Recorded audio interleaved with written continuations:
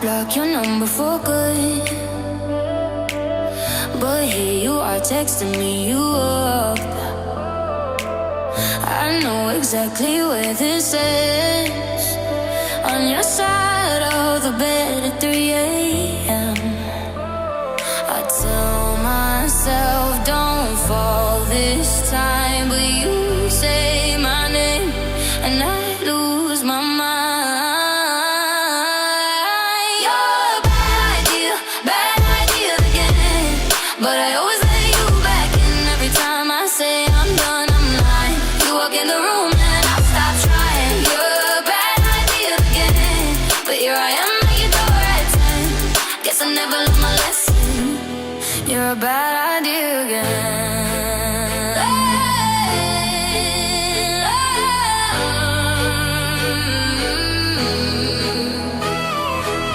Your friends all think I'm over this phase.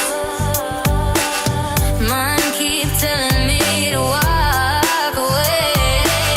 But we both know how the night goes. We talk a little then lose control. Oh, I tell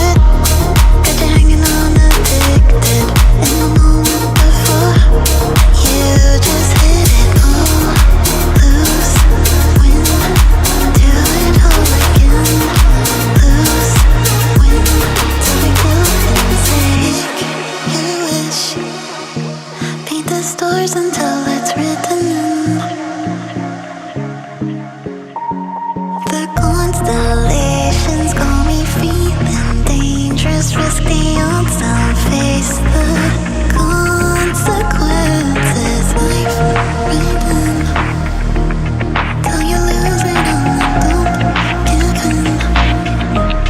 When it looked like a ruin, got you falling in my skin. Take your chance, this is it.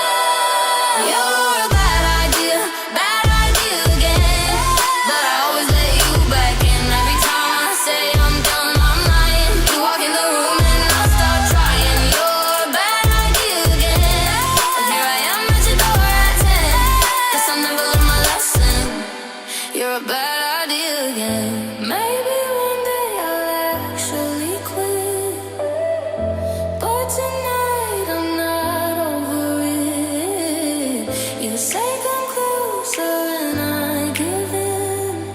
Yeah, here we go again. You're bad, I hear bad.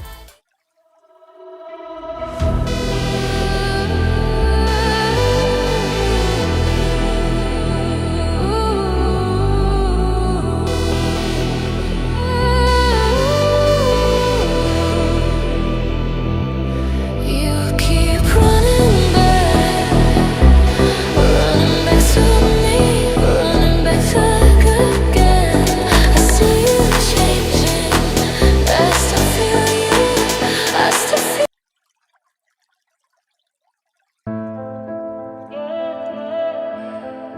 Ooh.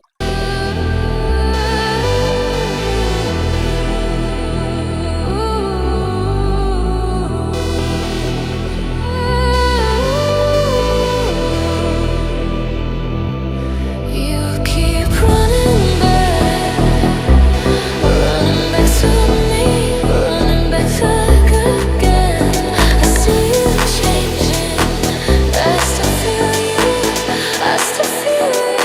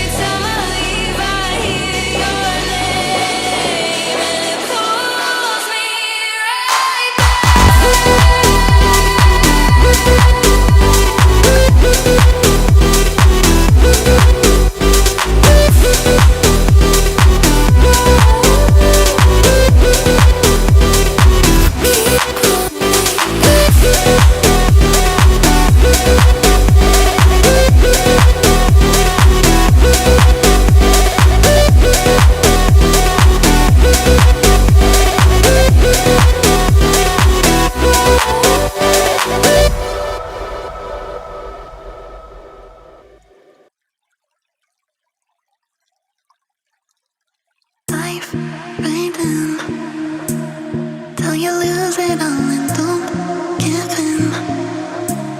When in love like we're rolling, got you falling on my skin. Take a chance, this is it. Oh, nah, nah.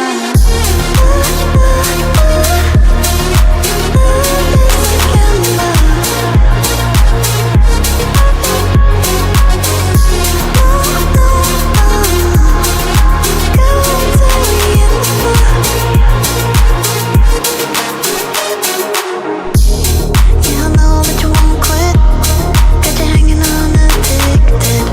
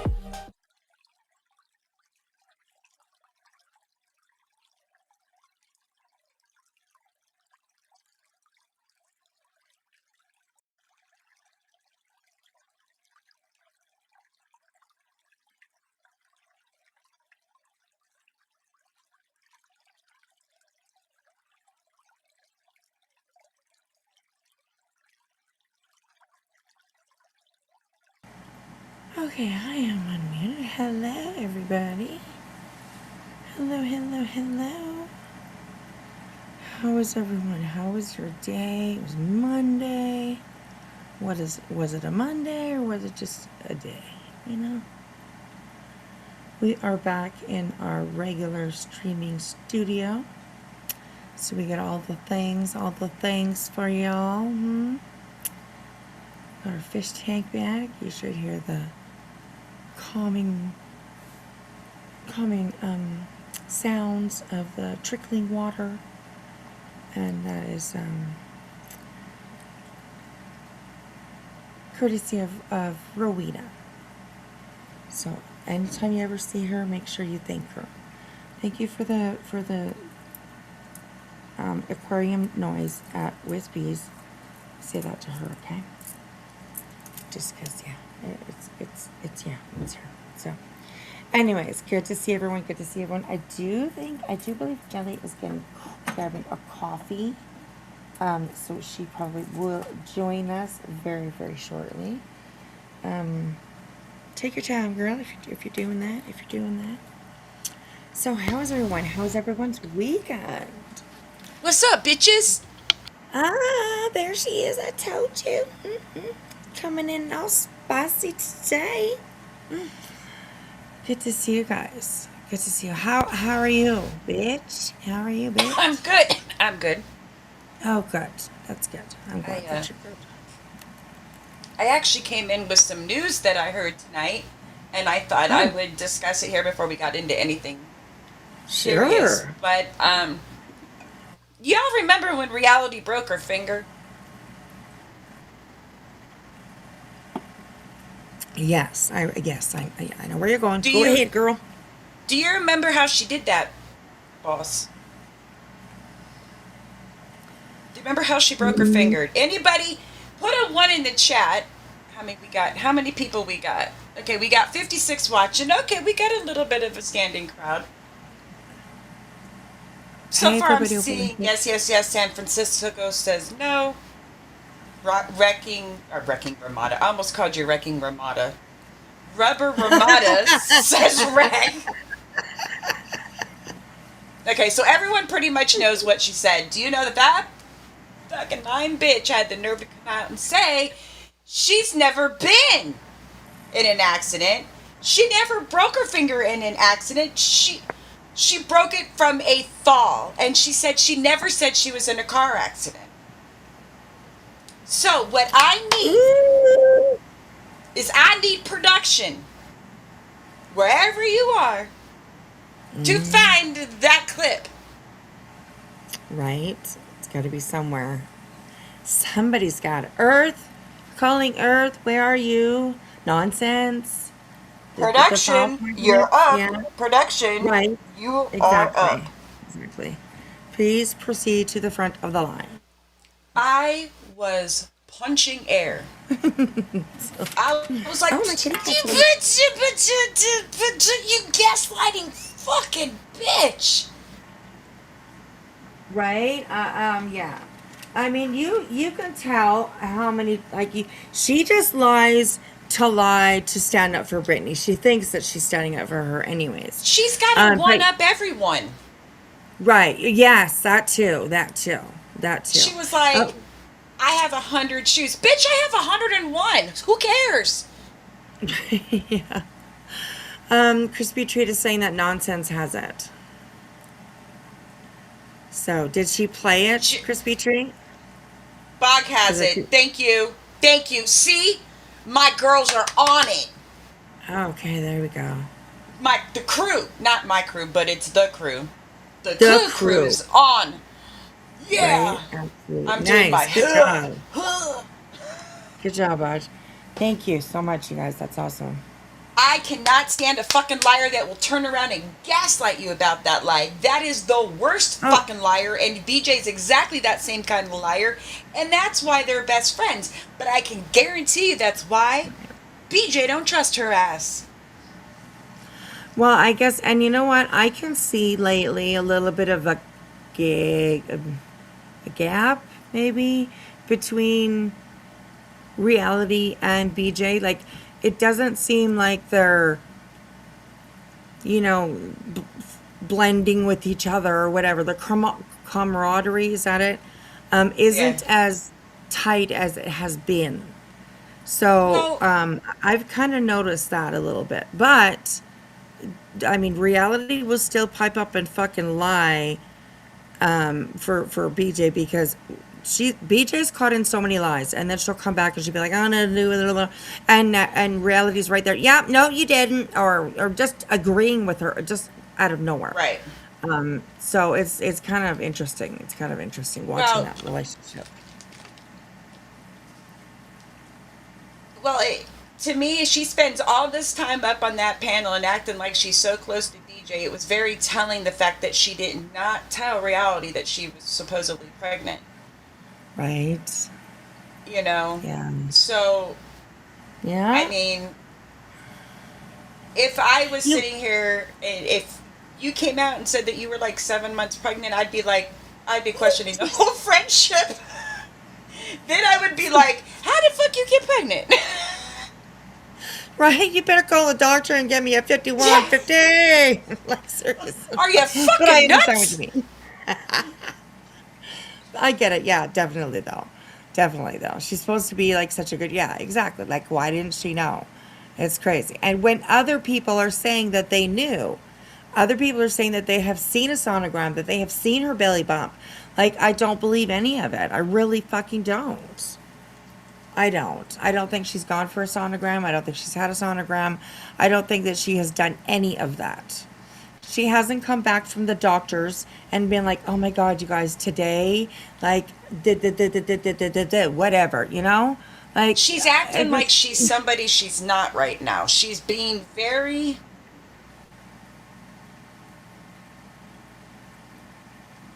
calm. right. I And, see where you're going. Right. you know, she's just being very calm, like trying to portray herself as something she isn't on here. Right. Yeah. And I'm going to call bullshit on bullshit. I don't think she's been receiving care. But then again, I don't No. necessarily believe she's pregnant, and I don't have to believe you're pregnant. For one, anybody on this platform who believes you're pregnant without seeing proof, well, that's on them. That just shows, no offense to anybody who's like, that just shows their stupidity.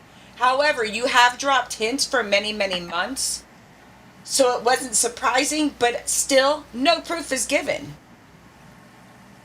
Right. Yeah. Right. Yeah. You know, and I don't have to fucking believe you.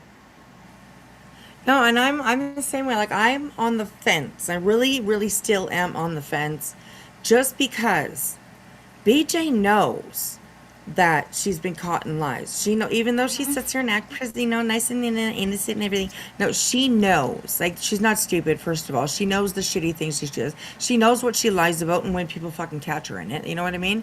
So I'm Yeah. kind of on the fence there, because, like, either she has a plan in the next couple of, you know, month and a half, or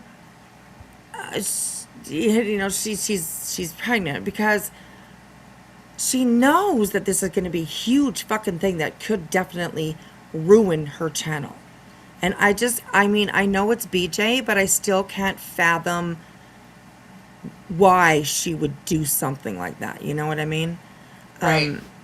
Like I said, I get it. It's Brittany J, but it's not like she doesn't know how this game goes, or how, you know what I mean, how things work on here on YouTube.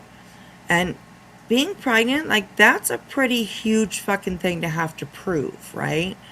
It's just weird that anybody would do something like that. Because, I mean, it's literally, in my opinion, at the cost of your channel, your livelihood. Maybe you won't lose your channel, but people will stop coming. You know? It's kind of weird. We've seen that, we're seeing that now with JLR. You know? He has lost 8,000 subs. Over Wow. 8,000 subs in the last But few days. but he does have 500,000. I mean, he needs to lose a lot more Right. than that. And I think that Right. because there's everyone starting to talk about it. Channels I've never even heard of or seen before are talking about it. Right. And I think Yes. more and more are going to. Right. Yeah. If she is pregnant, it's going to be real interesting to watch after this baby is born. Oh, I feel sorry for the agree. baby. I If there do is too. indeed a baby, I feel sorry for the baby. Right. I definitely worry for that baby. I, like anybody else on here, I hope that that baby is healthy. I hope that, God forbid, if she gives birth at home by herself because she thinks she can, I just please pray that nothing goes wrong, so that this baby doesn't have to suffer at home with their stupid mother, putting them in danger. So it's I don't know. I just hope that she's not just playing a game, which, I mean, that's in true BJ style, in my opinion.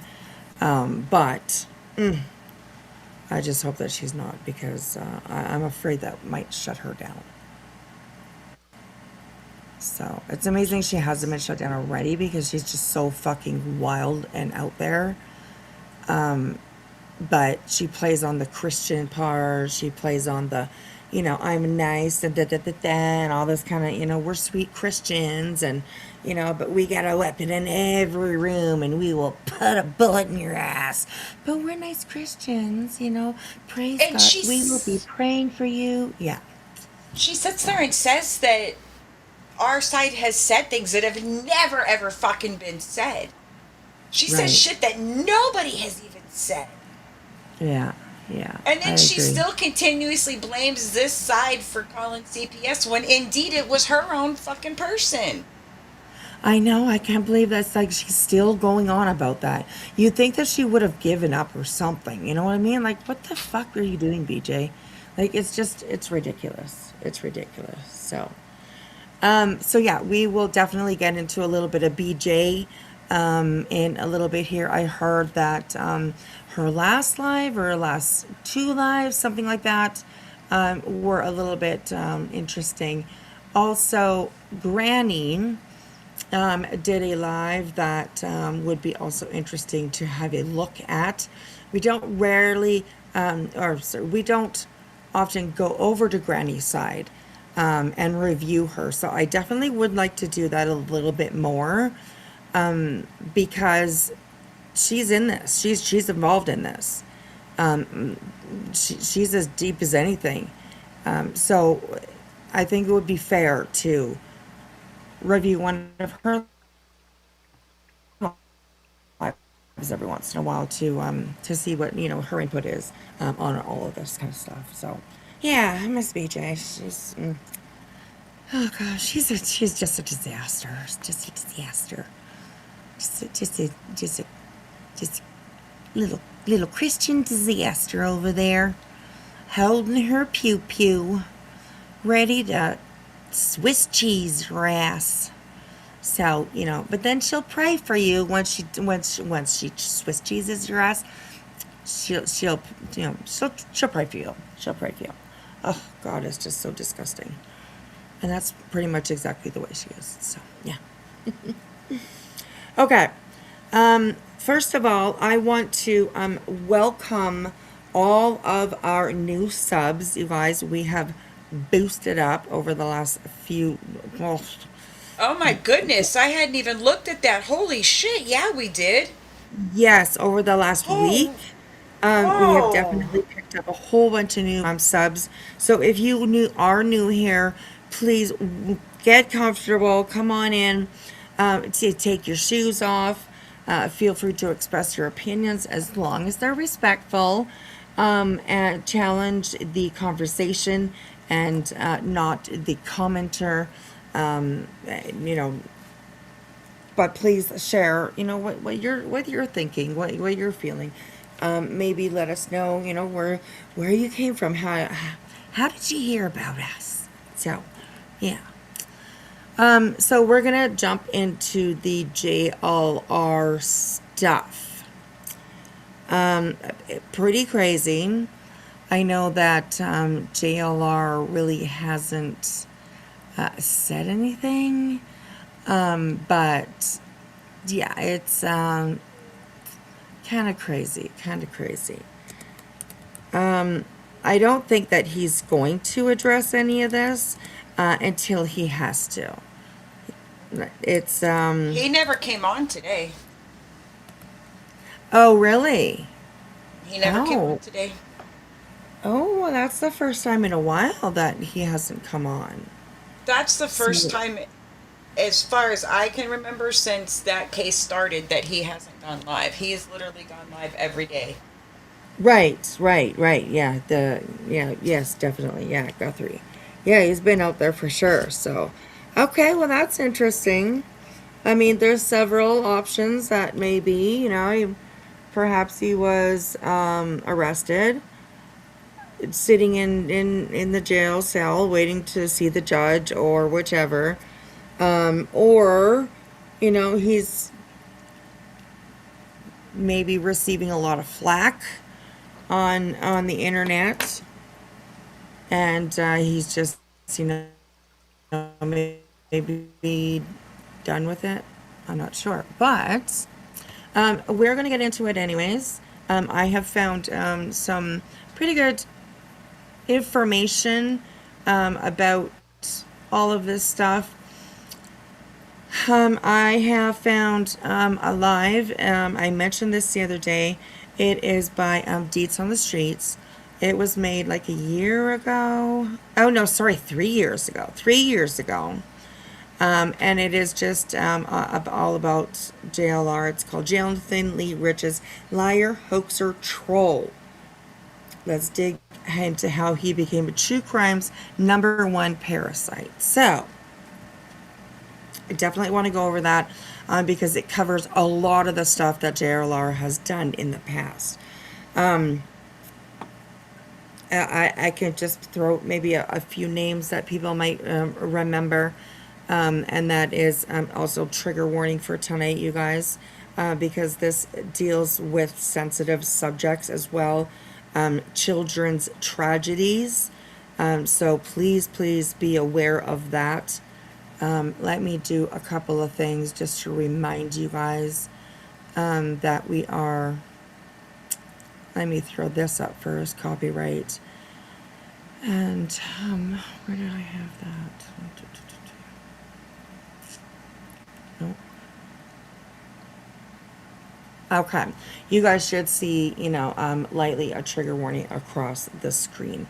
It's going to be a busy looking screen tonight, but I just want to make sure that we protect everything and our subs and everybody that's here. So,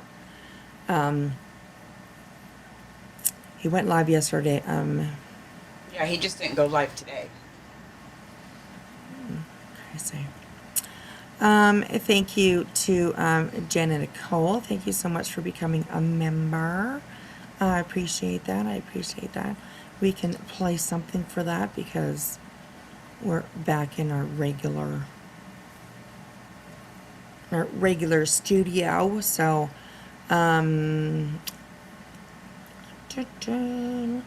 let's do this one. Okay, so earbud warning, you guys, and welcome, Jenna. Welcome. Get it on. We gon' get it, we gon' get it, we gon' get it on. We gon' get it, we gon' get it, we gon' get it on. We gon' get it, we gon' get it, we gon' get it on tonight.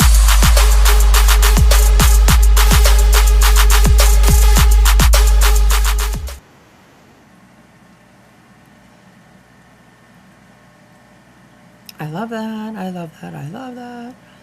love that. I still can't hear it. Oh, really? And maybe I don't know. Maybe it's because you're up here. I don't know why it does that. It seems weird. Too. So, okay. So I found this video by Matt Thibodeau, I think is how you say his last name. Some people might be familiar with him, but I found a short that he did that really kind of explains everything that is going on with JLR at the moment. So I thought that we would start with that because it's just a, hang on here. See, I got nothing labeled, so I have no idea what is what. Oh, here we go. Okay, there we go. And I watched this actually a couple times, and he just does a really good job just explaining what's going on with JLR. And remember, this is from 3 days ago. But I don't think that there has been any kind of update really with any of this. So I think it's definitely a good one for us to watch because it's very informative. He does a really good job explaining everything. So here we go. JLR, of course, is Jonathan Lee Riches. He went from, what people thought was from tragedy pimp to true crime, journalist, really. Not maybe still investigator, but definitely a journalist. A lot of people really thought that he was doing really good. And bam, this comes out, and it has literally just punched him right in the face. Excuse me. So what it is that his ex-girlfriend now, Magnolia, has put charges against him, or at least the DA has put charges against him for domestic abuse, including breaking her nose, her septum, punching her with a closed fist over and over and over. So there's that. We definitely don't want to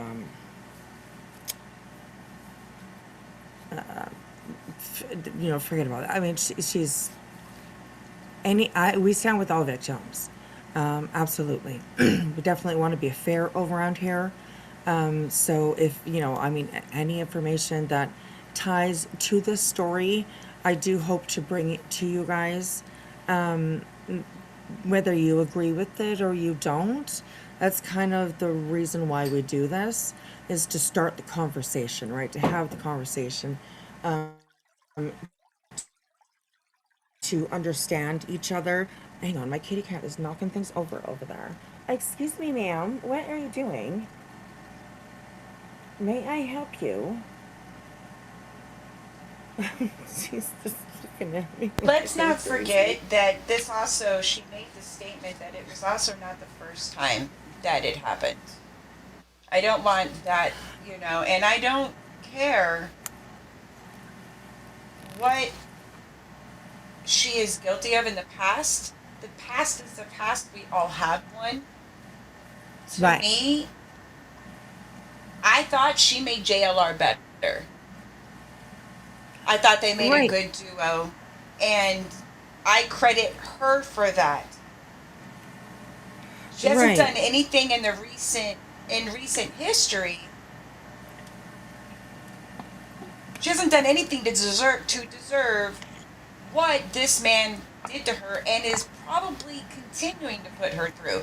Because we all know, those of us that have been around for quite a while, especially the OGs that have been around, they know his history. He is a sick, demented fuck, and he put on a good front the last couple years, 3 years. But then again, he's the one that actually helped Bullhorn Betty start the shit with Queen. Right. He's a piece of fucking shit. Yeah. So, okay, so let's get into this. This is just I think it's 3 minutes, somewhere around there. Hang on. Damn, that cat's going to town. I know, she's going crazy right now. She just woke up out of a nap, so She's like, I got energy. It's time to play. But Oh, I gotta tell you something that's funny okay. before I forget. I'll give you guys something funny. Okay. Something a little personal, but something a little funny. Wispy knows that I have my granddaughter quite often. And she is almost a year old. And she's the most beautiful creature on this planet. And she is finding her words. And she was going what sounded like, it sounded like a cross between vroom, vroom, vroom and boom, boom, boom. If you didn't know any better, you would think that she was playing with Hot Wheels and going vroom, vroom, vroom. But then I swear, I could sit there and I'm like, it sounds like she's saying boom, boom, boom. So when her mama picks her up this morning, I go, she's got this new thing. And I go, it sounds like she's playing with a car, but then I think she's saying, and before I could get it out, she goes, boom, boom, boom. I guess there's some song that goes boom, boom, boom. And now and that would explain it, because when she does it, she shakes her little tushy. I was like, oh, Oh that my makes so god. much that makes so much more sense. So, yes, Crispy, I did not know this. I need this song. So she's going, I mean, I woke up to her this morning going, boom, boom, boom, boom, boom, boom, boom. Oh my But gosh. then she would get her lips going, and a boom, boom, boom, boom. Oh, how And sweet. then How she'd start shaking sweet. her butt. Okay, I know that was a little too personal, but it's just, she's just growing so fast and she's learning so fast. And it's just, seeing it as a grandparent, it's different, because you're older, you appreciate it Right. more, and Yeah. it's just, everything is just so new to her. So I love, and Yeah. yeah, she's already a Taylor fan, but yeah, this whole boom, boom, boom thing, this like totally made my whole day today. Oh, that's so cute. Those are the like the fun little parts that you have like with the grandkids that Yep. are just absolutely so precious and yeah, so fun. Oh my gosh, they're so funny at that age. So that is too cute. That is too cute. I have to, Casper. next time she comes, I'll get a recorder doing it and send it to you.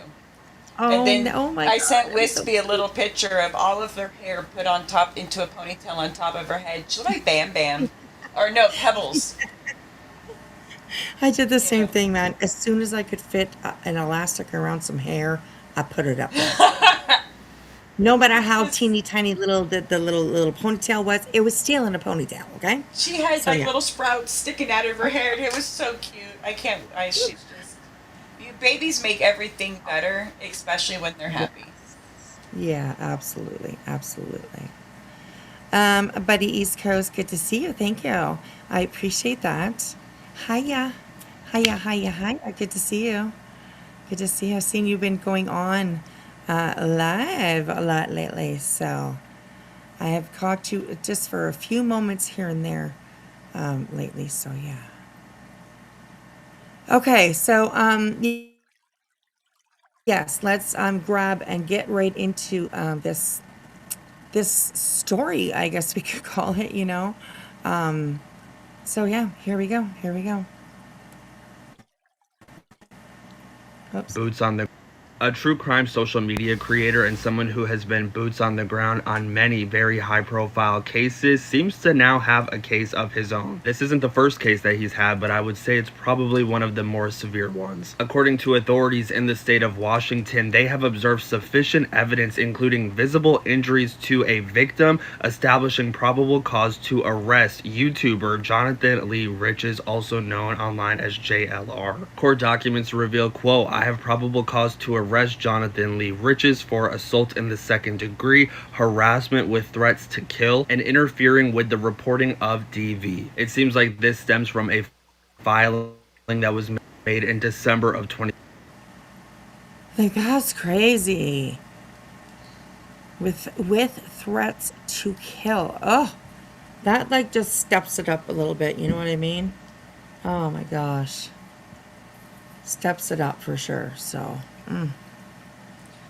Buddy, East Coast, 2025 from weren't his former you partner known as Dallas Kim Dallas's dad? You came from Molly Golightly, I believe.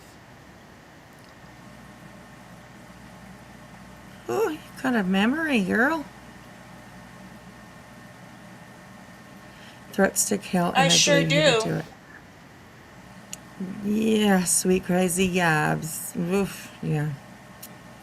San Francisco is like, as far as this moment right now, I haven't heard of any kind of arrest or anything like that. So, but he wasn't on all day today, so that could be that he, got arrested. He's sitting in jail waiting to look at the judge, or he's just kind of avoiding being online. So, I do want to go just to check for, just for reference and just to be, interested in that. I wanted to go over. We will definitely go over one of his lives, and we'll kind of try and pay attention to the chat and see, what kind of feedback he's getting from his own people that watch him. So, Okay, interesting, buddy. Interesting. Okay. Well, welcome over, I guess. Thanks for stopping in. yeah, Buddy's been here a bunch of times. Yeah. I know. Okay, let's finish that. So here we go. Magnolia, according to these documents. She writes, beginning January 2023 and continuing through December of 2025, Christmas Day to be exact, I was involved in an intimate domestic relationship with Jonathan Lee Riches. During the course of this relationship, the respondent engaged in persistent and escalating patterns of domestic abuse, coercive control, intimidation, financial exploitation, and physical violence toward me. She says that on Christmas Day, Jonathan assaulted her, causing extreme injuries including a broken nose and septum, significant trauma to the head and ribs requiring emergency care, CT scans, x-rays, and will require facial reconstruction to repair the broken and crushed bones in her nose. She says that this assault is currently pending felony assault charges. Throughout the relationship, the respondent physically assaulted me on numerous occasions, including strangulation approximately 24 times. She said that in August of 2025, Jonathan committed a brutal assault against her involving beating her repeatedly with his closed fist. He apparently threatened to kill her if she reported his assault to authorities or called 911. She said that since she's reported all of this to authorities, Jonathan has continued to abuse her using fear, threats, intimidation, ongoing financial abuse, and theft of all of their joint funds in an act of retaliation against her. She said that he has fled the crime scene, but he's continued to contact her and threaten her and intimidate her into not talking about what he's put her through. This right here is a document for proof of service, acknowledging that Jonathan Lee Riches actually received all of these documents and he is aware of what is being filed against him. And there's also documents like this right here that have been obtained that showcases that he's been entangled with all of this for the last couple of months. He's had court appearances virtually in February. It seems like he's due for another one in April. The allegations in some of these documents are extremely dark. If you guys want to read these docs, go to Plunder on FB. She's posted all of them there. And I guess we're gonna have to just wait and see how this all plays out in the legal field. Is she lying? Is he lying? Either way, someone needs to be held accountable here. What are your thoughts on all of this? Let me know in the comments. Okay, I'm sorry, but the fact that she's got the fucked up nose, had to have surgery, and a smashed up eye, I would say that he's guilty. Right. Right, and I mean, and there is, 24 talk of, times? right, I saw that, yeah, 24 times, apparently, so, Jesus. yeah. I agree. Okay, so that was just, kind of a rundown of what is happening and what's going on. Plunder, yes, she has, on her Facebook page, she has posted, it's like 76 pictures of JLR's lawsuits that he has, been through and filed and all that kind of stuff. But it's like so small, like you can't even read them really. You'd have to zoom in on every single picture, and I was like, fuck that.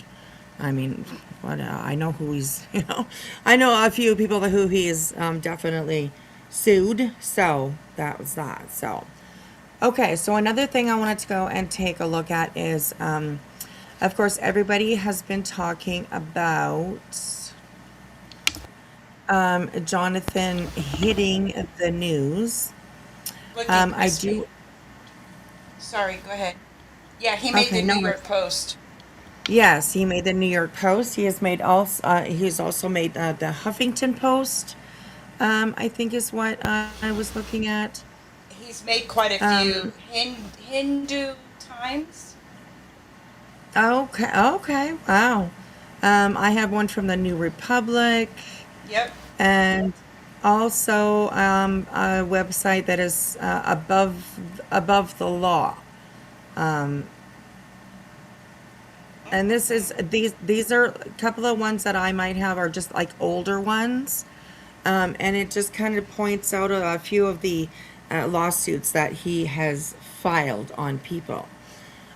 So, before we get into a little bit more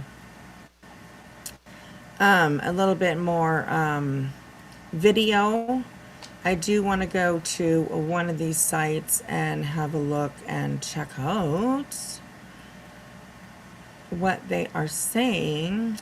Um, he he tried to sue um he tried to sue Casey Anthony. Like I just it kind of blows you away. Well, he was part of it, I think. JLR was married previous to perhaps him going to prison. I can't say for sure 100%, but that's what I'm thinking, or when he just got out of prison. So Casey Ann says, oh, sorry, I didn't share with you guys. Sorry. I am ready to go and didn't even share. Okay. It should come up in a second here. I replied crispy. Okay. Okay, so with this, let me take this down. I don't think I need that for these news reports. Okay, so this is from 2012. Casey Anthony sued for $3 billion. Naomi Riches claims tot mom threatened to kill her. That was one that they went to, $3 billion against Casey Anthony. I don't want to get into the woes and the whats and the I don't know. I really don't care. But that's just kind of one that I thought was pretty interesting and pretty interesting. Let's see what it says. Like just real quick here, just for a minute.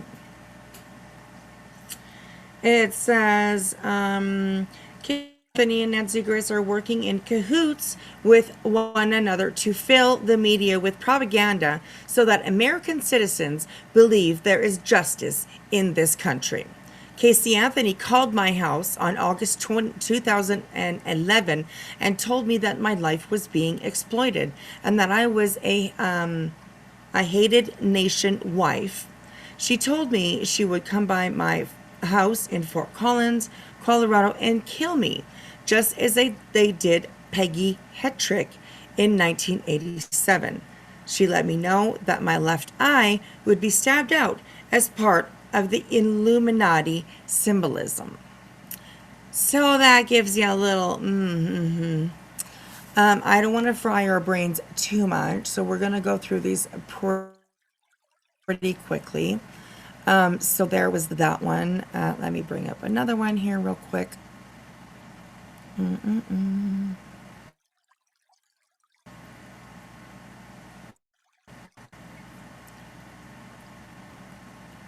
Okay. Oh, there we go. I was like, it should be showing, but okay. So it took a little bit to show. Okay, so this one is from July 11th, 2013. It says America's most prolific jailhouse lawyer and his many fans. So while JLR was in there, he was pretending to be a lawyer or practicing as a jailhouse lawyer. And I mean, that's nothing new. I mean, that does happen, absolutely. Prisoners, sometimes when they are going, they learn about the law while they're in there, so they learn to understand, and they start helping people and all that kind of stuff. So there's that. It says, behind bars, Jonathan Lee Riches was offline. He still became an internet celebrity. It says, by the time Jonathan Riches finished serving a 10-year prison sentence last year at age 35, he had gained a reputation as the most prolific jailhouse lawyer of all time. He contested his own case, naturally, but he'd also sued the president, sought to intervene in the bankruptcy proceedings against Bernard Madoff, and filed civil complaints against public figures ranging from Allen Iverson to Timothy McVeigh. I mean, this guy is like literally something. Like, it's unbelievable. It says, in the early 2000s, when the less affluent, the technological, unsophisticated, and the simply reluctant masses were just starting to find their bearings online, Jonathan Lee Riches helped develop the identity theft technique known as phishing. He was in his mid-20s, living in Florida and collaborating with teenage chat room acquaintances in Texas. Weird. Who used spam emails to trick victims into disclosing personal information, like bank information, mostly, I'm pretty sure. Rich's role was to monetize the data, which he accomplished by seemingly navigating the online and offline worlds. So he's fucking literally a dangerous person, if you ask me.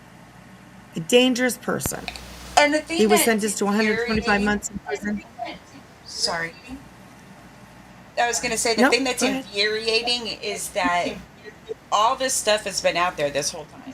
All of this information's been out there. And Right. Yeah. I think what happens is that we tend to forget. Yeah, we know he's a piece of shit, but we don't know to the lengths of it, or we forget to how deep that it can go. Right. Yeah. And goes to show that a leopard doesn't change its spots, and this is a prime example. So, and it's a Right, prime example of how somebody can portray themselves to be something that they're not online. Right. Yeah. That's right. That's right. Okay, so welcome in, everybody. There's a couple of people watching over on Kick, so hi. Hi. Thanks for stopping by. We're doing a little bit of a dive tonight into JLR because we can, first of all. And you know so that hello. Heels had a lot of info on him, right? Yes, I do know that. Yes, absolutely. I just wanted yeah. to kind of remind you. So Right. Yes.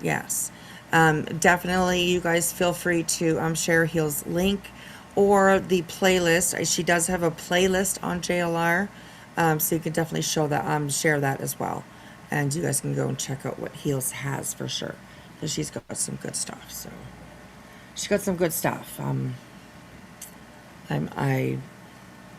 I'll try to cover some of her stuff. But yeah, for now we're gonna go over Heels. I do too. I miss her so I was much. watching something. What the fuck was I watching on TV? I was watching something. Or was it a movie? What movie did I just watched a movie?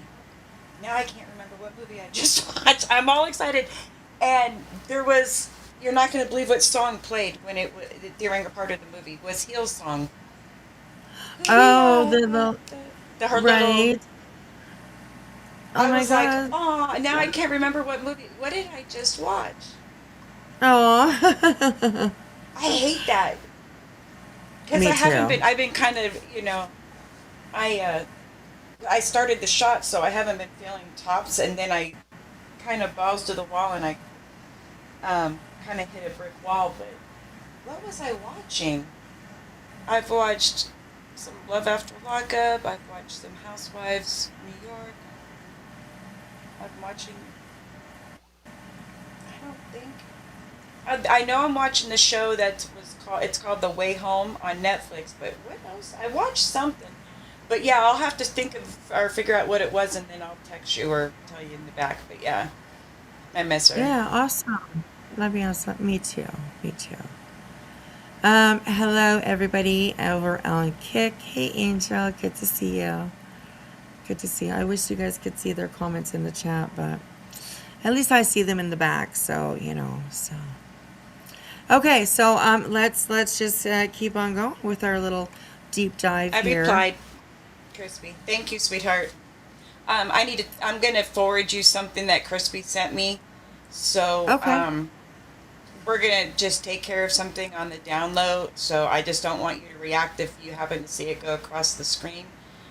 Okay, If people okay. get blocked, if somebody gets blocked, please don't mention it in the chat. Just things, yeah, we're just trying to keep our people safe. So just know that. Right. Catherine 662.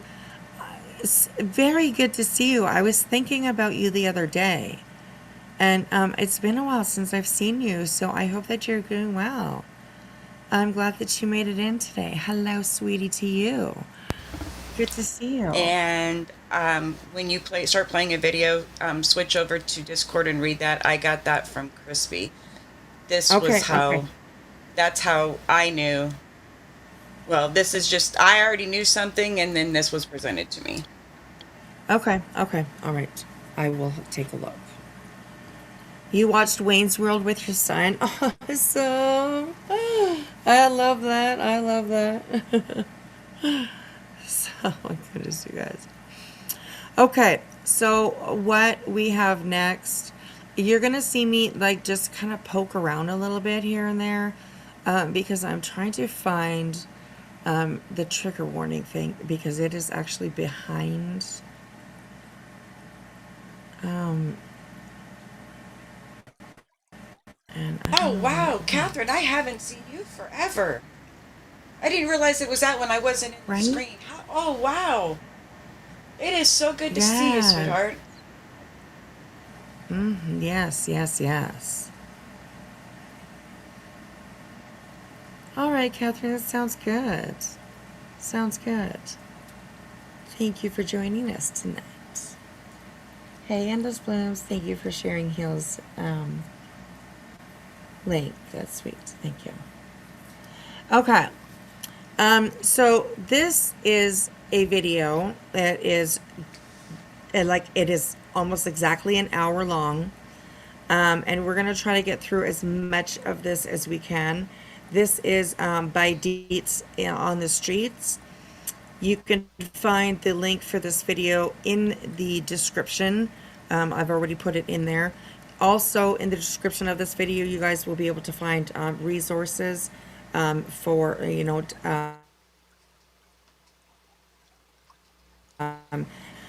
domestic violence calls, just all kinds of resource phone numbers and stuff like that are in the description of the video. So you guys, mods, absolutely feel free to share those resources while we're going through this. I think it's important for us to be able to put those out.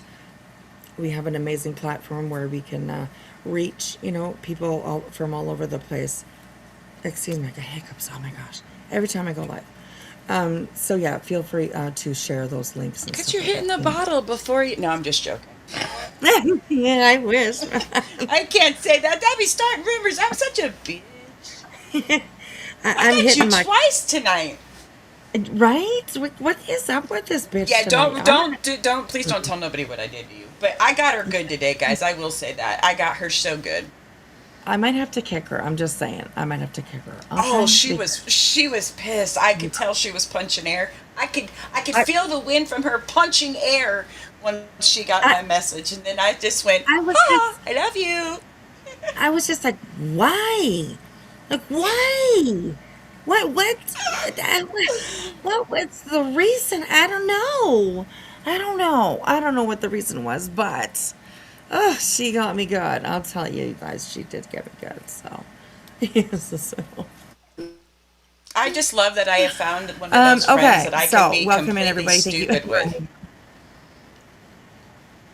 Right? Absolutely. Of course. I love stuff like that.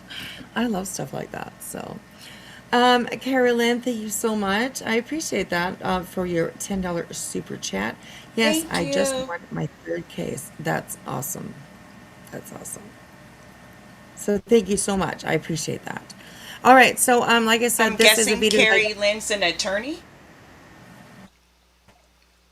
I'm, I'm guessing either that or, I mean, I hope not. I victim 3 times. God, that would be horrible. That would be horrible. But I'm gonna go with she's an attorney and just won her third case. Yay! it's a Good kicking job. ass out there, kicking Yeah. ass Don't mess in a with our girl. bad, She'll get you in court. right? Exactly. Thank you so much, you guys, for sharing the links. It's really important. So, oh my goodness, Carolyn, thank you so much. I'm an ADA. Okay. See, I was All right. All right. of a sudden, that dun dun dun dun dun dun, that Law and Order song just came Right. into my head. Right. And then dun dun dun. William is already pleading the fifth. William, not so quickly. That just says you're guilty right there. I'm guilty. I plead the fifth. That's it. Mm-mm. Well, I okay, mean, well, I will man. say this. Congratulations. Congratulations. I think that's very awesome. But just remember Absolutely. not to Yeah. give out too much information in chat. But that is so Right. awesome. That's So proud of you. yes. And thank you for the work that you do. It's much appreciated. So yes. Can you get me out of a ticket? No, I'm just kidding. I'm so joking. Oh my God, girl. Assistant District Attorney. Oh, thank you so much. Oh my goodness. For your $10 super sticker. Again, Assistant District Attorney. Well, welcome Thank you in. so much. Thank you so much for all your hard work that you put in. So, thank you. All right. So this is from Deets on the Streets. It is just a whole bunch of jumbled together, although put together well, information about JLR and his little, past antics and all that kind of stuff. So we're going to have a look at it. I am going to try to be fair on this whole situation. We are looking back at JLR. We're going to have a real quick little peek at Magnolia as well. They're 2 people that absolutely came from somewhere who happened to come together, and now, it seems like, well, it didn't really work out, obviously. So we're really proud of Magnolia for stepping up and Oh, get another $10 super chat from our local ADA. She's oh, wanting to let everyone know that she's a single and she's slightly buzzed. No judgy over here. Drink it if you absolutely. got it and smoke it if you got it, as long as it's a legal state, because we do have an ADA in chat and I would hate to see her bring charges against you all. Right. I'm just shh, I'm a little buzzed too, so Quiet. And that's okay. I live in Canada, so don't come at me. We're legal. I'm in a legal Coast to state. coast. So yeah. Thank you so much, Carrie Lynn. I appreciate you being here. I appreciate you Thank you being so here. That's very much. sweet. Yes, absolutely. All right. Okay, let's get into this and, shake our heads for a little while. All right. So here we go. Thanks, everybody, for hanging out. Here we go, you guys.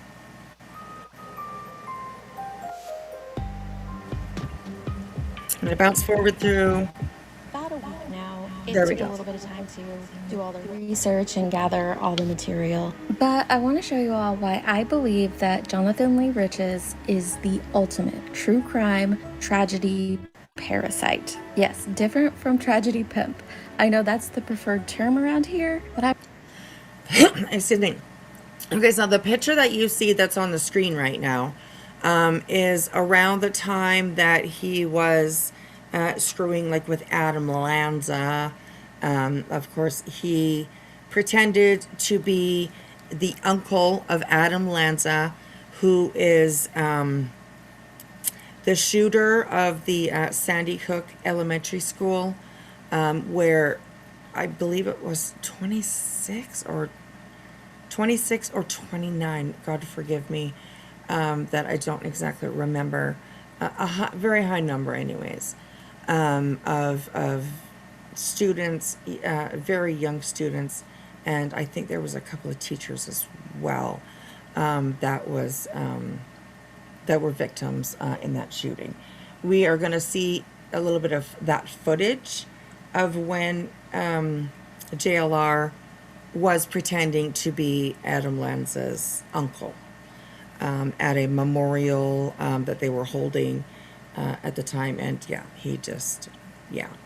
so that is facial hair. Yes. He's got like a beard that goes, down the sides, and then underneath his chin. So you're going to see him definitely in different states of the way that he looks, for sure. So all right, here we go, you guys. prefer parasite. The definition of a pimp is to make use of And you know what? This actually makes a lot of sense. So I appreciate for her actually doing this, because it makes a lot of sense. So yeah, have a listen to this. It makes a lot of sense. often dishonorably for one's own gain or benefit. So I understand why pimp is used, and the saying, tragedy pimps, I get that. But parasite makes a lot more sense for me. You got because another the $10 definition super is an chat from organism Carrie living Lynn. in- She says, I want to meet you. Oh, well, we're meeting each other right now. Hey, nice to meet you, girl. That's Hi. Wispy, and I'm Julie. Hi. That's right. That's welcome in. Jilly's my crew. Okay, she's my crew. That's And, me, ride or die, bitch. Right, exactly. And we run this boat sometimes into the beach, but other time we usually keep floating. We're usually pretty good. But yeah, we have, beach ourselves every once in a while. But yeah, I'm really glad that you're here. Thank you so much. Thank you so much. It is really, really appreciated. So, Casper, I've never liked JLR. I always thought there was something creepy about him. Oh goodness, yes, there is a lot. There really know is what? a lot. It's a lot. But so. and another 10. Oh my goodness, And Carolyn. another one. Yeah. And another one. Thank you Oh, so girl. much. We Stop, appreciate you girl. so much. Stop. But you don't have Thank to you do so that. much. Yes, absolutely. You do not have to. Thank you. Oh my goodness. Stop. You were so sweet. Thank you. Okay. What were you saying? What were you saying?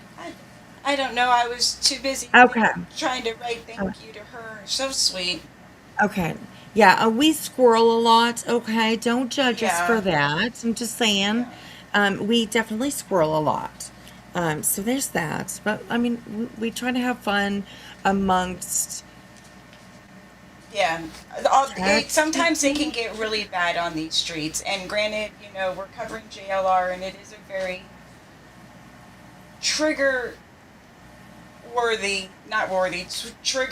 warning worthy. Sometimes we'll crack jokes and yeah. Yeah. Right, sometimes yeah. Maybe not the appropriate. We're just kind of immature over here. But thank Right. you. Oh, my dad is a retired judge, and he is so proud of you. He said, yeah. That's he that's very well should be proud of you, amazing. sweetie. It's a great accomplishment. Absolutely. Oh, I love that. And I bet he definitely is very proud of you. Oh, that's sweet. I love that. And again, thank you so much. I appreciate it. Stop, girl. My goodness. Thank you so much. Wow. Wow. Thank you. Okay, let's keep going with this video because it's crazy. It's muting. we're being raided. I think we're being raided. Hello, everybody. We're being raided over on Kick. So hello. Thank you for Trisha for sending everybody over. I appreciate that. Welcome in, everyone. Welcome in. Yes, and Trisha, thank you for letting me up on panel tonight. I had a good time. I went off on reality a little bit, but I kept it. I tried to rein it in and watch my mouth. I did call her a twat, though. Oh, I'm gonna have to go look. I'm telling you, I'm gonna go look. I'm just, it's gonna be my bedtime movie. My bedtime movie. So. All right, so hello and welcome everybody. Thank you so much for coming in. We have just jumped to almost 400 people. So crowd in, everybody, crowd in. Shove a bum, okay? Shove a bum, make a little bit of room here and there. And thank you so much for sending everyone. I appreciate it, All right, here we go. Let's keep on going. I am going to back up just a little bit to listen to what she had to say. Okay, here we go. Is to make use of, often dishonorably for one's own gain or benefit. So I understand why pimp is used and the saying, tragedy pimps, I get that. But parasite makes a lot more sense for me because the definition is an organism living in, on, or with another organism in order to obtain nutrients, grow, or multiply, often in a state that directly or indirectly harms the host. But it's also the second definition that I really think sticks. Someone or something that resembles a biological parasite in living off of, being dependent on, or exploiting another while giving little or nothing in return. I saw Jonathan had posted this video last week, and I gave it a chance. I truly did. And for those who don't know Jonathan's past, you might think, oh, what's the big deal? He just went to Sandy Hook to share the memorial and everything that happened there. But it's a lot deeper than that. So it says...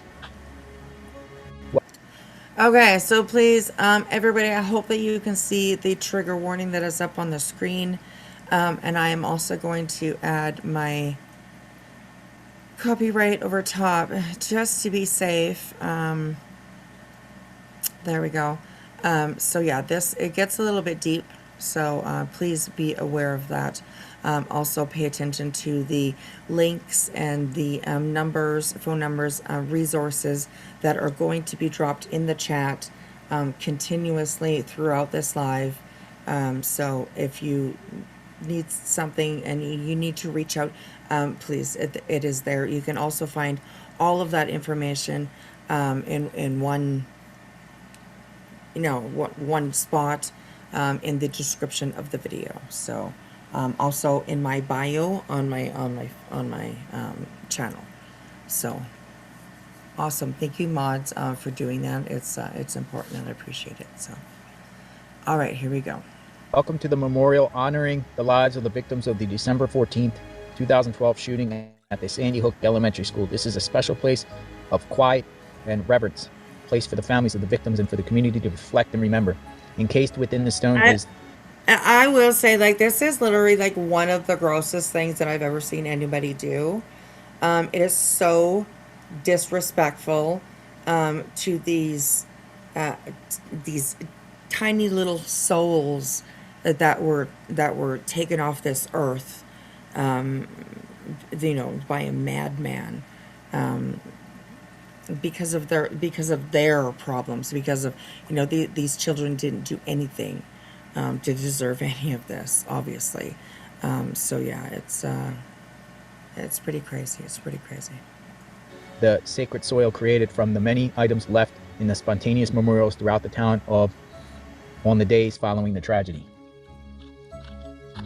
After reading the plaque, all Jonathan does is walk you down and show you the memorial and read off the names. I kept waiting for it, for the apology that never came. At the end of reading off all the names of the victims, He said that he was praying for them, and I want to believe that, but I just can't. I'm sorry. It felt like to me he was No, he wasn't praying for them.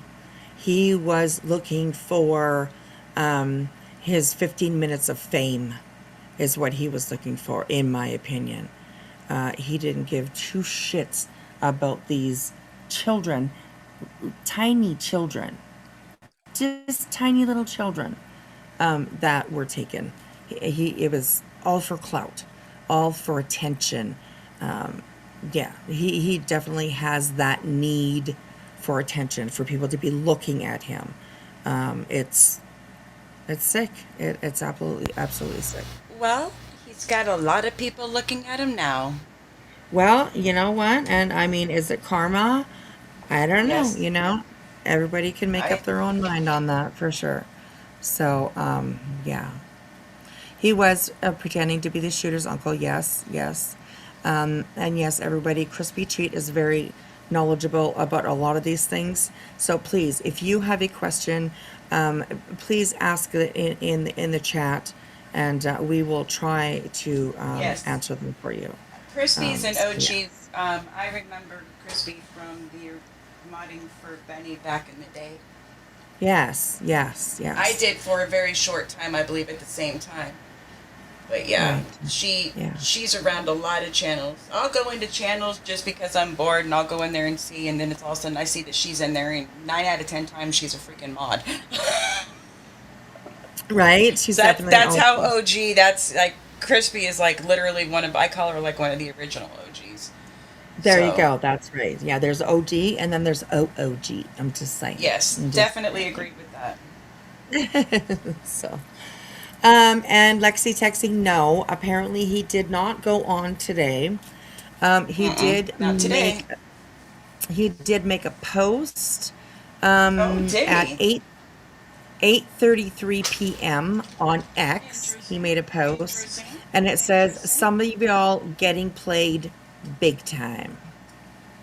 Really? So, yes, what he said. Yes, some of you are all getting played. That's usually big what an time. abuser says, allegedly. Right, yes. And then he posted, residents want me back in Tucson ASAP. Some offering me their house and car. Crazy. Where's Nancy Guthrie? I don't believe that. Yeah, I don't believe it. We will probably go over to X a little bit and check out the comment section and see what kind of pushback or feedback, whatever you want to call it, that he's receiving over there. So that's the first time I think that he's said anything. I think he's been posting news stories, but I think that's the first thing that he's said since. Yeah, I think that's the first thing he said referring to it. You sound like you're muffled, babe. Oh, Now you don't. okay. I turned my microphone just a little bit, so hopefully that helps. So, all right. Okay, here we. Yes, daily viewers dropped like hotcakes. He has so far, he has lost 8,000 subscribers. When I first, Shit. yeah, when I started watching his channel numbers, he was at 557,000 subs, and last time that I checked, he was at 549,000 subs. So he's going down for sure. So Going down for real. yeah, right, Angel, and yeah, I mean, he's a huge channel. You know what I mean? Like 8,000 subs to him might not seem like such a but it really is if you think about it. I mean, that's still 8,000 people. That's a lot of people that have just said, no, you know what, fuck this, I'm not down with this, and have left, so it definitely still makes an impact on his channel. So, and yeah, it is definitely a whole channel, right, for some. My goodness, it's so crazy. So yeah. All right, here we go. is exploiting them all over again. It might have been in a little bit different way than it was over 10 years ago when he exploited them the first time, but it feels like he exploited them nonetheless, using them solely for content, nothing informational or educational at all about the visit. And more importantly, no apology whatsoever for what he did 10 years ago. I know he did. Exactly. And Lexi Texi, you know what I mean? I understand where you're coming from, but don't feel stupid. Don't feel stupid. I think, as you know, human nature is to want to believe people, to see them as good people. You know, you never want to like. I mean, in your mind, you don't ever think in your mind that like, oh, I'd like to meet him because he's a fucking tragedy. You know what I mean? Like, you never really think that. Like, you want people to be good and do good, especially somebody like JLR doing what he does. You know, covering these cold cases, these cases that are recent. Kids. He's done a lot of kids. Yeah. You know, so you know that's concerning, I think, for some people now as well. And I don't blame them for, you know, I really don't. Carrie, So, thank you so much. Carrie dropped another $10 super chat. oh, thank you, sweetheart. My gosh, stop it now. Stop. We're gonna block you. We're Don't gonna say time you that. out. No, I didn't mean block. I meant time out. But yes. Thank you so much. It's so sweet of you. Thank So you. sweet of I you. appreciate that. Absolutely. Thank you. Thank you. Crazy girl. Crazy. My goodness. Archie, is that you? I'm just wondering. Maybe it is. You know? So, thank you so much. And I hope that you are enjoying the show. So, all right. So let's keep on going here, you guys. No, she Hey, was Joanne. kidding. She Yeah. was kidding, sweetie. She was just, Oh, it was yeah. just I her was. way. Yeah. Yeah, she was kidding. It's just her way of saying you don't have to keep super chatting her, honey. That's Right. all. I'm sorry. I'm sorry. I maybe that was a little bit. We're very sarcastic over here. That's for sure. So I apologize. I didn't mean to make And you. I'm sorry for calling you honey. I'm trying to work on not doing that to people because it can be kind of weird, but it's just me. So, sorry. Oh my goodness. But yeah, thank you so much, sweetheart. I apologize. You're not getting blocked. I promise you. No, promise you. No. Yeah. Oh, you're sarcastic. Okay. Okay. Awesome. All right. I like it. I like it. So, all right. Here we go. Here we go. Here we go. Did all the legal stuff beforehand and fishing and all that, and we'll get into it. But to me, Sandy Hook is where he perfected his true crime, parasite, trolling career. And it's just spiraled since then. For us to fully understand how Jonathan got to this trolling parasite entity that he is now, we're gonna have to go back to the beginning. And everything that I'm reading, the articles will be referenced in the description under this video. Some of the articles are no longer available, but their newspaper or their affiliate will be linked also. In the early 2000s, when the less affluent, the technologically unsophisticated, and the simply reluctant masses were just starting to find their bearings online, Jonathan Lee Riches helped develop the identity theft technique known as phishing. He was in his mid-20s. That's crazy.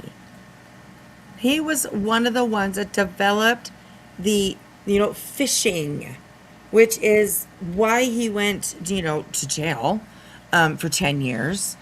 Well, it's for wire fraud, but, that's what you do. You go fishing and you get people's identity, you get their information, you get everything. So, yeah, it's crazy to me to think that he was one of the first. It's just insane. It's just insane. Oh, Carrie Lynn, thank you. You're awesome. You're awesome. Thank you so Oh much my for joining goodness. us. Thank you, sweetheart. Wow. Oh, yes. Oh my goodness. You're so sweet. Thank you. Thank you. Thank you. It means a lot. So we appreciate it. We appreciate it. Patricia says, I really think JLR should be removed from YouTube based on his past actions. And you know what? A lot of this is available on YouTube. So I'm wondering that, of course, YouTube is a huge, huge corporation. It is a huge platform, bigger than ever any of us could actually really think. because like, we kind of get, into our own little communities, and we kind of just hang around that neighborhood, right? But there is so much out there that's just, it would blow your mind, really. So yeah, it's interesting to think that he's part of all that. He's part of all that. It's scary, really, if you think about it. So, all right, here we go, you guys. Let's keep on going.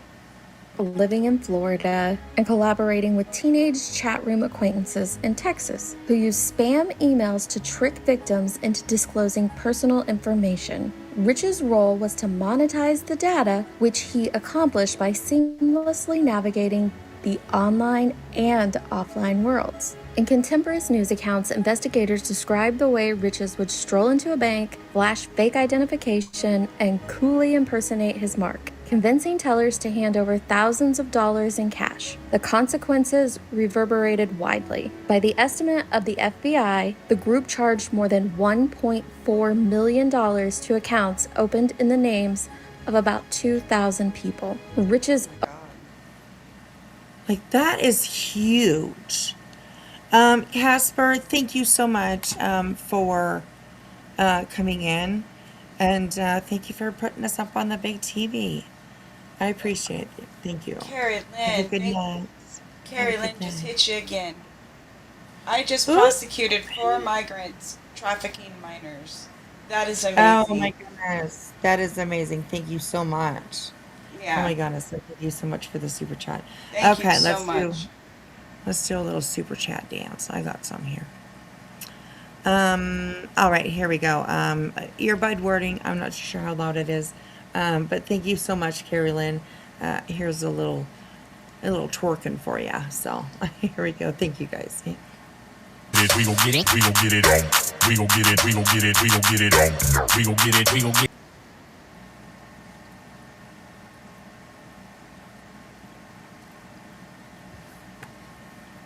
Okay, why did it stop? I don't know why it stopped. What's going on here? We gon' get it on. We gon' get it, we gon' get it, we gon' get it on. We gon' get it, we gon' get it, we gon' get it on. We gon' get it, we gon' get it, we gon' get it on.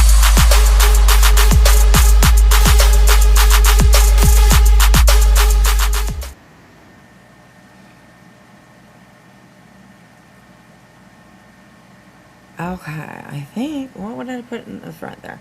What is going on?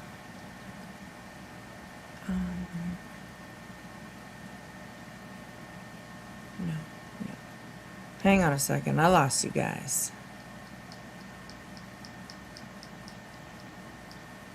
Okay, there we go. And then this. Anyways, I'll figure it out. I figure out what's going on the screen over here. So thank you so much, Carrie. You're a sweetheart. I appreciate that. Thank you. Okay, here we go, you guys. Own parents, who live in a small town in Pennsylvania, serve probation for failing to fully cooperate with investigators. He was sentenced to 125 months in prison for fraud and conspiracy. Riches kept up a steady legal correspondence on his case. In March of 2006, from a medium security prison in South Carolina, he filed a motion seeking the return of confiscated assets, including 23 new PlayStation video games, a commemorative Super Bowl football, 66 new shirts with tags, I wonder if they all said media, a plunger, a subwoofer, and a box of life. A plunger. I Did mean, she it's really just say a plunger? yes. He fought for a plunger. Exactly. Yes. Oh my goodness, Carrie Lynn. Oh my goodness. Thank you so much. Thank you so much, sweetheart. Thank you so much. Gosh, I just don't even know what to say. Thank you. I appreciate it. Thank you. Love you, yay. Oh, we love you too. Thank you so much. A plunger, yes. A plunger. So, yeah. Anyways. All right, here we go, you guys. Here we go. The document drew little attention or sympathy, and a judge ordered the items forfeited to the FBI for donation to Goodwill. In hindsight, though, his signature on the sworn statement, Jonathan Lee Riches with the copyright symbol at the end, signified the start of an improvisatory publicity campaign. He used the copyright symbol that same month in a 9-page You see how different he looks there? Hang on a second. Like, look how different he looks. publicity campaign. He used the Like, he's got hair, you know, he's got the mustache going and then the goatee. I mean, he just looks so much different here than what we're used to, you know, seeing. Nikki, no worries, don't worry about it. This video is done by Deets on the Streets. I'll drop the link in the chat for you guys. All right.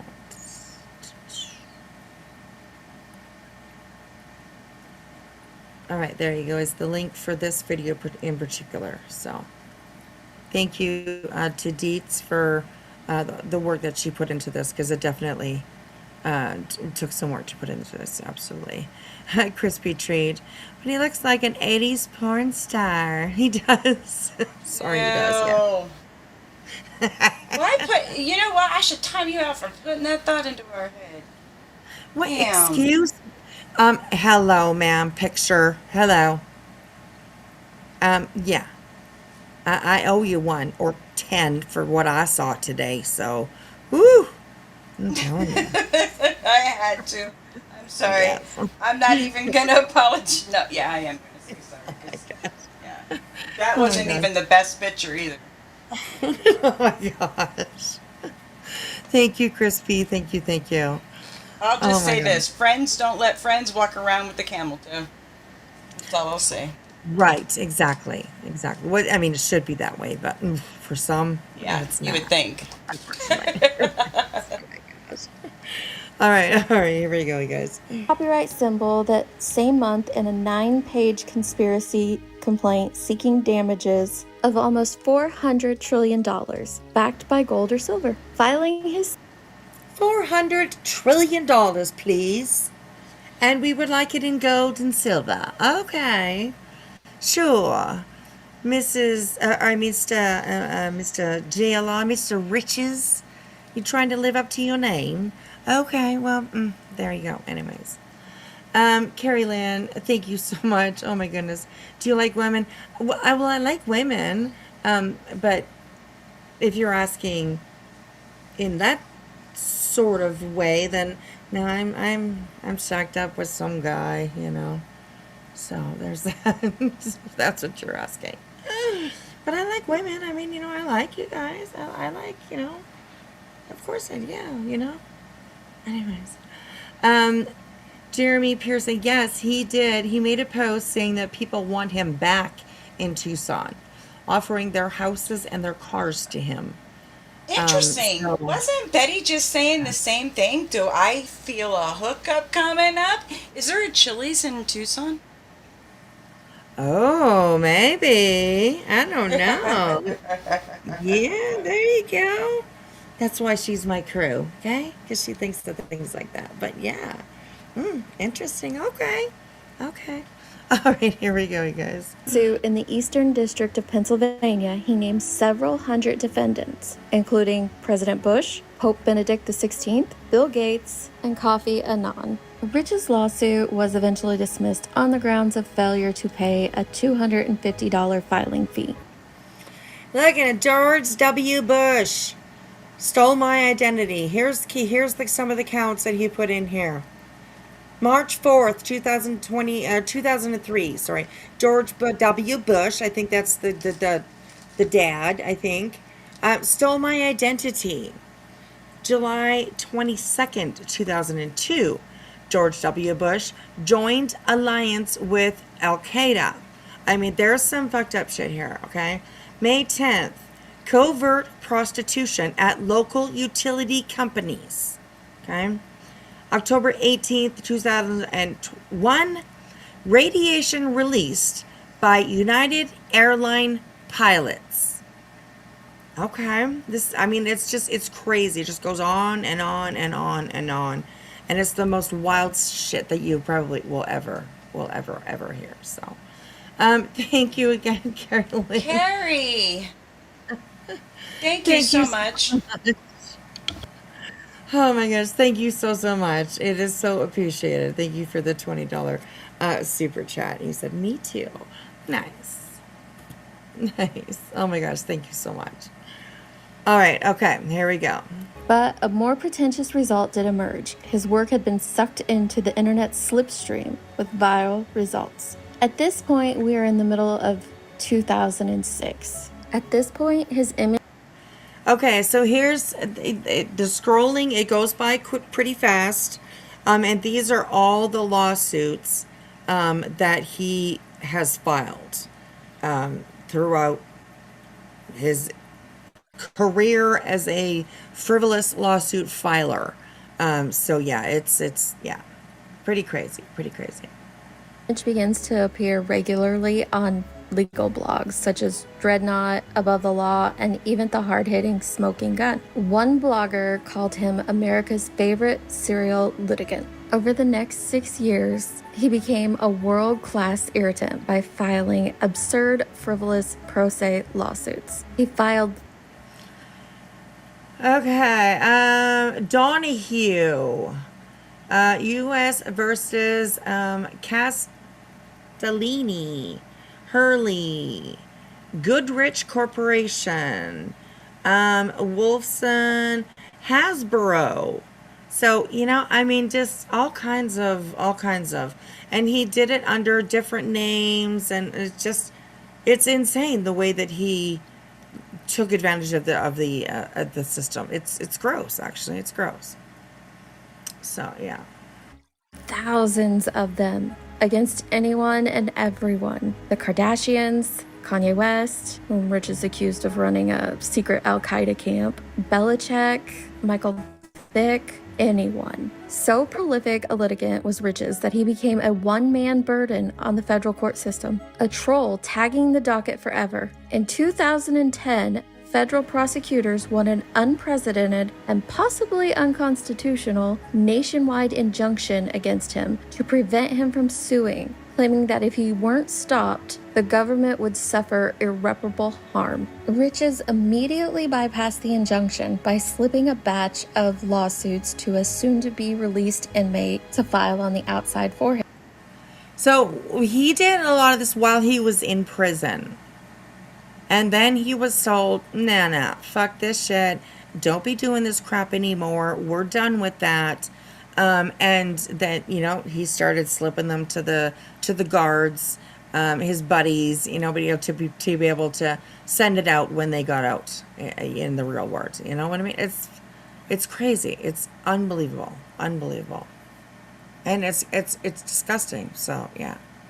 The prison cracked down hard after this. No paper in his cell, no stamps. This only caused Jonathan to go on a hunger strike in protest. After 22 days, the warden had him force-fed through a tube.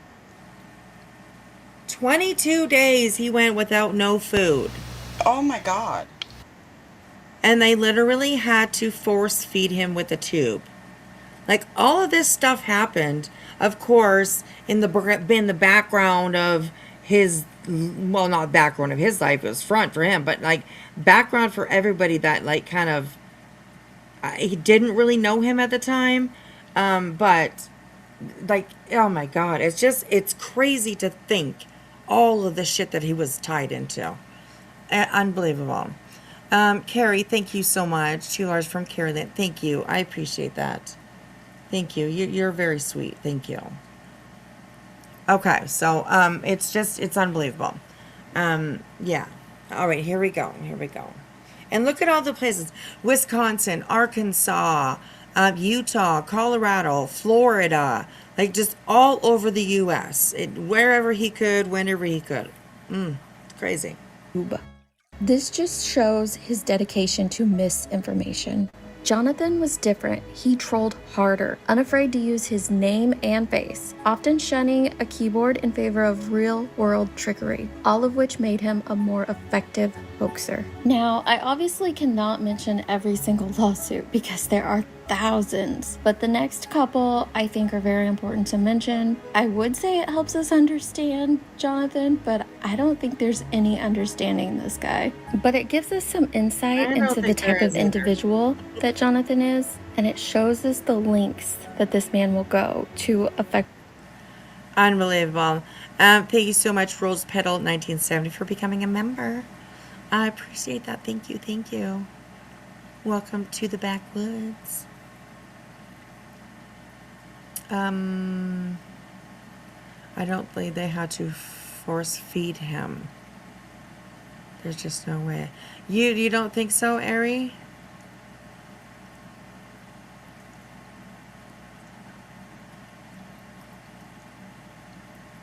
Who did he do in Utah? I don't know. Probably several people. He went after everybody in Martha Stewart, Taylor Swift, Mark Zuckerberg. Up top of here you see Zuckerberg. Like just anybody and everything. It's crazy, the list, for sure. I'm trying to find it because I like to like print it out. But I don't know how to do all that kind of stuff. And also I'm in Canada, so I think some things are not available to me. For some links that some people gave me, I usually sometimes get like that 404 code, that says that I'm not allowed to view whatever it is. And I think it's because I'm in Canada. So, but still, it's lots. If you guys ever read it all, it's crazy. Literally fucking crazy. So, yeah. All right, here we go. Doubly hoax, troll, parasite, a situation, a tragedy.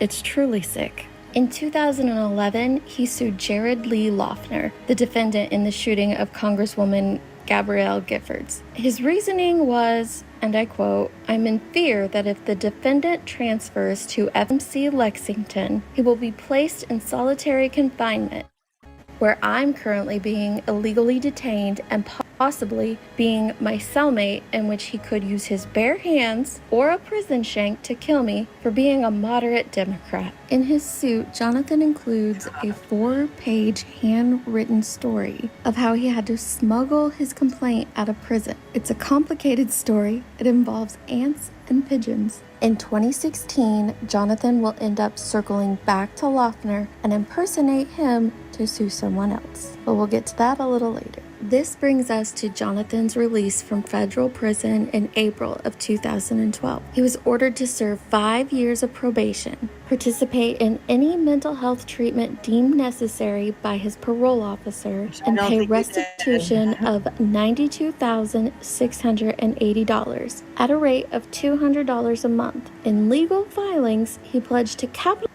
And I wonder if he's still paying that. That'll be interesting to know if he's actually still paying that.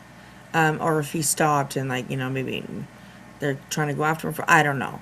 But it'd be interesting to know if he's still paying that $200 a month.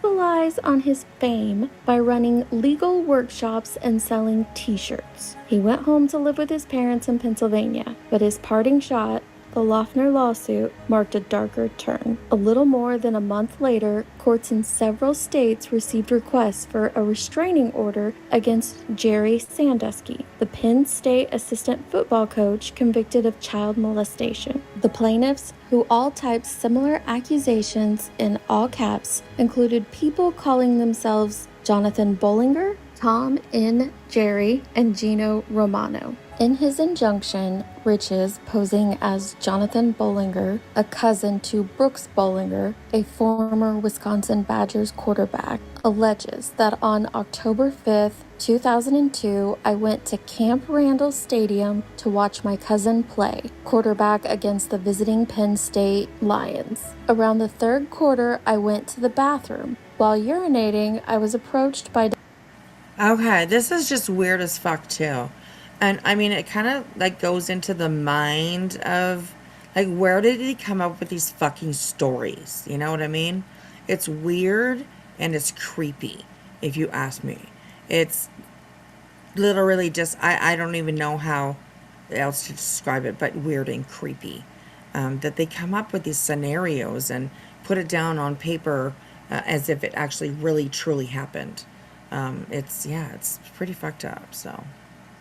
defendant Jerry Sandusky, who said he was traveling with Penn State and asked me if I wanted a signed Joe Paterno autograph, and I told him to leave me alone because I was peeing. And Sandusky said to me, "Let me touch it," and reached in the urinal and grabbed my penis, further saying to me, "Let me make your sexual fantasies come true." I told him, "Stop molesting me, and I'm reporting him to the police." Sandusky then left, but gave me a fair warning. "If you tell a soul I touched your penis, I will kill you," and left. Then after the game, I told my cousin Brooks, head football coach Barry Alvarez, Brian White, and Kevin Cosgrove, who the coaching staff told me they are friends with Sandusky and won't help me. I have suffered emotional distress since. I fear Sandusky is going to kill me. I seek a restraining order. Respectfully, Jonathan Bollinger. This completely fabricated injunction, ladies and gentlemen, was manufactured by the man who now covers missing children's cases.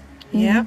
None too amused, a judge in Wisconsin identified the plaintiff as Jonathan Lee Riches, who has vexed the court system with thousands of frivolous lawsuits before his recent release from federal prison, and whose zeal for filing meretricious actions against newsmakers, celebrities, athletes, and politicians continues unabated. Threatening to hold Riches in contempt, the judge wrote, "Aside from the incredibly tasteless act of filing these false accusations in light of the very real victims of sexual assault against children, the individual involved here appears to have committed a fraud on this court." The admonition carried serious consequences, including the threat of a report to his probation officer. In a letter to the judge dated July 13th, 2012, Riches denied any knowledge of the lawsuit. He requested an attorney and a mental health evaluation because, quote, "I don't know what this paperwork means," quote. Seriously, Jonathan? Okay, so I wanted to stop here actually because this picture that he's holding, I do believe is the shooter that killed Versace. If I'm remembering. He on his doorstep, Versace came out, I do believe, one morning. Andrew Cunanan, yes, that's who that is. Right. That's Andrew Cunanan. Okay. Nice. Okay, I thought that so. So I mean, it just shows again like the obsession maybe that he had with these type of people. It's weird, you guys. It's weird. odd. So yeah. Oh, there goes my kitty. What are you doing? It's my older cat. I think she hears the little one in heat sometimes, and she's trying to be like her. So, anyways, but yes, Versace's murderer. Yes, crazy. So, all right, here we go. Can't with this guy.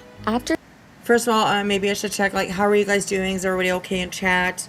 You're all okay with what we've seen so far, and you're okay to go forward. I want to make sure that you guys are okay. Mental health is a huge concern in this community, I will say. So I definitely want to make sure that you guys are all good to keep on going. Remember, do feel free to share your opinions and ask questions, and we will try to help you. If you have any questions at all, we'll try and help you as much as we can. So I just want to make sure that you guys are good to go. Beyond cringeworthy, right? Yeah. It's so Jenna says good. So okay, smoke him if you got him. There you go, Jonna. That's right. We're absolutely a 420 friendly channel. So there's that. Yes, we need it to be able to get through this stuff. So all right, here we go. After this, Riches began to build his online social media presence on Facebook, Twitter, and YouTube. His next 3 lawsuits helped bridge that gap between online hoaxes and real-world antics. His behavior was beginning to escalate. In October 2012, he posed as Selena Gomez's father and filed a federal complaint against Justin Bieber for stealing his credit card and using it to pay for a penis enlargement. That hoax was picked up by multiple news sources, mainly TMZ. Are you all right? Thank you guys for sharing the links. Wasn't expecting that. Right, yeah. It's a lot. So, all right, here we go. Who ran with the hoax for a while. Then he posed as the brother of Kevin Federline, and that one exploded on Radar Online, and it brought a lot. That's kind of crazy. Kevin Federline, of course, is the father of Brittany. I at least two. I think she only has two sons, and he's the father of her kids. Who Brittany Spears? I do believe that JLR also sued. So yeah. So all right, here we go. lot of attention to Jonathan. The third case was filed by a Jonathan Jolie, who sued Brad Pitt, John Travolta, and the Church of Scientology for, among other things, assaulting him. Jolie, meaning Riches, who claimed to be Angelina Jolie's cousin, wrote that he was hiding at the Italian embassy in New York for protection, and I'm wearing a mask. Included in the lawsuit is a photo of a masked man standing in a kitchen. He's holding a February 2003 mugshot of Jonathan Lee Riches. And then in late December of 2012, Jonathan commits the act that spurred the motivation to create this video. A decade after his first crimes. That is a good question, Jenna. Does he owe for any of these suits? I really can't say, but I do believe that most of them were just like thrown out. So I don't think that there was any judgments other than, you know, this is bullshit, frivolous, thrown out. But I'm not, you know, for 100% certain on that. But it's a good question. It's a good question. Stealing personal profiles and going into banks to get cash advances from the identities that he stole, Riches begins venturing into the real world in search of material to post online. 2 days after the massacre of 26 children and educators at Sandy Hook Elementary School, Jonathan Lee Riches filmed himself driving to... Oh, look at those faces, you guys. Oh my goodness. All those babies, you know, educators, these, you know, the teachers, and oh, it's just so sad, honestly, so sad. Connecticut. In the car, he displayed a photo of Adam Lanza, the accused killer, attached to a doll. He drove past recognizable landmarks, tried to approach the Lanza home, and turned back at a police checkpoint. Riches then turned back at a police checkpoint. Like, that's kind of interesting. It's kind of interesting.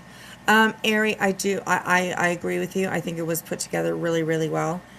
So we're gonna stop with this one just for a moment, and we are gonna go over and have a look at the video that I reposted. This is a reposted video. Let me just go grab it and bring it up because I don't have it up right now, but I can find it very quickly.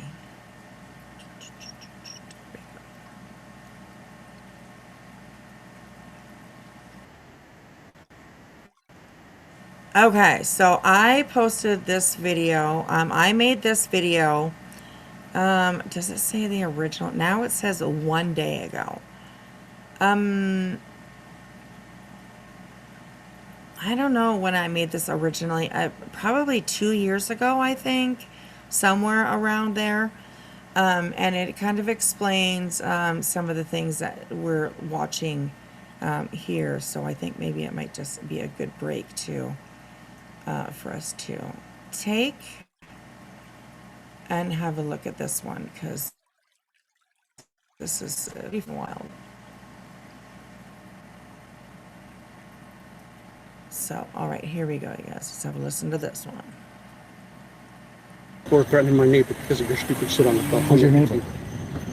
Big trouble for tampering with mail belonging to James Holmes. We found him bragging about it online, and Okay, so James Holmes is the Aurora, Colorado theater shooting.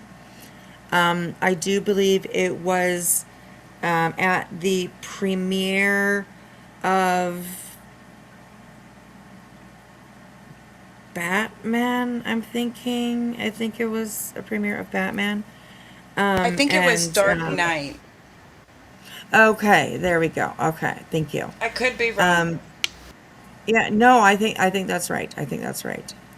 And Jonathan here fucked with this guy's mail system. Like, he fucked with the mail system to be able to get things that were sent to this guy, this James guy, to his own house, like Jonathan's own house.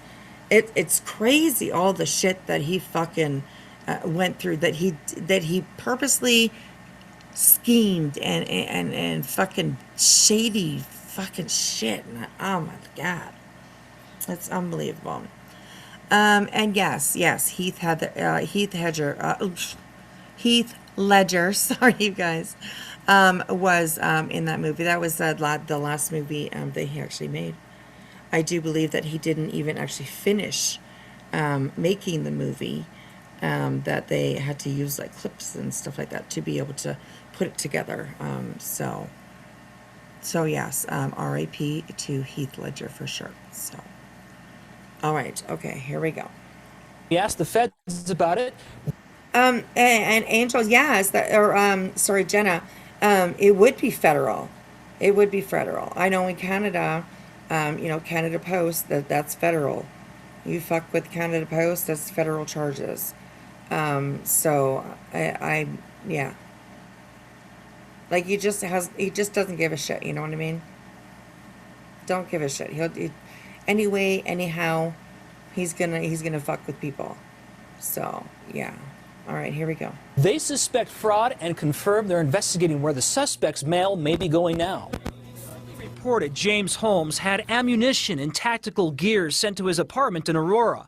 But now someone else hundreds of miles away may be getting his mail. That's this man, who was just released from federal prison in April after serving 10 years for wire fraud. Released. His name is Jonathan Lee Richard. I mean, this motherfucker went to jail for 10 years. And I would imagine this, as soon as he fucking got out, he was looking into scheming again. You know? Just like immediately. He learned nothing in prison. I don't get why he did this. What did he get out of it? Right, his gain. Yes, his gain. I mean, it seems like it just out of hatred, out of, I don't know, just, and yes, mental health absolutely plays a part in it, for sure. And I don't think that he received the proper mental health that he should have received. And I thinking maybe more that has to do with like refusal of him wanting to do these things, to try and figure out why he does, you know what I mean? Why he does the things that he does. So, and Donna, right? In prison, you have nothing but time. And even while he was in prison, he didn't stop, you know? That's where he filed so many of those lawsuits. He didn't fucking give a shit. He doesn't fucking give a shit. As long as it's beneficial to him, somehow, monetarily, just in a sick way, you know what I mean? Like kleptomaniacs. They don't have to steal, but they do just for the thrill of it, you know? And I think that was a lot of it with Jonathan too. He did it like just for the thrill of it. Weird fucking thrill, but the thrill of it. So, anyways, but all right, here we go. is. He's notorious for filing thousands of bogus lawsuits against celebrities. Civil complaint in the case of Riches v. Beckham. A civil complaint entitled Soccer Piracy for a temporary restraining order. This is a civil complaint action pursuant to violation of the Langham Act of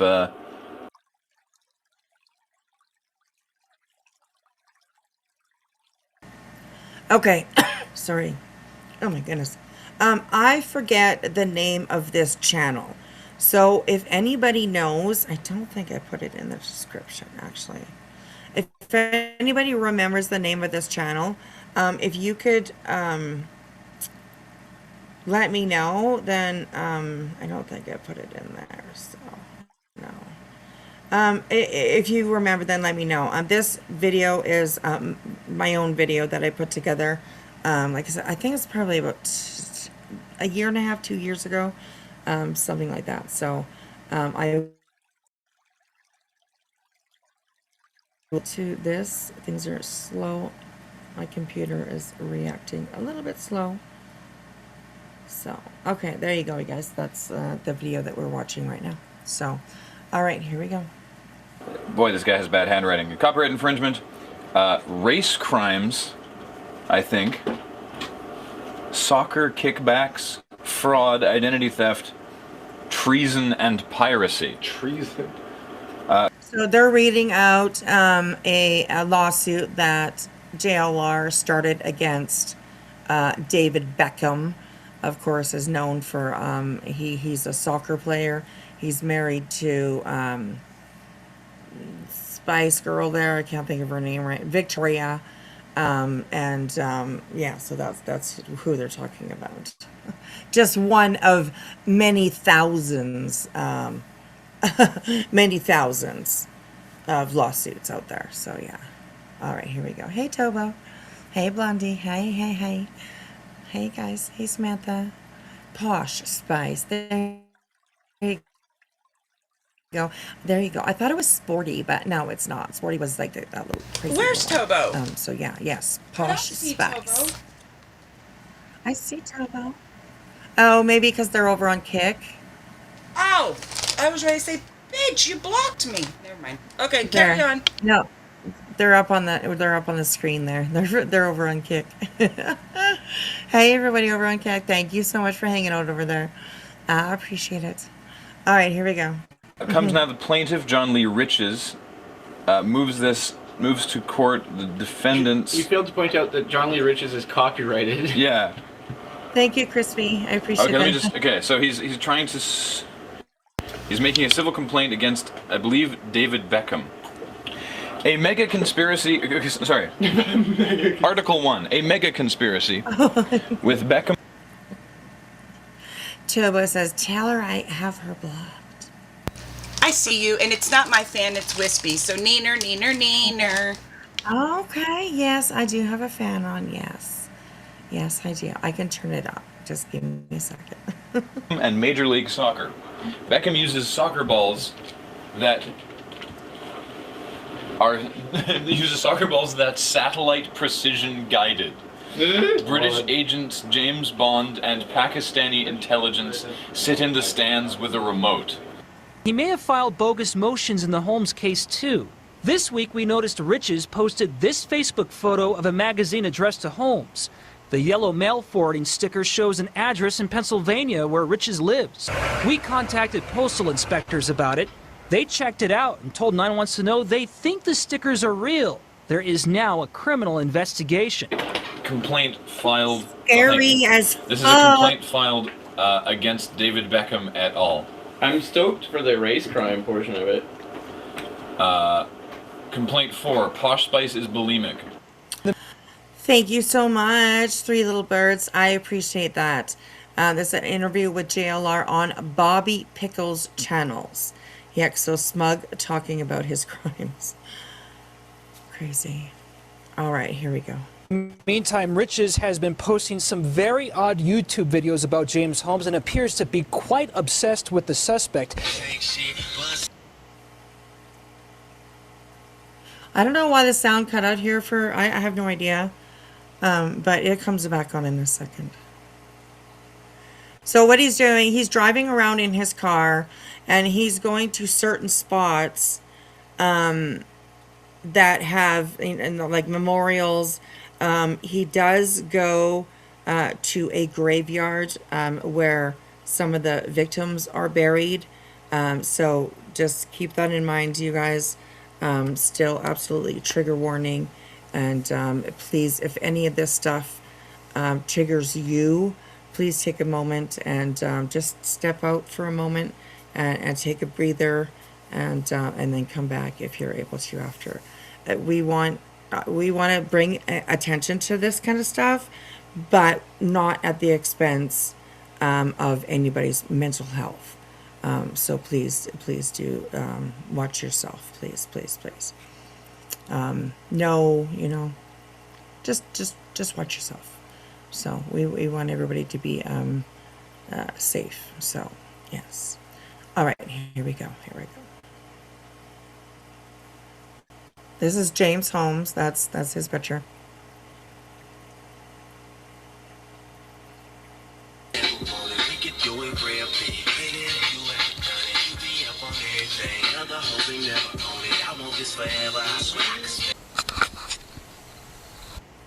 Lee Riches, and I'm with my friend James Holmes. Look, he's going upside down, but that's not the issue. Look where we're at. Wow, what is this? This is just creepy, fucking weird Oh my God. shit, man. Look at the menu. James, what do you want? Is this McDonald's?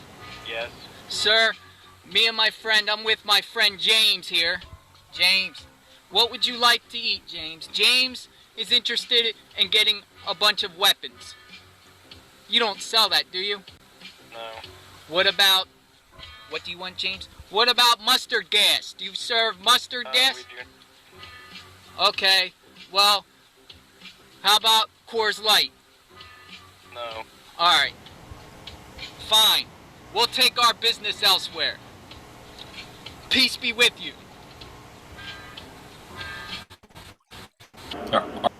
Could you imagine like just being at work at McDonald's and you're flipping burgers or whatever? Well, I guess to be in the drive-thru, and that pulls on through. Like, where does he come up with doing these weird fucking things? What made him think that? I think I'll go to McDonald's with a picture of this serial killer, and we'll try to order weapons. Like, what? It just, for so many of us, I'm pretty sure most of us, it just makes no sense, it just really makes no sense. So, well, I made this video it had to have been a couple of years ago. I reposted it, like 3 days ago to yesterday. When was it?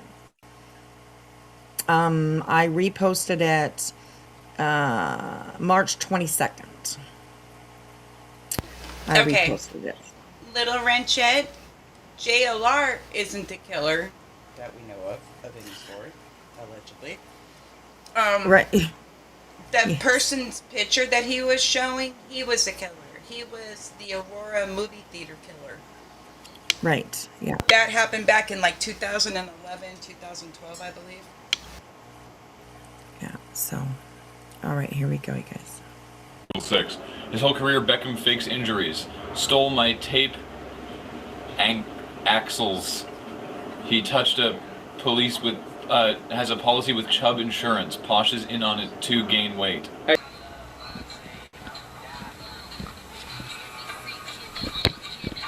Mr. McNeil, James Holmes is innocent.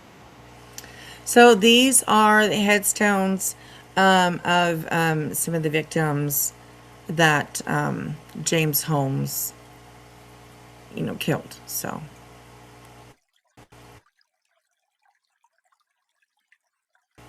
the doll that he has, he's got his face taped on.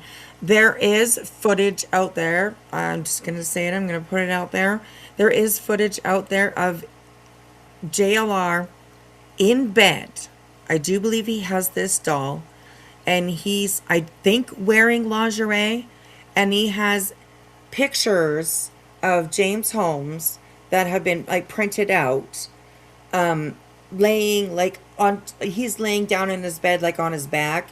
He's got pictures of this guy all over him, all over the bed, and he's just he's loving it. He's like snuggling up to go to sleep. It's fucking weird shit, man. Literally weird shit. So yeah, it's I saw it with my own eyes, so I definitely know that it's out there. There's also video of him somewhere where he's like talking about people's underwear. He has a pair of underwear and he holds it up, and I think he sniffs it, and just all kinds of fucking weird shit, man. Weird shit. So yeah, weird. So yeah, here we go, you guys. Here we go.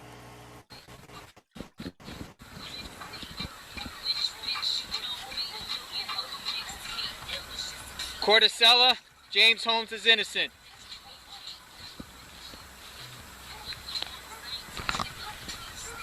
Deemer, James Holmes is innocent. Free James Holmes. Free James Holmes. Free James Holmes. Free James Holmes. Free James Holmes. Hey, excuse me. You need to watch the post. Excuse me? There's real people's lives at stake here. Okay, this was during a case of a young woman. I think her name was Sandy, or Sarah, maybe Sarah, that went, she disappeared. So for a couple of days, they were looking for her. JLR has been in the vicinity for quite some time. He's filming, you know, the houses, the neighbors, all that kind of stuff. JLR posted on X a picture, I do believe, of, I think her name was Sarah, of Sarah, her best friend. And it came along with, you know, some accusations and stuff like that. So the guys that are talking to him in this clip here are the husband of that girl, and I do believe a friend, maybe the missing's dad, maybe. Oh, K-Mash, yes, Sarah Dreyer. Thank you. They did end up finding, sadly, Sarah deceased. She at her own hand. So this is her husband, who, not Sarah's husband, Sarah's best friend's husband, that is confronting JLR because they have kids. JLR put this woman's face out on Twitter, and I mean, they have nothing to do with really anything other than she was, you know, friends with the missing. And so these guys that are confronting him about that. So I haven't worked for 3 days because people post. All right, what am I posting? Stuff. What am I posting? Post a picture of my wife and it had your name on it. Okay, it's not concerned. I'm not here for you. Dude. Okay, thank you. Because what you're doing, I have a 19-month-old I don't want daughter provocation. at the house. I don't want provocation. But you're causing it on the internet. Listen, if you don't like it, I don't like it. then contact Twitter. see the fucking coward that you see right now? He wants to be able to do all of this stuff, but when real life actually knocks on his fucking door and there are pissed off people, he runs away. Security just happens to be there because law enforcement and rescue is just beyond the end of this road in a like in a graveled area, bushy area, searching for this woman, Sarah. So JLR is sitting, of course, as close as he can to the scene, and there just happens to be some security there, and he definitely hides behind them, quote unquote, hides behind them, for sure. So, coward, absolute fucking coward. And it's all in my opinion. So, here we go. Like, why are you being a jackass? What do You're you not mean? doing anything. This is what I said on Twitter. This is exactly what I said on Twitter. Okay, so this is the picture that he posted of this man's wife. They do have small children. Her address, it was put out there. And it says, what happened to missing 38-year-old Sarah Dreyer in Riverview, Florida. Vanished on the afternoon of 4/10. Earlier that same morning, judge denied her petition against her neighbor. Okay, so I guess it wasn't her friend. It was against her neighbor. They had some sort of issue with each other. Domestic issue, it says the county, and then it gives a link. And so this is what that man is pissed off about. It's putting him, his wife, and their kids in absolute danger for him to do this. And he don't give a shit. You know, people come to confront him. Those two guys, I think, were respectful given how angry they were. You know, they didn't come up screaming and yelling. They kind of came up to just, talk to him and say, hey, dude, like, what the fuck? And he's just like, I don't want to attack him. I don't want to, no, running away like a little pussy, as they say. So, yeah. The following is a statement, along with footage from a neighbor of the Laundries during the Gabby Petito case. Okay, so this is, you guys will remember when Bullhorn Betty and JLR, eventually Molly, were all outside of Gabby Petito, Brian Laundrie's parents' house. They were out there every day, relentless, screaming and yelling at them. Where's your son? You know what? You know where he is. What did he do with Gabby? You know, all there will be a lot of you that remember what went on in front of that house. So this is a statement from a neighbor that was extremely angry with them for going in this neighbor's yard, including behind a fenced-in area, and looking in their windows, just being fucking snoopy people around the neighborhood and people's yards where they had no business to be. So this guy caught Bullhorn Betty and JLR going into his backyard, and this is a statement that he put out, and then we'll see the footage that is from that encounter with him. So it says here, my name is Angelo, and I was arrested for pushing and yelling at Jonathan Lee Riches, a known felon on probation and fraudster. He has filed thousands of unwarranted lawsuits. He came on our property without permission and proceeded to take pictures and videos without permission. He and his cohort then proceeded to our front window, which is out of view of the cameras, and tried to peep into our home with his phone. When I was told what he was doing from a neighbor and saw the footage, I immediately went to the Northport Police Department and reported him. And asked for a no trespass issue or order to be issued to him. I told the officer that he would be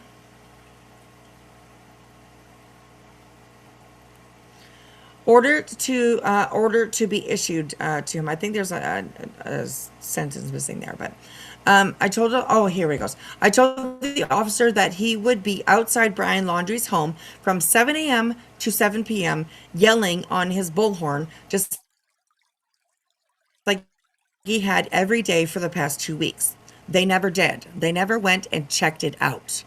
Isn't that fucking amazing? They never went and checked it out. Crazy. The next day, I spoke with another police officer and requested that the issue issue him a no trespass order. Still nothing, even though the police had a strong police presence in our neighborhood, sometimes only a few yards away from Jonathan and his bullhorn during those 3 days. And yes, he did have his own bullhorn. During those 3 days between when I reported him to when I finally got frustrated and confronted him myself. This man, Jonathan Lee Riches, has been posing around the neighborhood as a private detective hired by Gabby's parents, a news reporter.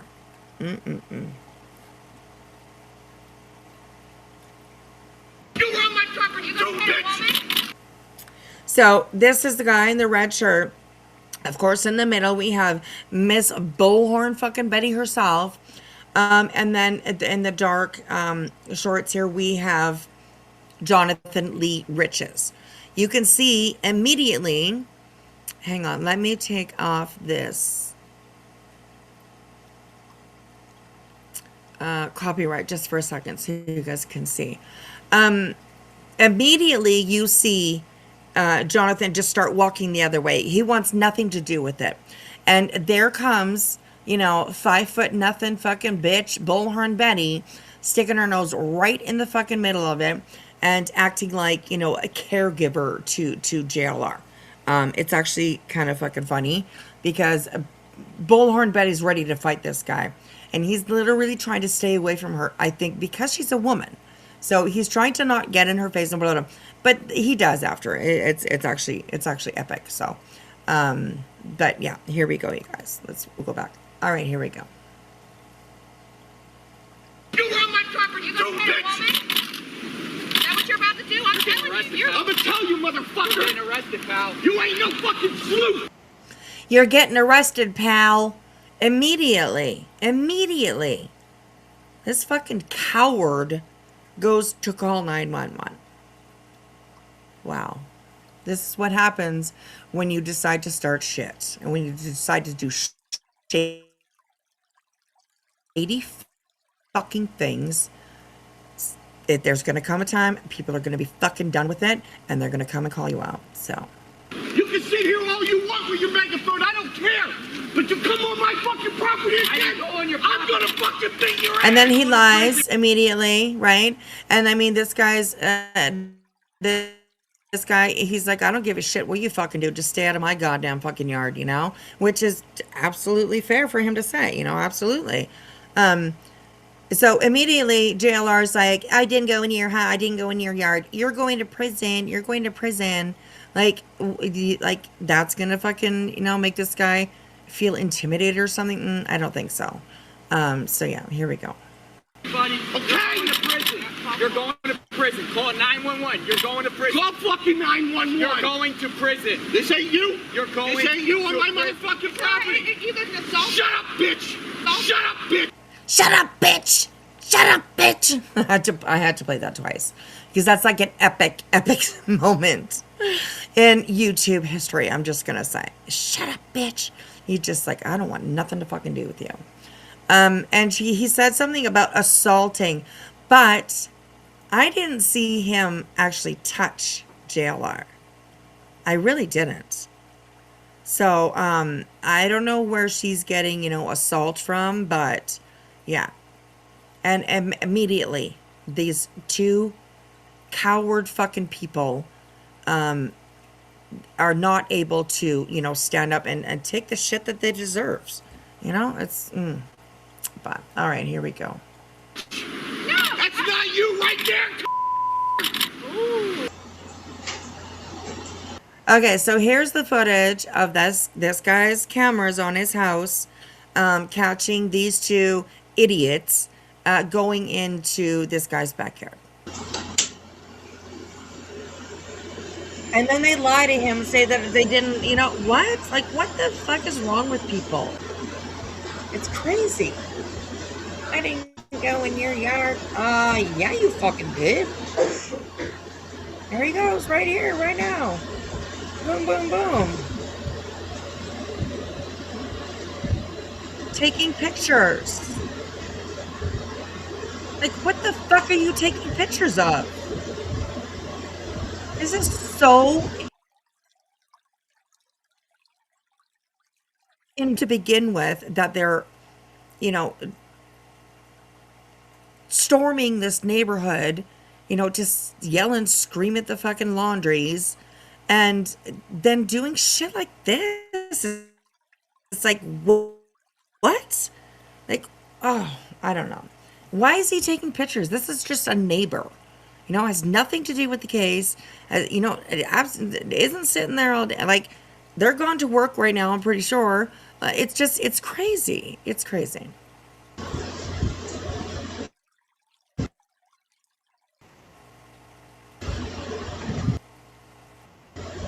And then deny that he didn't go in this guy's yard. Oh, and here comes Betty, right behind her. There's Bella and Betty coming up, you know, licking the ass of JLR. I'm just saying. And she goes in too. It's crazy.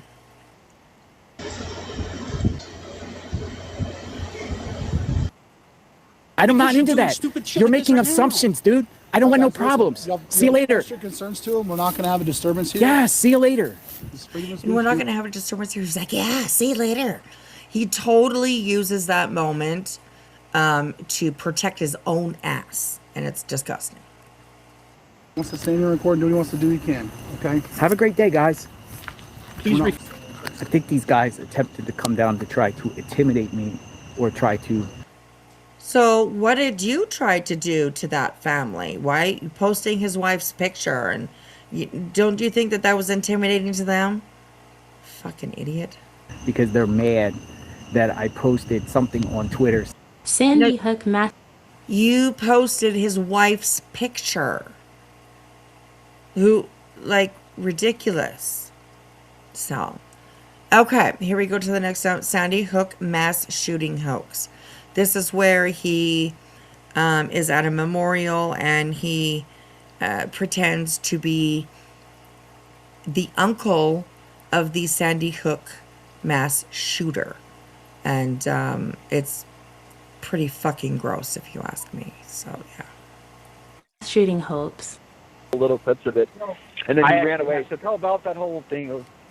So this is, somebody is asking him questions about that incident that he was, you know, pretending to be this serial killer's uncle. And this is an interview where he explains what he did and why, and well, not really why so much, but yeah, he explains a little bit here. So, all right, so here we go, you guys. Shooting hopes. Little clips of it. And then he ran away. So tell about that whole thing. Yeah, so Sandy Hook, basically I went up there, you know, with my own parody and mockery videos and produced a lot of videos. As far as the memorial, the Sandy Hook, I actually went up to the memorial and I noticed a lot of cameras are all over the place. So I actually was texting and communicating with a lot of my friends saying, hey, look, do you see me live on TV right now? Because the cameras were rolling. Every media outlet in the world was up there. And some people were saying, actually, they were seeing me, believe it or not. And I don't know what footage. I guess it was the local affiliates out of New York City, the ABC and the NBC out of New York City. But then I decided to get on my knees and start praying. At that point, while I was praying on my knees, I could hear the snapshots, like camera snapshot me. So I thought, okay, let me just wing this. So I just pretend I was crying. And I started crying and going hysterical, and the camera... Attention. You right? The cameras were going crazy. He's like, hey, okay. They're paying attention to me. Let's see what I can do. Fucking gross, man. Cameras are rolling. I get up from the memorial, and this one media journalist comes up to me and goes, sir, you're very emotional here. What's going on? And then at that point, I just winged it. I'm Jonathan Lanza, uncle of the shooter. And there's a great Adam video. Lanza. At this point, by identifying myself as Jonathan Lanza, then I started getting flooded like cockroaches. Everybody, all media outlets started swarming me, wanting an interview and asking me my take, and I just winged it. And, you know, I basically said I was with Adam Lanza 2 weeks prior. We had a barbecue. Everything was fine. It had to be the medication. It had to be the fan app, you know, and so on and so on. At that point, I started getting worried, a little scared, because I was getting overwhelmed with the media, and I'm not used to media coverage like that. This is what the federal government subjects me to. I came. Okay, this little tiny piece here is right after he was let out of prison. I think this might have maybe been the moment that he walked out the doors. I'm not too sure. But it's it's like the day of or the day after that he was let out of prison. So, yeah. I just can't believe how much money these women sent him in super chats every day, 1,000, right? It's pretty crazy, yeah. So, okay, let's, an embarrassment of riches, the smoking gun. Cops nab guy who posed as uncle of Adam Lanza. And that was, this was posted December 26th, I think, 2012. So, okay, here we go. I'm not used to media coverage like that. This is what the federal government subjects me to. I was a perfectly clean-cut white boy, and then the federal government destroyed my life, more or less. They put me in prison for a non-violent crime, served 125 months illegally, was subjected to solitary confinements and force feedings, and now look where I'm living. This is what I'm subjected to. Take a look.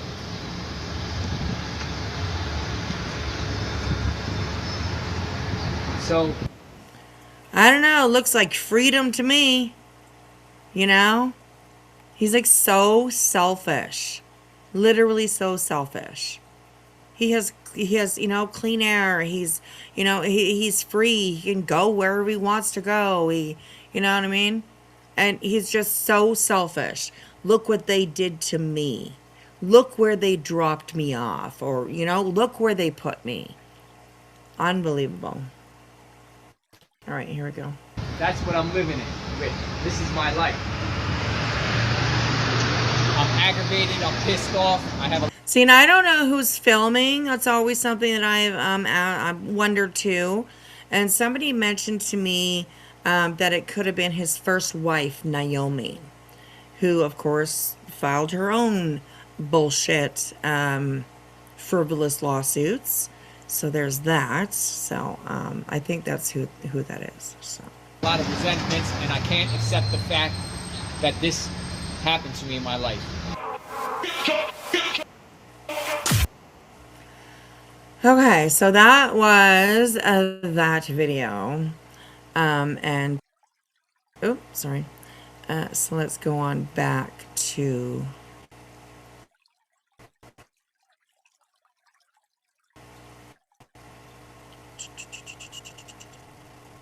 back to Miss Dietz, and we'll continue with this one. We've only made to 14 minutes because I stop and I yap and say things. We talk a lot around here. So Jenna, why did they get divorced? I'm not too sure. That I have no idea. So we got married while in jail. Maybe. I'm not sure. I really can't answer that. I don't know anything of his first marriage. I was actually quite surprised to hear that he had been married before. So I'm just, I really don't know. I don't know. So, all right, here we go. The Lanza home and turned back at a police checkpoint. Rich's then drove to a makeshift memorial site in Newtown. Now, in his YouTube videos that he uploaded later online, he looked around the area for a while first. He then goes back to the memorial site where he identified himself to reporters as Jonathan Lanza, uncle of the school shooter. It was reported by the New York Daily News and other media outlets. He told journalists that the killer had been taking Fanapt, an antipsychotic drug prescribed for the treatment of schizophrenia. As photographers snapped away, Riches dropped to a knee and feigned praying for the young victims. Of course, as we all know, this was completely fabricated. Riches has... Like, this shit went out on the evening news. You know? Like, the Sandy Hook elementary school shooting... how do I say it? Like, it was big. You know what I mean? Like, people were fucking angry, you know. It reached I probably every corner of the earth, perhaps. But it was very, very well wide spoken about. And this motherfucker,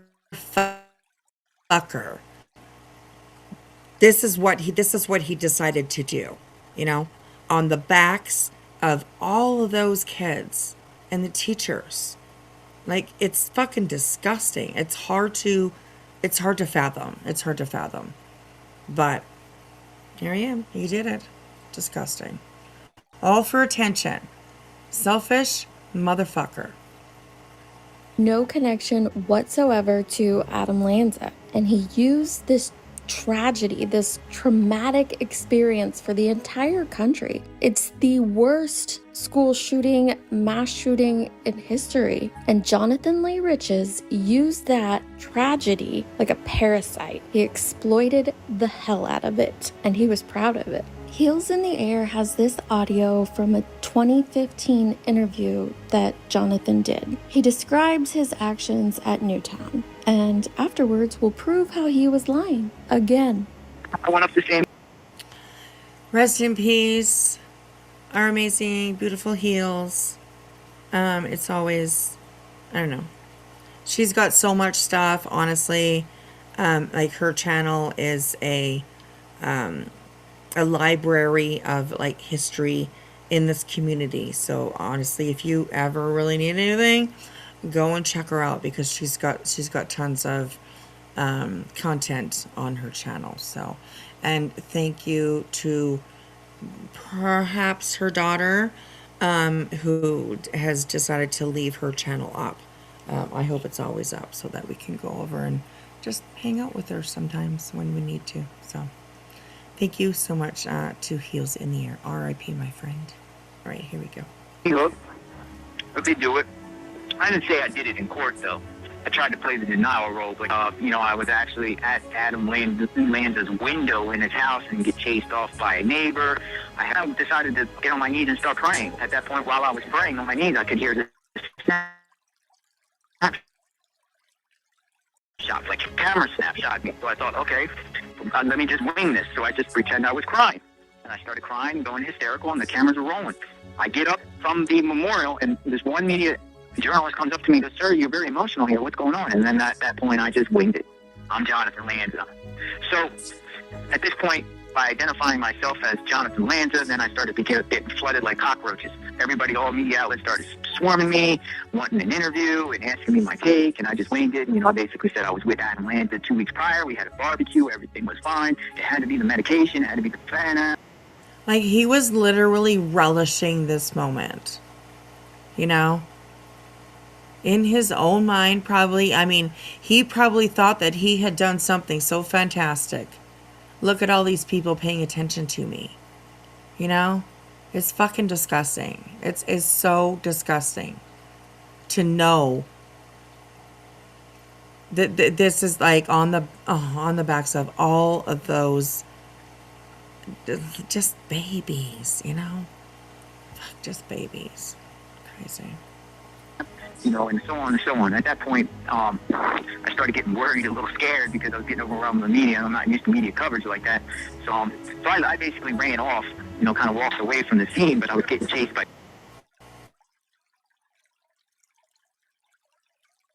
Ran off like a fucking coward that you are. Yeah, it seems to be a little bit of a pattern. Still today, you run off, okay? And yeah. You're a fucking coward, plain and simple. Media, and I didn't know what to do, because my car was up the road and I was parked across the street from a church. And believe it or not, during that time, the actual victims of the shootings, the family, were praying in that church. And the church was basically, there was security outside the church to protect the families and whatnot. My car was parked across the street, and I was running up the hill. And the media was chasing me, but I didn't want to get in my car because they might have gotten my license plate and realized that I was not Jonathan Lanza and identify me or what. Happy Banks, if you would mind, rewind this live here. We've shown quite a bit of stuff that JLR has been involved in, and yeah, It's pretty gross. So just keep that in mind. Keep that in mind.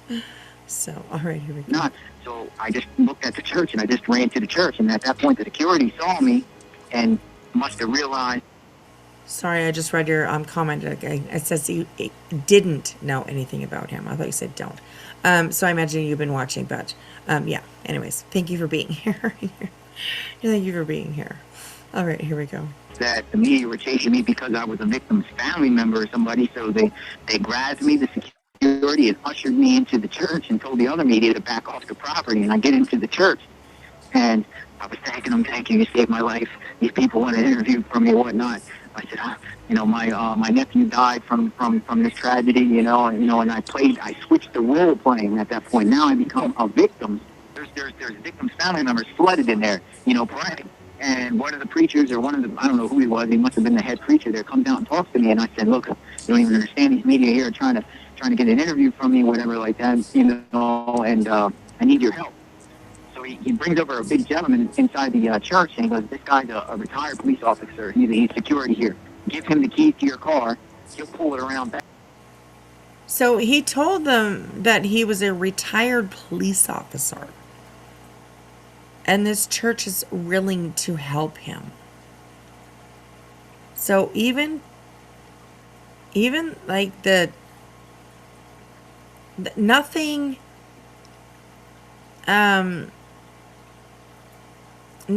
was, like he'd use anything and anybody, anything in order to like play his role that he's, imagined in his head. Like it's fucking weird is what it is, man. Honestly, fucking weird. So, all right, here we go. You can get in your car and leave. And I was at that, for a second, I was going to give him my keys, but I realized on the front seat of my car was Adam and Ryan Lanza dolls that I had. So I said, I can't go that route. But I said, I need some help getting out of here, whatnot. And he said, well, come down to the basement. I'll give you a change of clothes, like a disguise. And this guy here, he had like some escort guy. He said, he'll take you through the woods, through the town, down the street, and you can go about your way. And I said, okay, cool. So I put on a different outfit, went out the back door of the church, and we started walking in the woods. And then I realized how, this is ridiculous, it's cold, whatever. So I just gave my keys to the guy that they had with me. I said, look, dude, here, just take my keys. This is my car. It's across the street from the church. Bring it down here right now, whatever, like that. I got lucky because on my front seat, the dolls were there, but I had a towel over the dolls. So he didn't get to see the dolls. So I start driving off. I see the media still outside the church. I drive down to the high school because the word was Barack Obama was going to fly into town and talk to some of the victims' families. He was flying. So I actually parked down the street from the high school and went through the woods up to the high school where there were some media people already camped out there, and I was there for a while. I was there for about an hour or two, but then Secret Service came. They came early before Barack arrived and started sweeping the property. So Secret Service, they asked me up for my media credentials. They asked me who I was, and I told them, I'm media. I'm an independent journalist. And they asked me for my media credentials. I didn't have any and stuff like that, so I got escorted off the property. That was around 4 p.m. that day. This was so like fucking weird.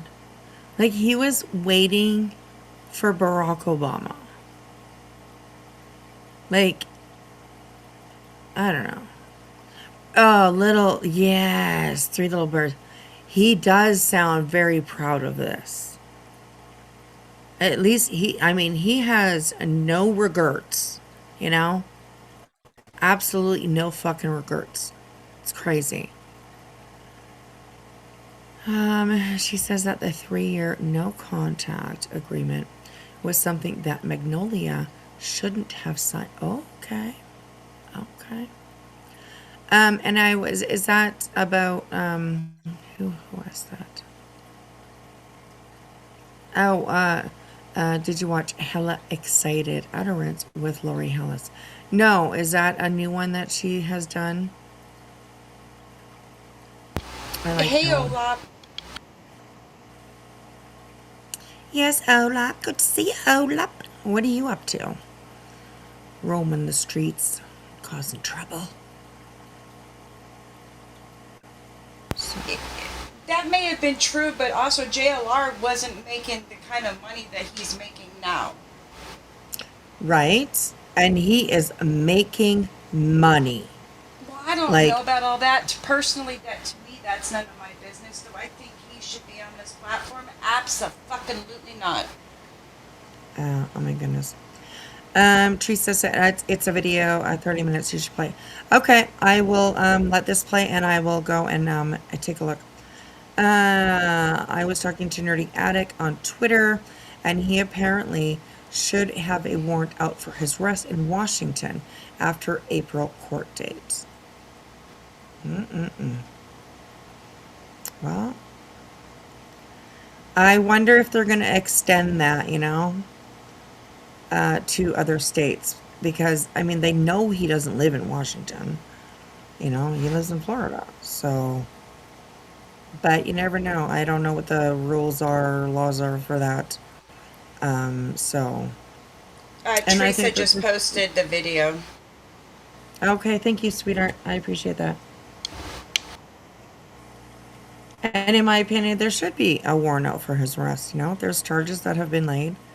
Maybe not formally yet. No. At least an affidavit has been submitted. And so hopefully we will definitely, yes, see something after that April date. So, scary. All right, here we go. She was probably stupid enough to have believed it, Olaf. He was friends with Bernie Madoff in prison, don't you know? That's what he told Jay in one of her streams way back in the day. Oh my goodness. I wonder if that's why he sued him. Because he was his friend. He's like, yeah, I fuck people over. He's my friend. I'll sue him too. Unbelievable. Fucking crazy shit, man. So, all right, here we go. Friday, Sandy Hook was on a Friday, so this was the 16th on a Sunday. It was later on in the day, and I started seeing pictures of me viral online, kneeling at the memorial and whatnot, news programs with Jonathan. But then I guess something happened in the next day or two where people started realizing, I wasn't who I was, and then that started going viral. A lot of these places that put me out as Jonathan Lanza started retracting it. I just think it's amazing that a media would actually put me out there as Jonathan Lanza without me providing them any credentials, and just saying who I am. I mean, that's a classic form of media trolling and incompetence on the media's part, I would say. So that was the deal, basically. Right, and thank you, Three Little Birds, for that. If he doesn't show up to the hearing on April 21st, they can get a warrant. If he shows up, they can arrest him once just cause is established. Thank you so much. I don't think this is going away for him. I don't think so either. Yes. Well, Stacy Boyd, we don't live off misery. The people that we review live off misery, but we don't. We like to live off actually laughter. We like to enjoy each other. Go to bed. Yeah. Just go to bed. Stacy, exactly. But thanks for the view. Thanks for the comment. The interaction always works out great. But go to bed, little girl. It's sleepy time. It's time for a nappy nap. Stacy's a little bit grumpy, but you know what? That's okay. That's okay. You're welcome to be here. Just be nice. Be nice. Otherwise, my mods are gonna be just. They don't take no shit. They don't take no shit. So, anyways, all right. Here we go, you guys. Posted the videos up on the Facebook, local police department. I don't know, some way, somehow I get somebody calls now to my police department and says the videos are all mine. And then I'm just taking a shower. I guess it's on the 19th of December. And there's a knock on my door, and there's about 20 police officers at my door ready to detain me. And I haven't seen the light of day since. So Jonathan's first lie was that he was at the window of Adam Lanza and a neighbor ran him off. Well, thanks to his own recording, although this is not from him, it's another YouTube channel had it posted, and it was also on a news site. But from his... Okay, so it's about this part that I haven't really seen the rest of this. So please keep that in mind. I think I've kind of let everybody know, watch your own mental health. Some of this stuff, I mean, all of it has to do with tragedies, some involving children. So please keep that in mind while we are watching. If you get a little bit too triggered, then feel free to just step out for a moment, take a breath, and come back in a little while if you can. So yeah, here we go, you guys. own recording, that's not what happened. Jonathan Lee Riches. And I'm here with my friends Adam and Ryan Lanza. And we are at Bresson Farm Road. And we are going to the neighborhood of 36 Yogananda Street in Sandy Hook, Connecticut. Like, law enforcement sitting right there. And I get it. It's not illegal to drive down a road. It's probably not illegal to have dolls, with serial killers' faces on them, or family members of those serial cases' faces on them. I don't imagine that is not, against the law. But if he had spoken, to this officer at any time, this officer may have stopped it, whatever, I think they probably would have a lot of questions with what they are seeing in his car. But yeah, it's creepy, you guys. It literally creeps me out. So, good morning, Lilith. How are you? I hope you're having a good morning. Thank you, Tiger, for subbing up. Little Rant Chat. No, not weird at all, right? Oh, my goodness. And thank you, Tiger Shark Diver. Sorry. We smoke weed, so sometimes it's hard to talk. Just saying. Talking is hard, when you're high. So anyways. Thank you for being here and joining our little crowd here that we got. So all right, here we go. We are going to go to the house of Ryan and Adam Lanza. Okay, I removed the audio and sped this next part up because all he's doing is driving up to Adam Lanza's house with his creepy ass dolls. I wanted to leave the audio on the first part to prove to you that it is in fact Jonathan Lee Riches. You can tell that from his voice, but there's also a part coming up where I will freeze it and you can see his face. So we know it's the day he went to Sandy Hook. He's attempting to go up to Adam Lanza's house. He gets turned down by law enforcement, other people protecting the house, and asked to leave. There is no neighbor. He didn't go up to any window. He never even got out of the car. Just more fabrication from Riches. Everything this man does. Just lies. Fabricating some story that to him might seem exciting or mysterious or whatever the fuck he gets out of it. Some sort of excitement for him. It has to be some sort of pleasure or excitement. It's just it's weird, man. And Little Ranchette, we're listening to Deets on the Streets. So, and then she made this. This was published on her channel. Premiered March 6th. Okay, so it doesn't say when it was originally posted. So, but she It goes back like 3 years. Yeah, it's quite a while ago. So. Yeah. So yeah. It aged really well, didn't it? Right? Oh my goodness. I mean, it all ties together, really. If you think about it, read between the lines here and there, and, it all ties together for sure, so. Scary. Is a made-up story. Well, I just got kicked out. Guy told me to turn the camera off. All for attention. I just got kicked out. Just let us go. I don't know what's going on there. How do you feel about that? I had to throw the dolls down. Oh, sorry. I ruined your face. I'm sorry I ruined your face. So that to me is a little bit interesting, right?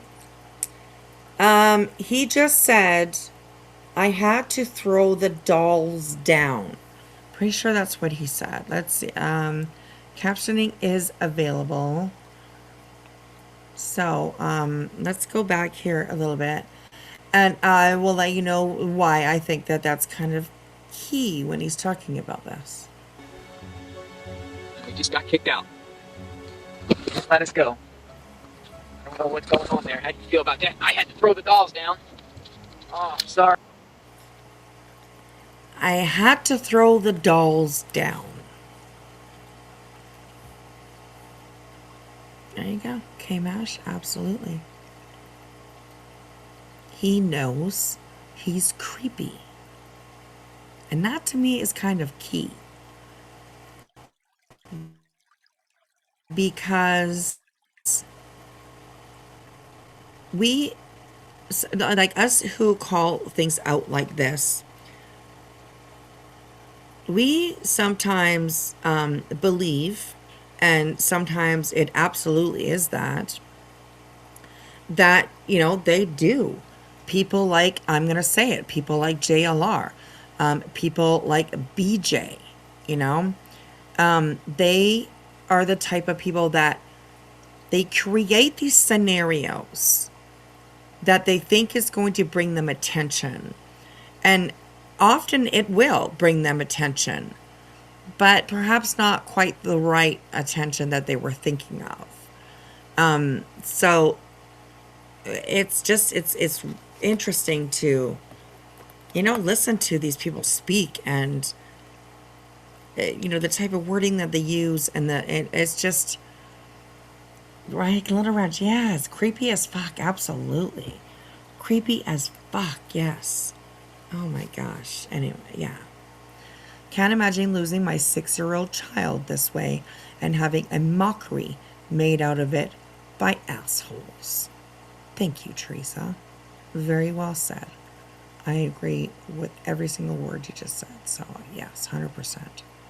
So, that's a lot of times we like with BJ, we talk, she knows what she's doing, she knows how to grift. She knows which words to use. They're always attacking me, harassing me, those big words that she likes to use.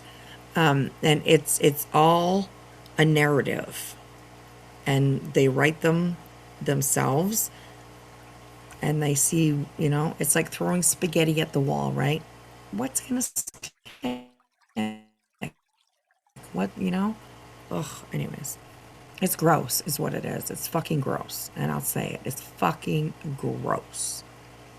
So, yeah.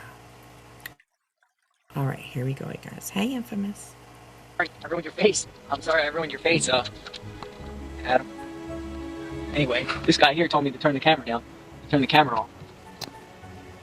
There's a couple other lies that Jonathan tells us in that audio clip, right? There's about 30 minutes of video from his trip to Sandy Hook. I'm not going to share all that because it would just be ridiculously long, but there's a few pieces of audio I really want you to hear. You'll see there, down that street there, it's Sandy Hook Elementary School. Police are not letting anyone go past there unless you are law enforcement. I believe they're trying to cover something up. I believe this whole incident was a false flag attack.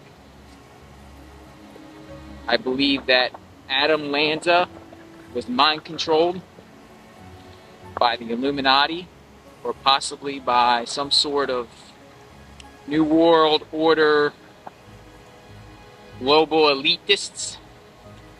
I'm here as a truth seeker to figure out what's going on and to find answers. Because this will affect every American with the taking away of their civil liberties and the disarmament. There Like, were he's multiple just memorials around Sandy babbling. Hook, and Jonathan, You know, like he's just babbling out any kind of bullshit that he can put out. And I mean, I can't say enough that it's like, it's disgusting. It's sad. He puts a lot of people in danger, in my opinion, you know? And they might not even know they're in danger. It's, yeah, oh, I don't know. Anyways, but yeah. All right, here we go. visits them all. Jonathan Lee Riches, Sandy Hook Elementary School. The front entrance. They're not letting anyone in.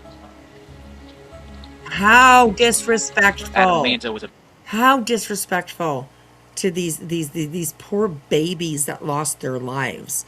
These teachers that probably threw themselves over these kids to protect them. And this fucking clown comes along and he's just so disgusting and so disrespectful. It's angering. It literally is angering. victim of a mind control experiment orchestrated by the Illuminati. And I'm here to solve the puzzle. Jonathan Lee Riches.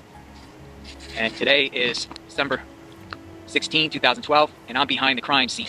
I've made it behind the police. And this is downtown Newton, Connecticut, site of the Sandy Hook school shooting massacre. So we've heard twice now that he was unable to get access to the school. Praise. And literally, like, honestly, you're fucking making me sick. If you're gonna be a reporter out there, can you hold your camera still, please? Like, oh, fuck. Anyways, I'm just being petty just to, you know, lighten up the mood, I guess, maybe. But, yeah, it's horrible. The Lord. And we're about to hear it for a third time. And I was just down at the Sandy Hook school, but they wouldn't let anyone in. They got it blocked off.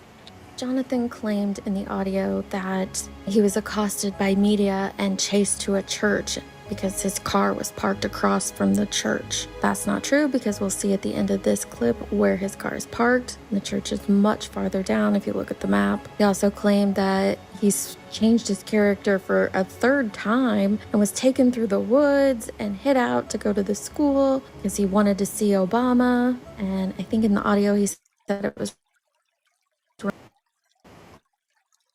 around 4 p.m.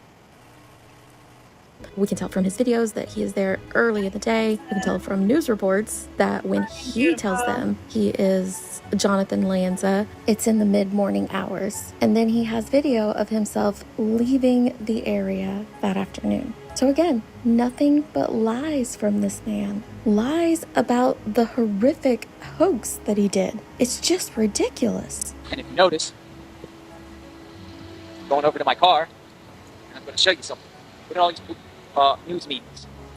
But when we go into my car, what do we have here? What's under the masks? Yeah, it's Adam and Ryan Lanza. And we're together in downtown Newton. And I'm here to seek the truth. This clip is from the day before. On the 15th, he had planned to go to Newton. He's with his creepy ass dolls again, and then he burns a picture of Sandy Hook School. At the end of Heel's audio clip, there's a part that I cut off, and it's Bullhorn Betty claiming that Jonathan was brilliant for doing this. It's actually kind of smart if you think about it. She says he's proving that the media doesn't do a good job of fact-checking their sources. I'm curious how often... This is crazy. This is why, oh my God.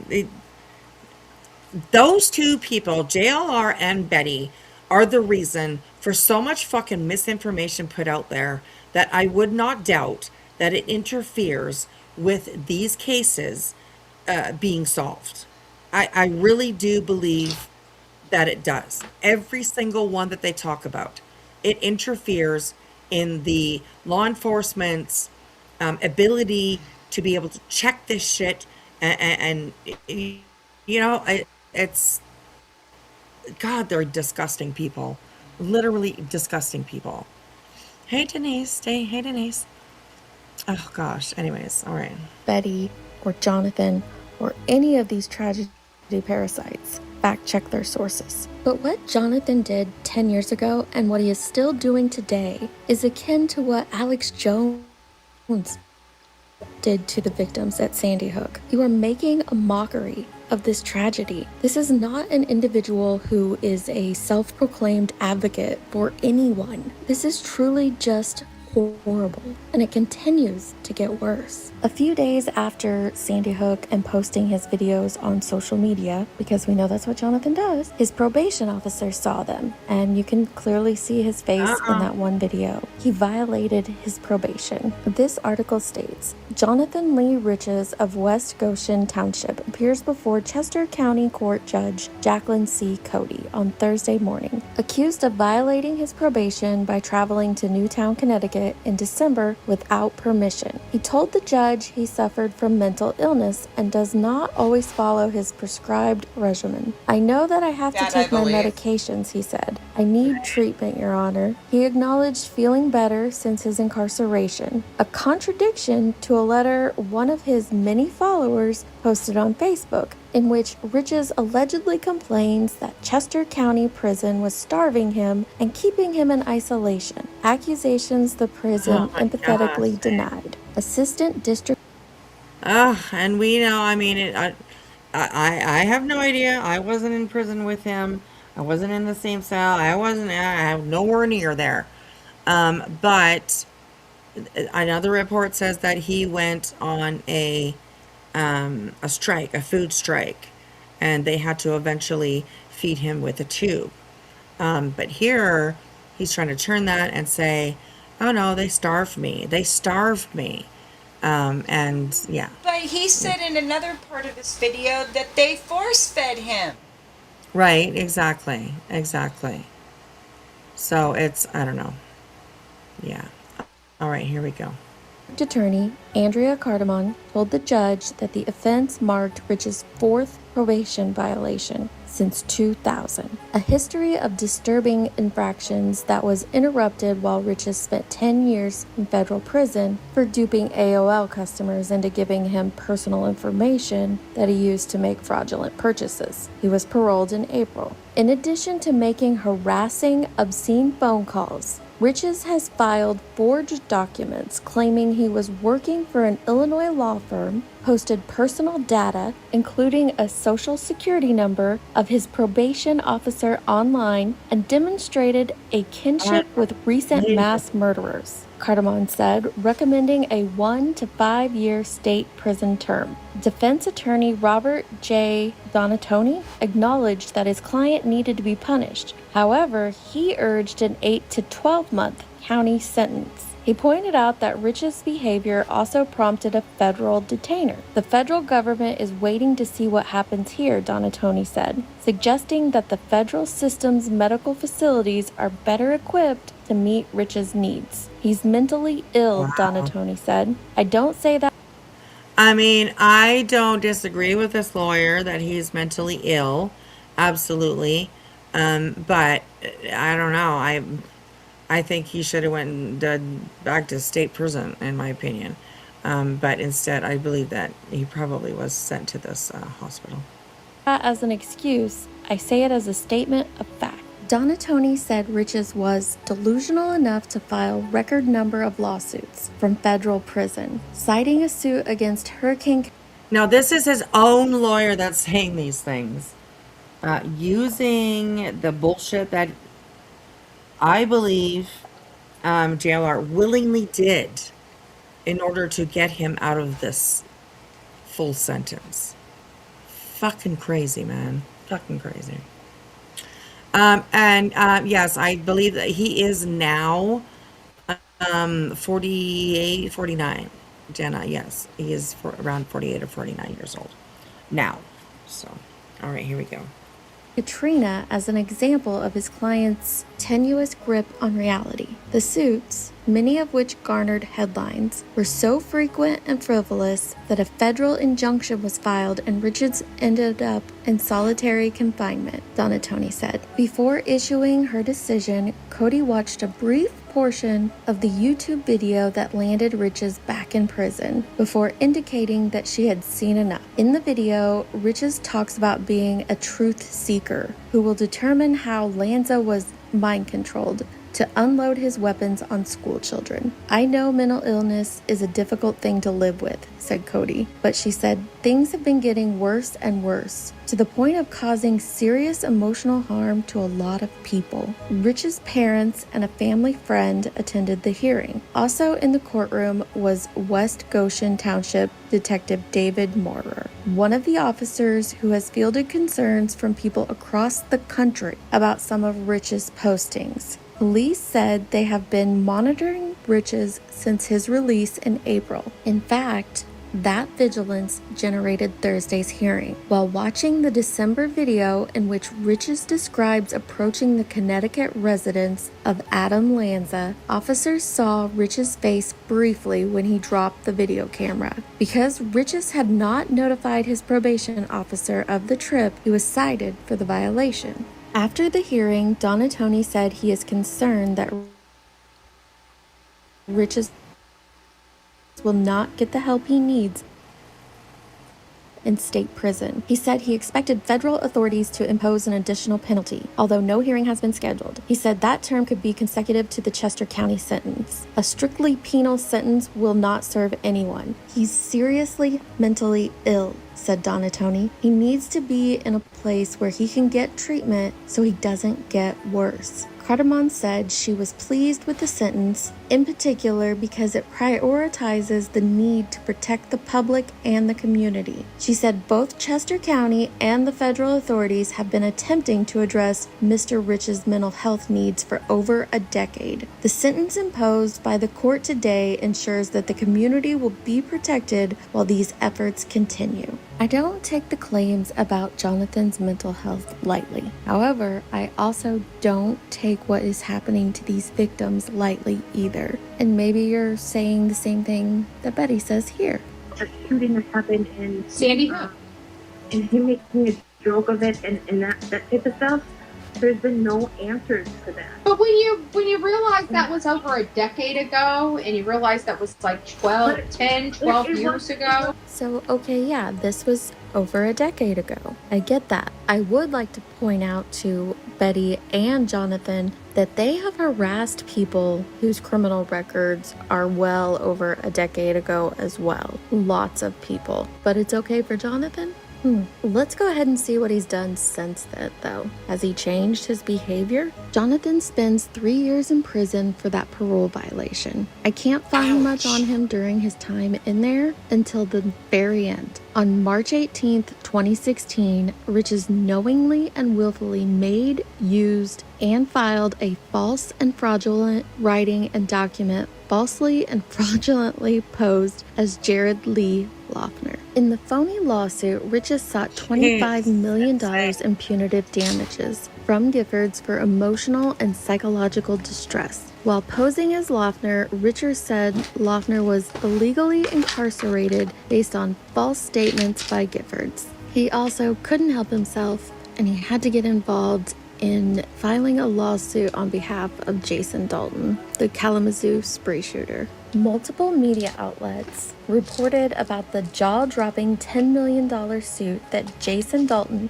the alleged Kalamazoo spree shooter, had purportedly filed against ride-sharing company Uber. Dalton, a former Uber driver, stands accused of killing 6 people and wounding 2 others between passenger pickups on February 20th in the western Michigan town. News of Dalton's supposed suit came days after police revealed that during an interrogation, Dalton claimed that he was possessed by the devil through his use of the Uber app. In the multi-million-dollar suit, Dalton alleged that Uber had subjected him to a hostile work environment and that working for the company had ruined his life. When it was discovered to be a hoax and Riches was called out, this is what he had to say for himself. I, Jonathan Lee Riches, wrote the lawsuit. I drafted it up and it got sent to the courts. And I'll tell you the reason why I've done it. This jerk here ruined a lot of families. He hurt a lot of people. Okay, I am seeing a couple of people saying that there is a channel, Fazinski, talking shit about you right now on her stream. I am not able to find it, so if anybody has a link, please. I think it was just a troll trying to distract. Please feel free to. Okay. Kicked and blocked. All right, trolls. Okay. All right. There we go, guys. Okay. Thank you, guys. I appreciate that. So, anyways, here we go. Do you understand? And now he's sitting. I'm letting a lot of this just play. I'm trying to just get through as much. It's taken us a lot longer than I thought to get through this. But actually, I've got to jump down, sweetie. Okay. All right. I love you, girl. I love you too. I'll be listening in chat though, because this is interesting. Yeah. All right. Thanks for hanging out. Thank you. Love you guys. All right. Okay. Love you. Bye. Bye. Bye. Okay. Here we go. In jail at the taxpayer's expense, sitting comfortably in solitary confinement. He's sitting there eating commissary and just sitting nonchalantly. Well, it ain't happening. I'm speaking up on behalf of all the victims of this tragedy. My intent was to file the lawsuit, not necessarily to fool the media, but I wanted to create a lot of hostility towards Dalton. He's sitting in prison comfortably. You know, if you file a bunch of lawsuits in an individual's name, the clerk of court and the court will pretty much authorize the prison to take $350 out of that person's account because they have to pay the filing fees. This is in reference to the 1996 Prison Litigation Reform Act. So what I'm trying to say is the more lawsuits that get filed in Jason Dalton's name, the clerk of court and the courts will send a notice to the jail or the prison, wherever the individual is, authorizing them to take $350 out of the prisoner's trust account. Therefore, Jason Dalton can't get no commissary because his account will be frozen. He'll be so in debt to the courts. I hope people all around the country file suits in his name. I'll continue to file suits in this man's name, and I strongly encourage other people to do it. Dalton might be a monster, but what Jonathan did is he turned him into a victim of Jonathan's crime. There are 2 more lawsuits that Jonathan did before he was released from prison that I want to share with you. And it might be repetitive of me to go over these suits, but I want you to realize the scope of what Jonathan has done, the torment that he has put on people. And I know he probably thinks these lawsuits are a victimless crime, but they're not. In this handwritten lawsuit, Jonathan poses as a man named Jahidi Shitz.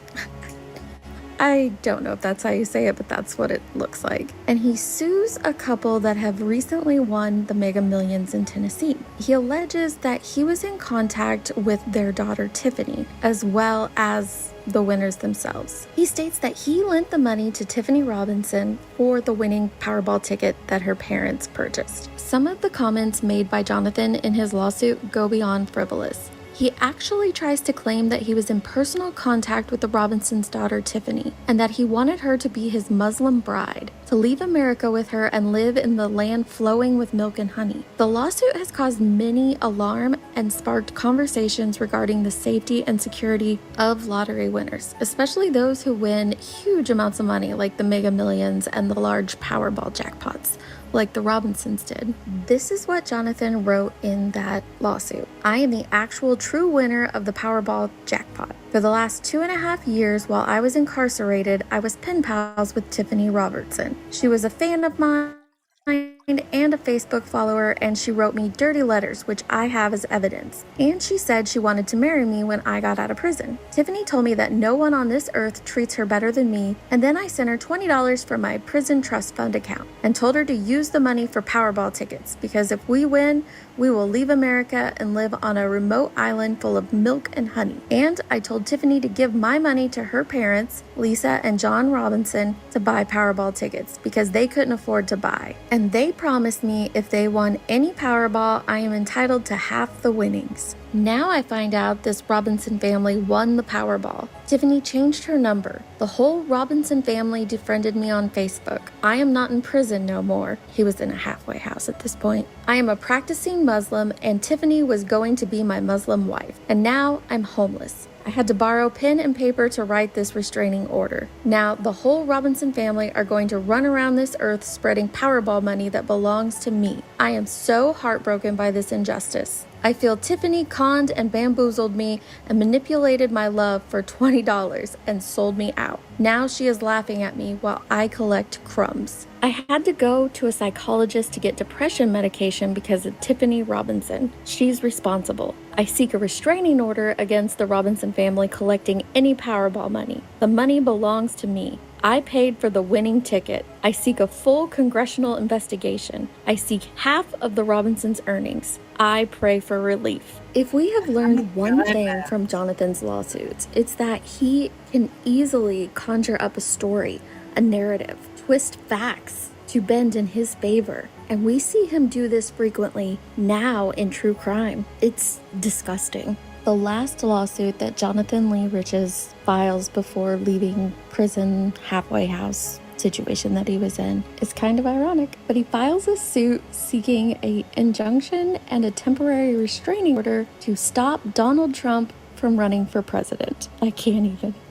The reason it's ironic is what he spends the rest of his year doing. Whew, we're gonna get into it. After his release, Jonathan spends the rest of 2016 and 2017 perfecting his skill. I don't know what else to call it. He becomes very prolific in social media, creating multiple Facebook accounts, YouTube accounts, Twitter accounts to troll people with, even to troll himself at times. Very odd behavior, a behavior that I believe he continues to this day. But he also starts to go quote unquote real life. Although his past crimes affected real people, they truly did. What he begins to do though is actively attack people on social media and cases, of course. It's very evident that he is drawn to whatever the hot topic is of the time. He attended the Bill Cosby trial in September and offered Cosby Jell-O every time the rapist entered and exited the court.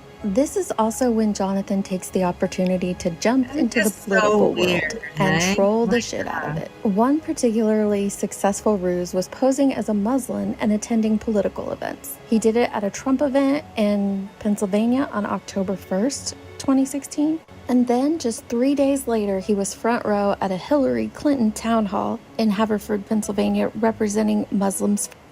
God, look at him. There he is. Oh, unbelievable.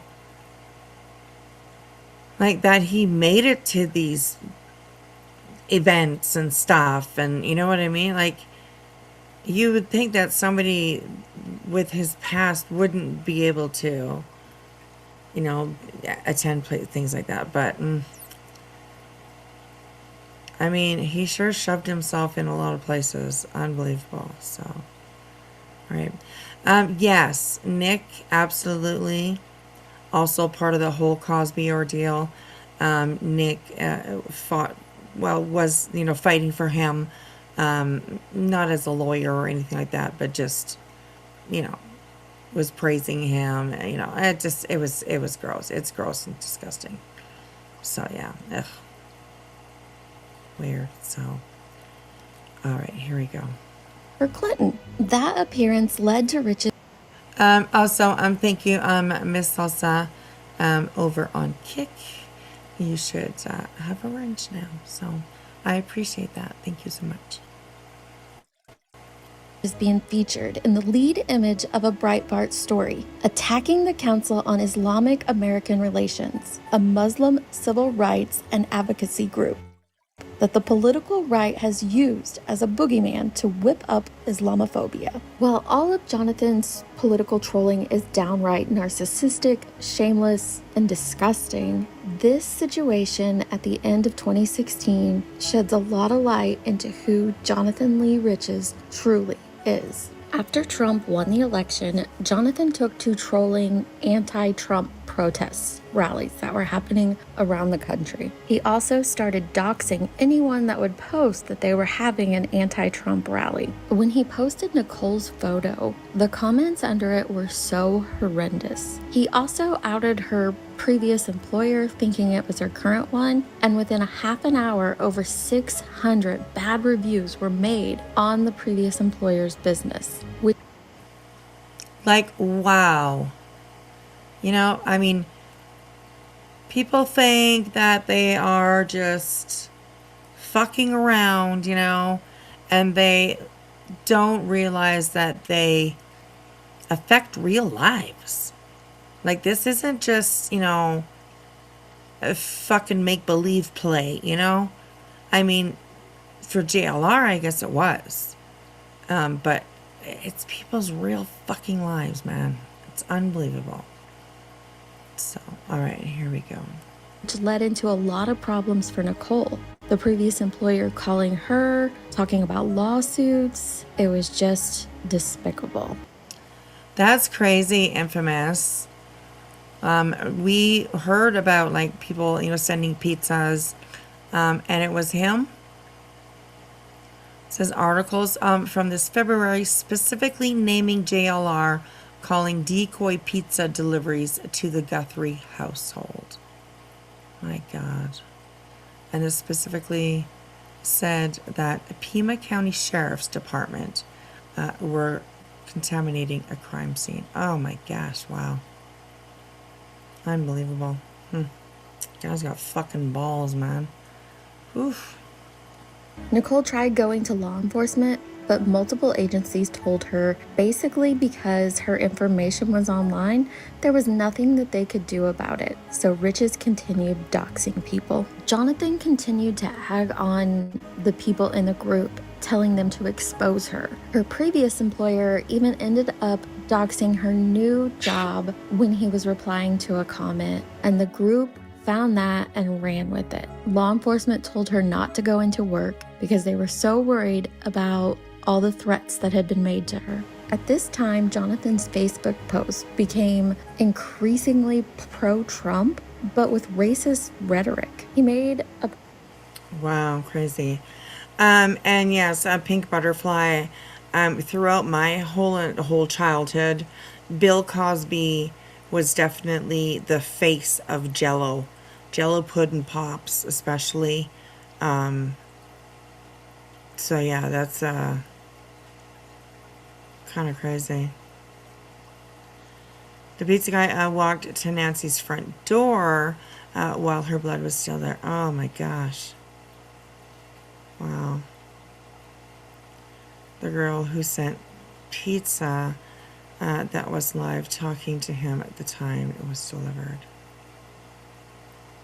Oh my goodness. Okay, thank you, Infamous. I will. I appreciate that. This guy that went to the door was watching live. Crazy.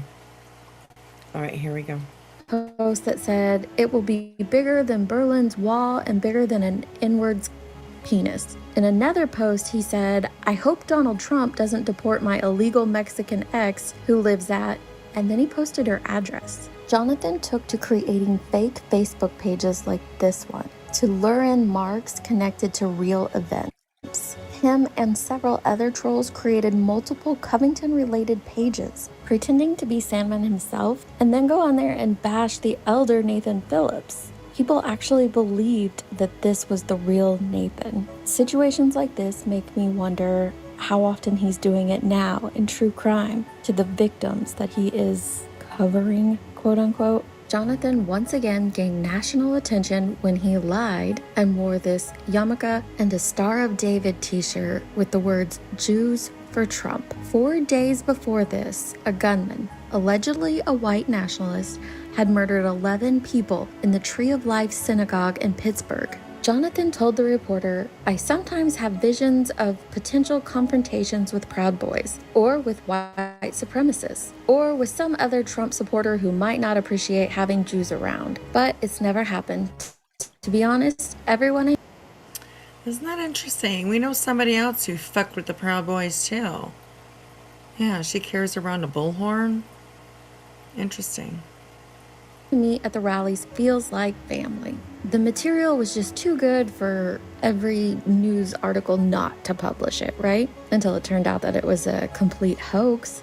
And a few days later, the New Yorker had to take the article down when they found out that Jonathan Lee Riches was indeed not Jewish. In November, Riches released a book about his litigation exploits called Nothing is Written in Stone. One of his co-contributors also writes for white nationalist publications. In 2019, Luke O'Brien, a reporter for the Huffington Post, does an interview with Riches where he answers some questions for him. I think it's important to go over these answers again just to give us a little insight into this bizarre mind. Luke asks, "How long were you in prison?" Riches says, 10 years. Got out, and then I went to Sandy Hook and left the state without permission. So I violated probation. I got 3 years for a violation. I actually went up there like a conspiracy theorist to see what was going on. I just thought it was fascinating to go there. I actually got on my knees and prayed at the memorial. Then I got up and some reporter was in my face. Then I just winged it. I just said, "My name is Jonathan Lanza. I'm the uncle of the shooter, and I'm here to give respect to the victim's family." He just winged it. You know? At a memorial for an elementary school shooting. It is, yeah. Glitter is forever. I agree, actually. I agree. As you see, she says the parallels between him and Nick are uncanny. And I agree. I agree. Netflix worthy, you think so, Ari? My goodness. I mean, maybe that's what he's going for. I don't know. I don't know. He's always searched for some sort of attention, you know? All of it is selfish, you know, attention that he's looking for himself. It's crazy. So, Petty, what's elementary? At the Sandy Hook elementary school shooting is one of the horrible tragedies that JLR has played off of, used, you know, disrespected, yeah.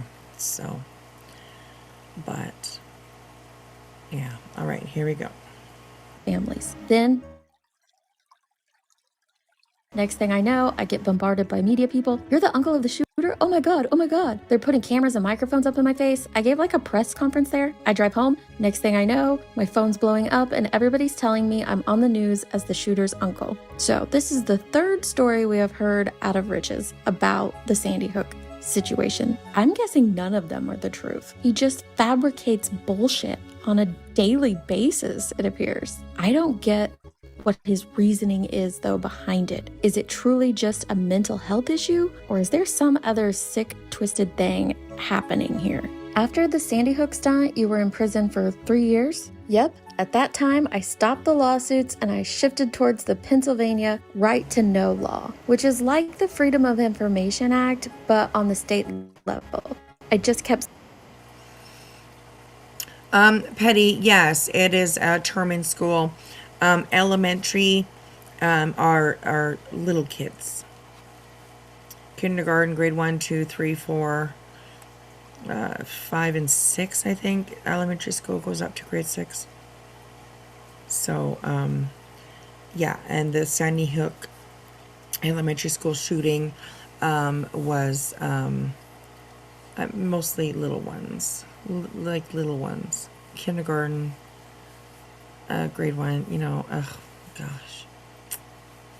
Very, very sad. Very, very sad. So we're just learning about who JLR is, what he did, you know, all this shit that he did, all the disgusting things that, you know, all these tragedies that he used for his own sick benefit, self-satisfaction. And I don't mean, you know, sexually or anything. I mean just like some fucked up mind fucking weird shit. So yeah. You have nursery, primary, middle school, and college. Okay, so elementary would be like a primary. I think nursery would be like preschool over here. So you would be looking at the primary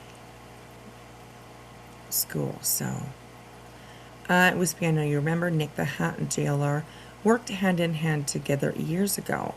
Think about all the disgusting stuff that happened within Sebastian, and what JLR does is all in one sit. Yes, yeah. Oh God, it's just, my gosh, it's horrible. It's horrible. God, these people are disgusting. I don't understand it, but all right, here we go. Submitting them and submitting them. Like, I want to know Taylor Swift's educational record. Every department in Pennsylvania. I want to know how many gallons of milk your milking department made in the month of blah, blah, blah. Just stupid stuff. I was just creating a clusterfuck. That was my entertainment when I was in prison. This is a lie, because we know for a fact that he filed multiple lawsuits while he was in jail that second time around. But this also shows us he likes to just file FOIA requests for the simple fact of filing them. I don't believe for 1 second that he cares about the people that he's producing content on YouTube. You got out of prison the second time in May, which was coincidental. Rich's replies, that's where I got fascinated, because Mr. Trump comes and then he's just is not politically correct. He's just a candidate that I instantly paid attention to. I was looking at the online reactions to him and stuff, and then I trolled off of other people's reactions. So Trump was your entry point to political trolling? Political and online trolling, yes. And real life trolling. Once he got the nomination, then that's when I started, especially in Pennsylvania, because Pennsylvania was a hotbed state. So I was going to every single rally with anybody that was a high profile political figure. I went to a Hillary Clinton town hall meeting and they placed me right behind Hillary Clinton as a Muslim for Clinton. I shook her hand and everything. Sometimes the campaigns put people behind a certain candidate if you fit a narrative, whatever, like that. Tell me where and when the New Yorker interview happened. It was at the Fort Myers Trump rally. I was just standing in line as Jews for Trump, and this photographer came up to me, liked my shirt, and started asking me some questions. Wanted to take my picture. He was directing me. He was telling me exactly what to look at, the way I should position myself, which was strange because I never had anybody do that. So he took my picture and gets my information and says a reporter is going to get back to me. And you were wearing a yarmulke the whole time? Yarmulke, Jews for Trump shirt, Trump shoes, shoes that have Trump on them. And then I just told that guy, my name is Jonah. I just took a Jewish name. I figured Jonah was Jewish, Jonah Rich. I was gonna say Rothschild, but I just said Jonah Rich. You were posing as a Jew after a massacre in a synagogue. Do you think there's anything wrong with that when so much anti-Semitism is swirling around and you're not Jewish? And people might interpret it as you making light of a tragedy. My mind at that particular moment for that particular rally was go down there, Jews for Trump, and show that Jews do support Trump. But you're not Jewish, right? No, I'm not Jewish at all. So you were creating disinformation that in the wake of an actual tragedy could be viewed, especially by the people in the Jewish community, as very disrespectful. I'm just thinking of myself in that moment. With different rallies, I try to go with different themes. So I had that Jews for Trump shirt and I had that yarmulke for a while, and it was just an opportunity to use it at that time. Just the luck that the tragedy happened. I'm like, okay, I'm gonna run with the Jews for Trump because of the tragedy. I don't think about the long-term consequences as far as disinformation or offending anyone, but I understand after the fact that people could be offended. My belief system But shows you don't no give a shit. You give no shits. That's it. No shits. You don't care. And I think that you do know before you fucking start all this shit that people are going to be offended. Like, you're a grown fucking man. Mental health issues are not. Like, I don't think that there's anything that we have seen that portrays your inability to tell the fucking truth, you know, or to know what the truth is. Let's put it that way instead, you know, to know what the truth is. You do know what the truth is, but you're willing to, you know, fucking just stampede over anybody and everybody.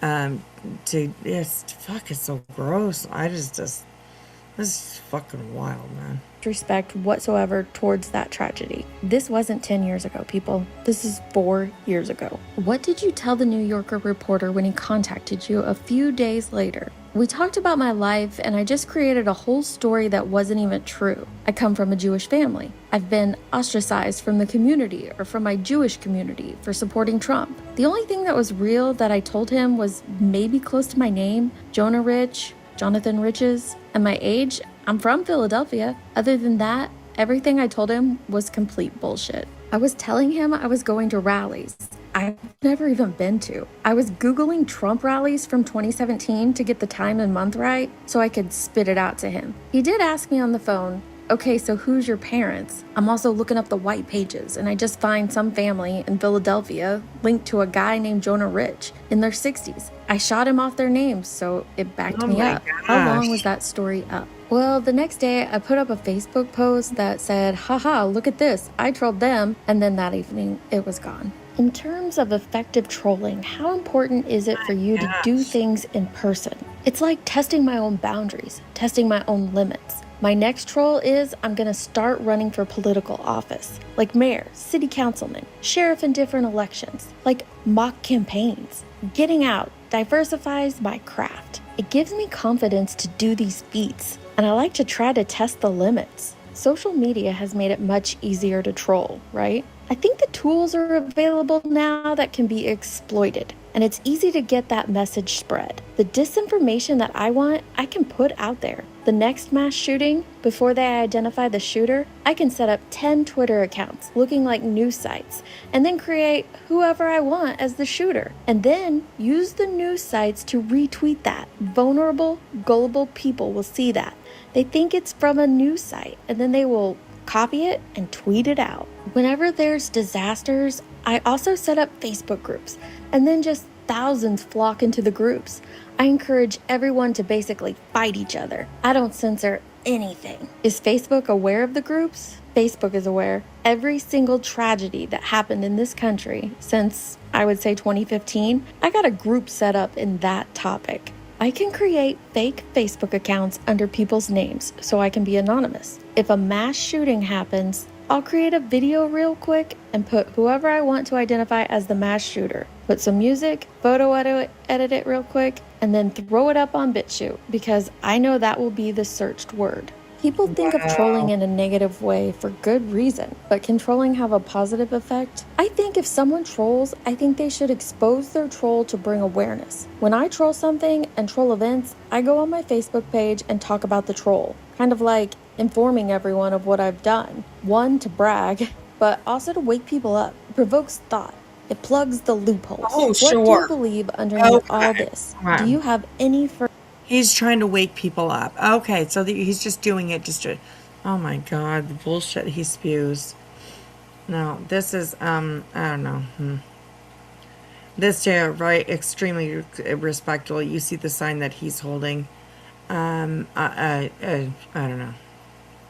Wow, this is crazy. Firm beliefs. What are your politics? I'm just an atheist from a Christian family. I don't practice any religion. I don't hate anyone for their religion. I might pretend I belong to a religion, but not to disrespect it. What about your politics? I made a choice. Whoever's in power, that's who I'm going to support. I just try to go with the flow. Obviously, I was in prison and I strongly The sign that he's holding, it says, I love cats.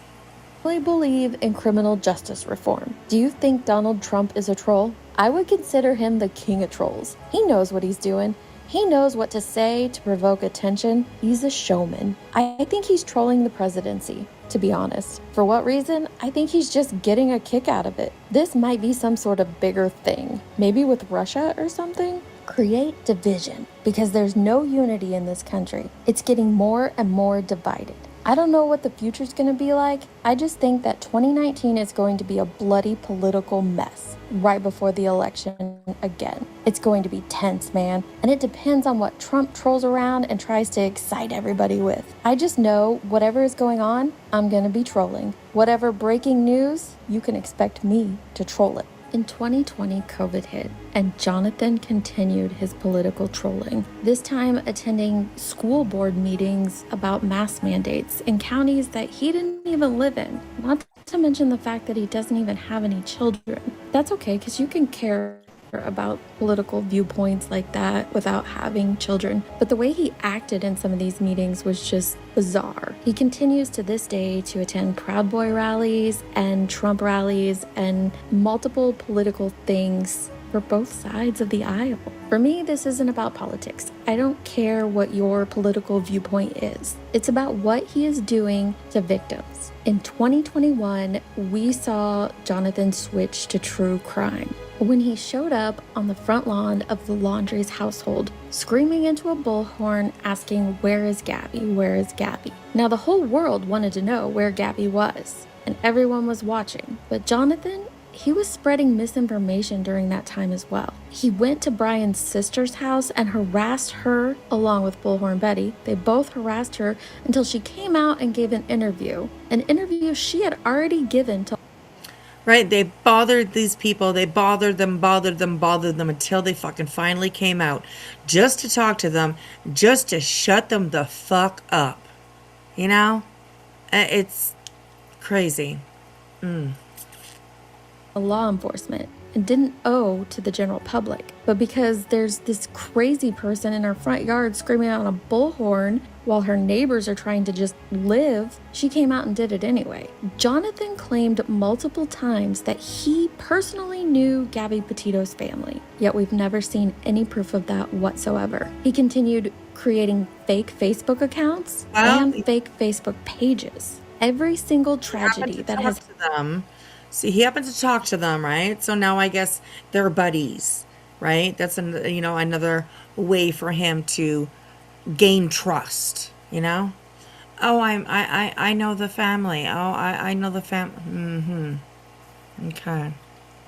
Happened across this country. I bet you Jonathan Lee Riches has a fake Facebook group for it, and he's probably spreading misinformation inside of it, or at the very least encouraging his members to fight amongst each other. Why? For his sick, twisted pleasure. We saw later how Jonathan went to the home of Summer Wells. He's gone there multiple times. Jonathan has a sick obsession with Summer Wells. If you scroll through his YouTube, you will see hundreds, if not thousands of videos about Summer, and all of the thumbnails are odd. More importantly, though, he's spreading misinformation about that case, and that is not doing that victim any justice whatsoever. He's done it with He doesn't want that, though. He doesn't want that justice. You know, he wants that chaos. He wants to, create that so he can insert himself even more, you know? It's all... I don't know. It's just, I can't see it anywhere. Just seems all planned out, you know, mapped out. However you want to put it. Like it just, they don't want no justice. They want that chaos, you know, so they can go in and say, "Oh, look at all the chaos." Like, Most major cases that we have seen today: Michael Vaughn's, the Idaho 4 case, the Murdoch case. Anywhere something is happening, Jonathan Lee Riches is there trolling like a parasite. and he has thousands of people commenting under his videos. Thank you so much for this information. Oh my gosh, you're the best ever. What did he do? He told you some narrative that he wants you to believe, and he pointed his hand at it. That's all he did. He continues to dox victims around these cases as well. Right now, his sights are set on Dylan from the Idaho 4 case, and he is going at her at full force, creating narratives and stories that don't make any sense, but harm Dylan and her loved ones. For why? I don't believe that it's for super chats or money like other people in this tragedy pimp community. No, I think Jonathan derives some sick, twisted pleasure from all of this, and I think he has for a very, very long time. And if we keep feeding the troll by giving him clicks and views or attention like this, although I hope this comes across as informative to some people, but if we keep feeding the troll, it's just gonna get bigger and bigger. And when will he stop? When will he stop harming victims and their families? If you made it this far, and I'm sorry, I know it's long, but I hope you learn from Jonathan himself how he teaches us that he is a parasite to the true crime community. So I'm begging, please, please stop exploiting the tragedies in this country. Stop creating division and hate and misinformation, because there's already too much of it in our world. We don't need any more. I also want to take a moment to remember those beautiful souls that were taken way too early. Charlotte, Daniel, Rachel, Olivia, Josephine, Dawn, Dylan, Madeline, Catherine, Chase, Nancy, Jesse, Anna Grace, James, Grace, Anna Marie, Emily, Jack, Noah, Caroline, Jessica, Avael, Lauren, Mary, Victoria, Benjamin, and Allison.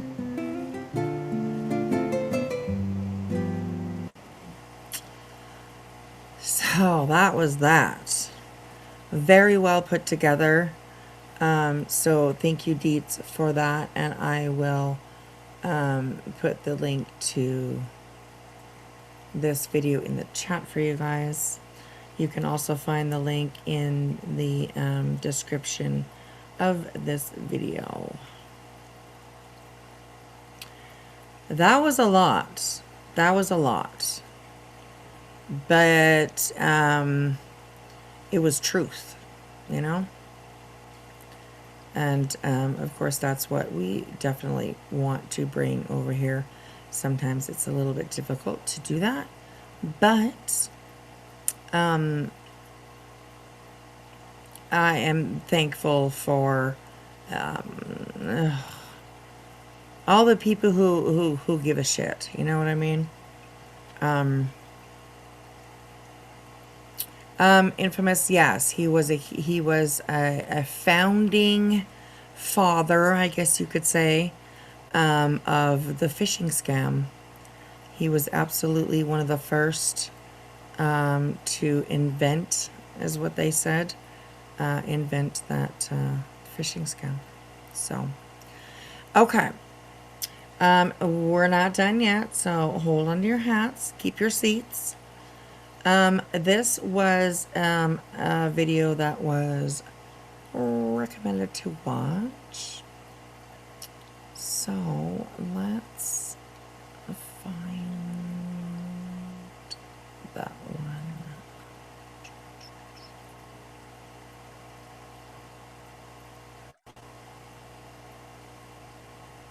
Okay, so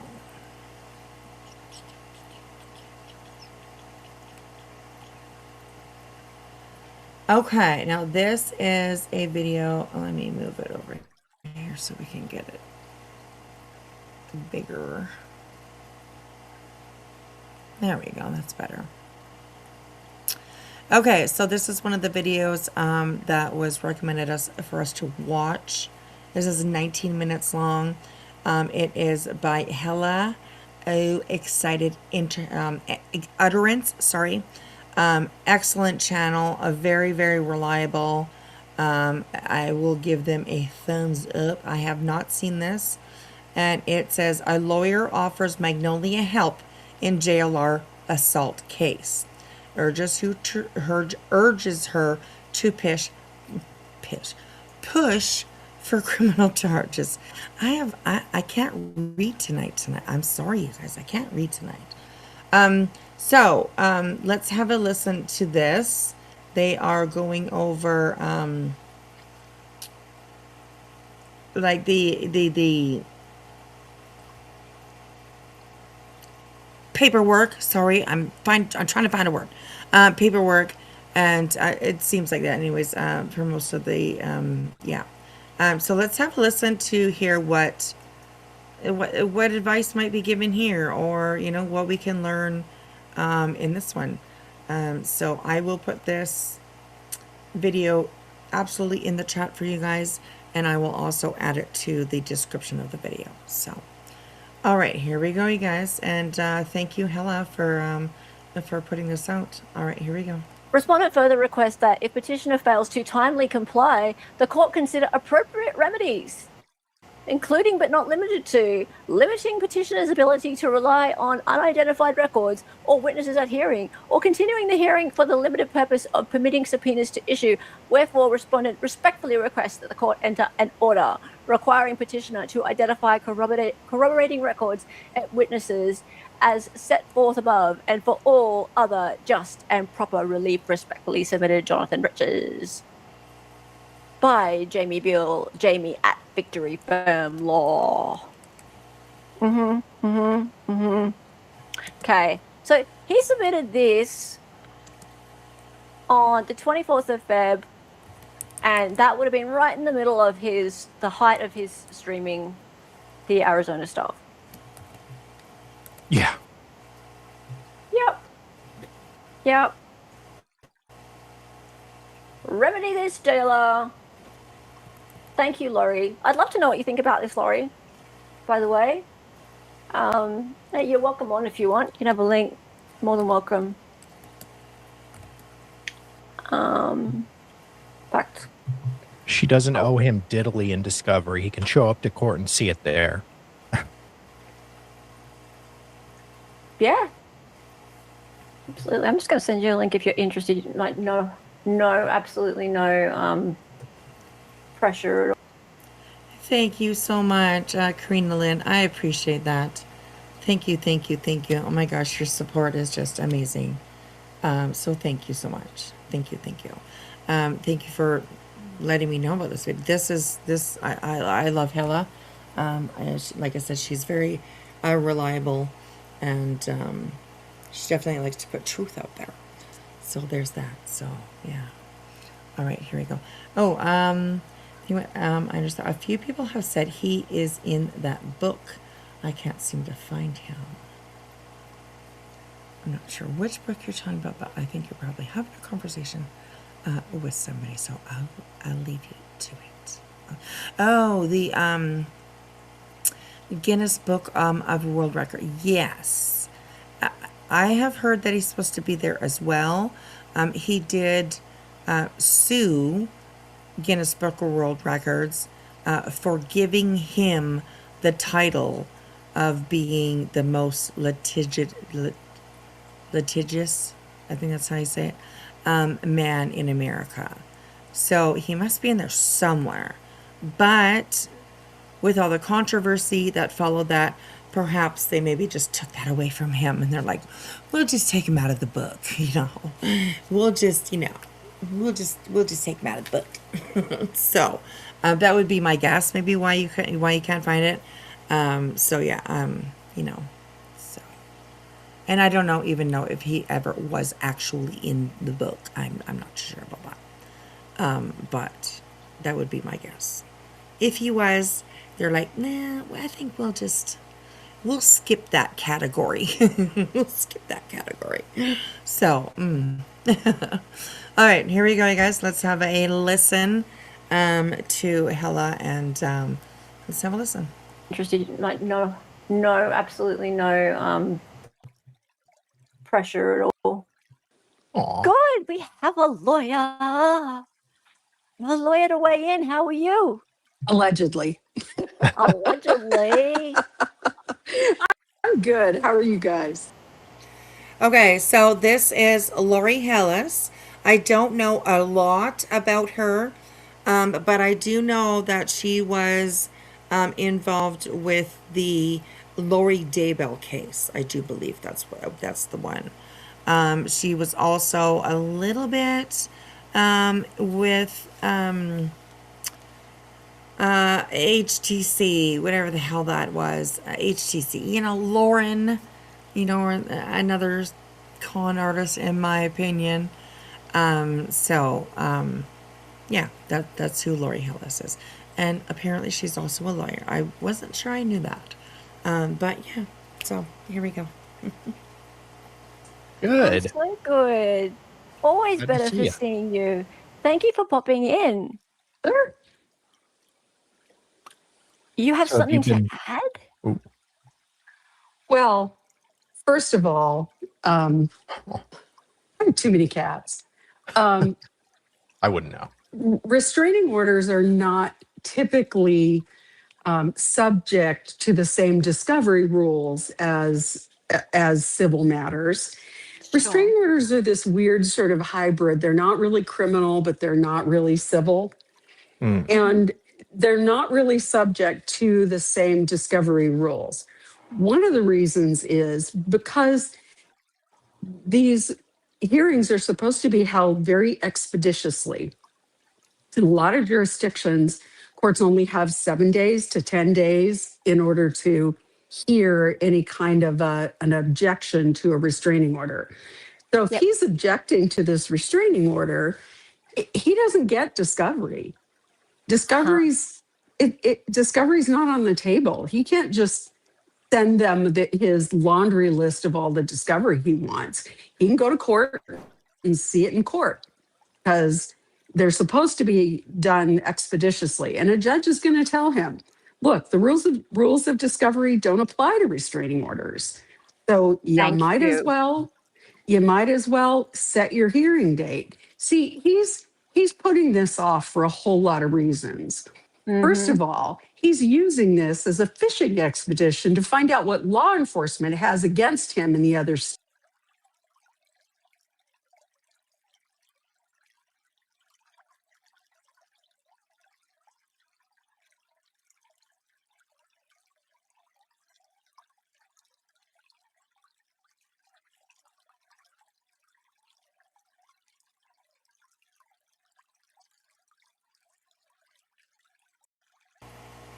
Hello. I was muted. I apologize. Lori Hellis names sounds familiar, and yes, I think that she definitely was. I'm pretty sure part of the, like I said, the Lori Daybell case, and a little bit to do with Lauren as well. So I think that they did panels together or worked together a little bit that had to do with the Daybell case. So I think, not 100% on that, but I think that's where we know her from. So yeah. I will provide, with me the information. I have them in PDF. If you want them, and then if you wanted to share the links, I could put them on my camera. Okay, Infamous, that sounds good. Absolutely. She's the good Lori that used to give law advice on hidden true crime. Okay, thank you, Teresa. Apparently, Lauren gave out the manuscript. Oh, right. Yes. Lauren gave out the manuscript of her book before it was published. I remember that, yes. I remember that. And she had given Lauren the manuscript just to get her advice, I do believe. And that's what she did to her. Bitch. Anyways.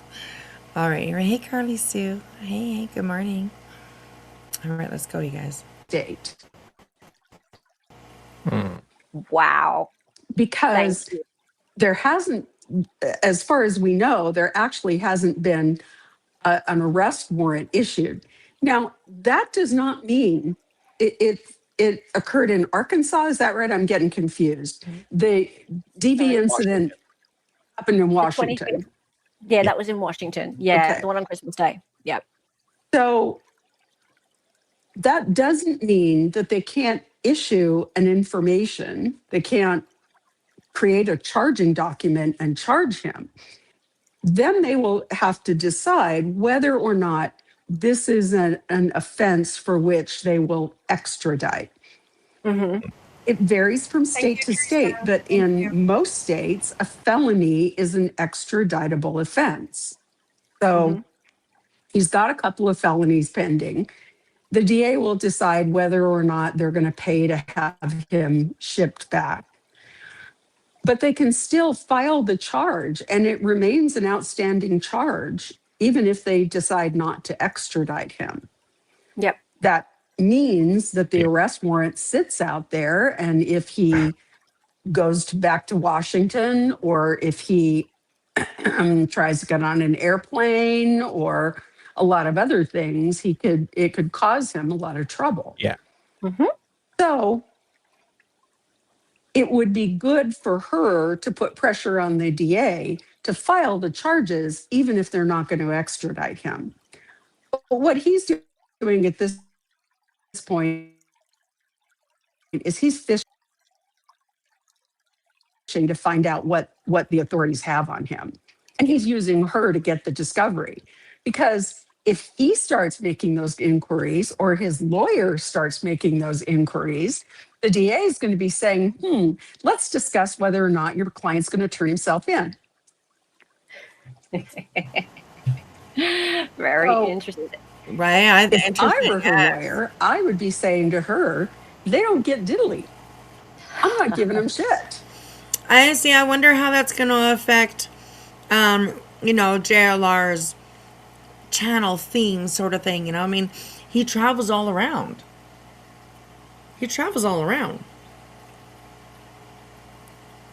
Interesting. You better start paying for gas prices, I guess. He's going to have to drive everywhere if he can't, board a plane. Interesting.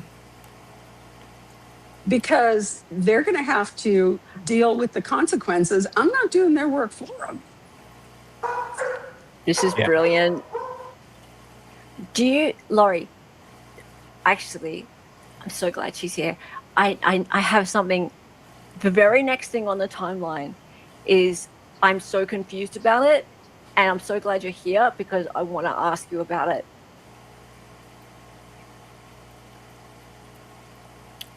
So it says, what is this no contact order on 18th of March? Remember, this video was put out before that. So, here we go. If you have a hearing and the restraining order is upheld, it automatically precludes you from owning firearms while the order is in place. Well, he's a felon anyway, so he can't have firearms. Okay. Yeah. Okay. For whatever reason, they agreed to a 3-year no contact order in lieu of the restraining order. And the restraining order could trigger other things. So, for one thing, a civil no contact order is not enforceable by arrest.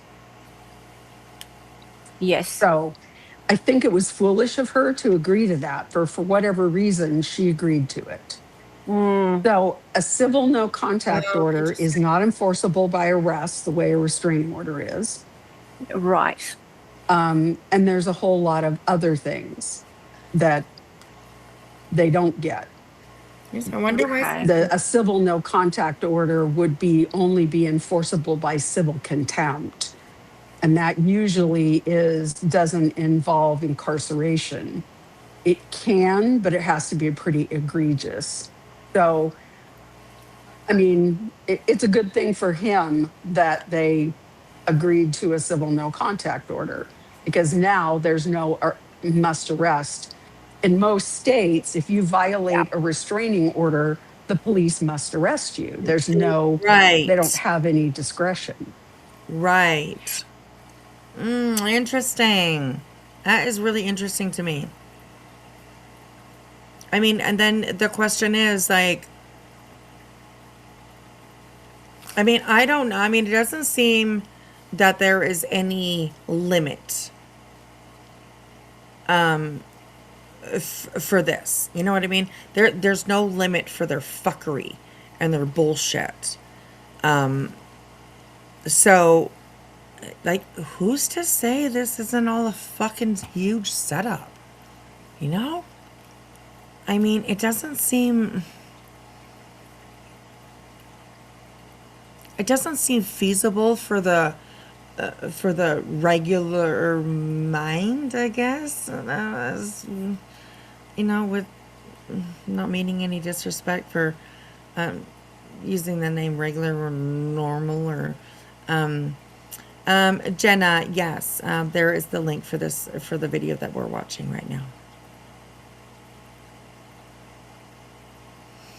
Paid off who? Well, maybe he paid off Magnolia. You know?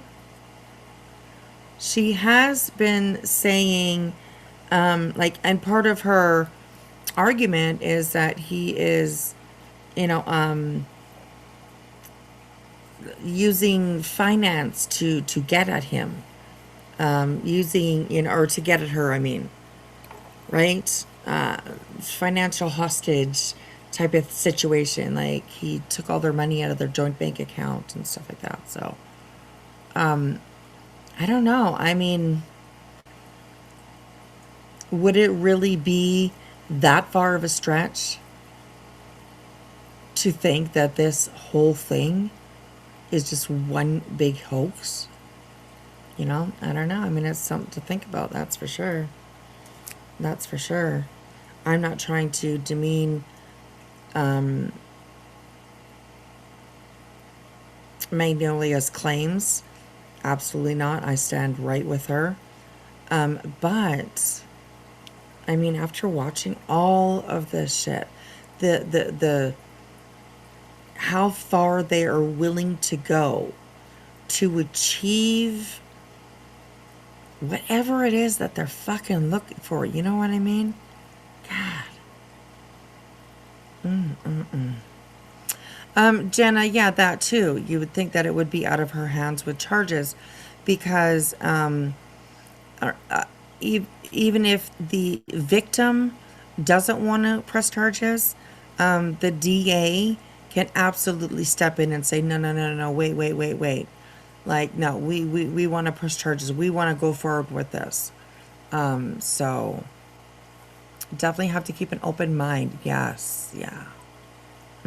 Interesting. Okay. Teresa, watch the rest. Okay.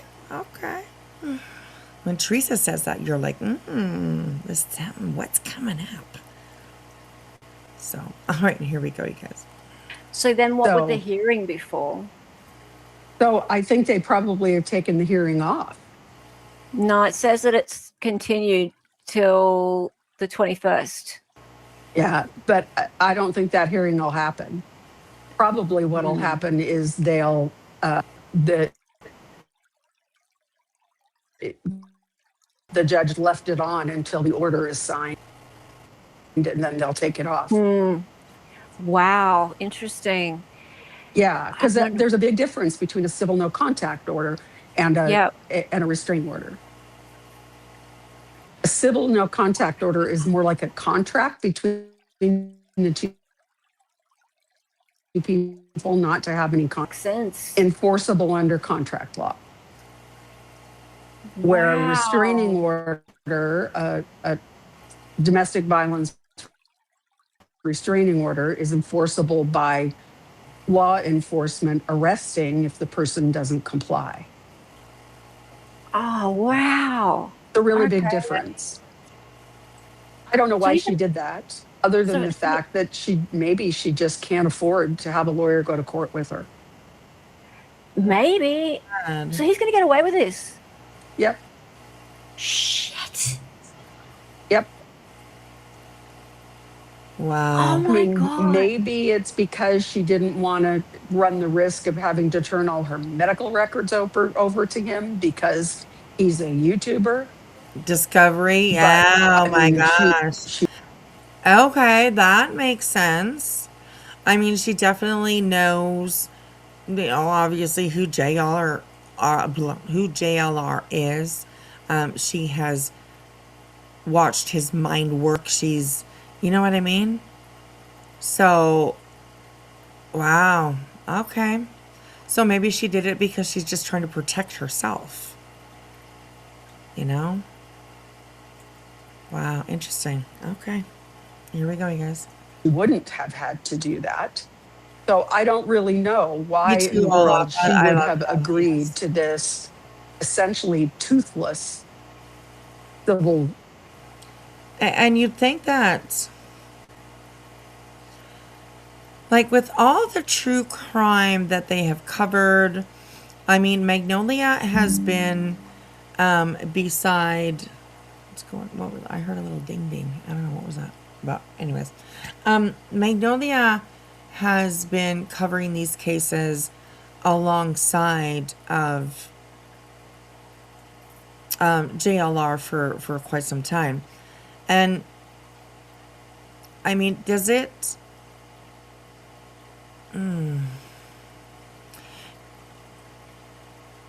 I don't know, you would imagine that maybe she would know a little bit about this type of situation. I don't know. But, Little Bird, I think it just makes for a stronger case on her end. Okay. Hope she gets the help that she needs. Me too. Me too. It's too bad because she must have medical bills. Maybe he paid them. She helped build his channel. She has definitely helped over the last, I would say, 3 years. For sure. For sure. So. In the long run, if the allegations are true, it's not safe for her to do this. Yeah, I mean, definitely puts a question in your mind, eh? So, it shows she was granted the 3-year RO, and in fear of, yes, but it does say, like they were just pointing out, it says that she agreed to a 3-year NCO, which, like they were saying, that is different than an RO. A lot of times it's, I mean, we kind of categorize all of those kind of things into one kind of in this community. And we tend to say RO, restraining order. You think it, I mean, that's basically what it is, but it's different. So right, Teresa, she signed a no contact agreement instead of a restraining order. So yeah.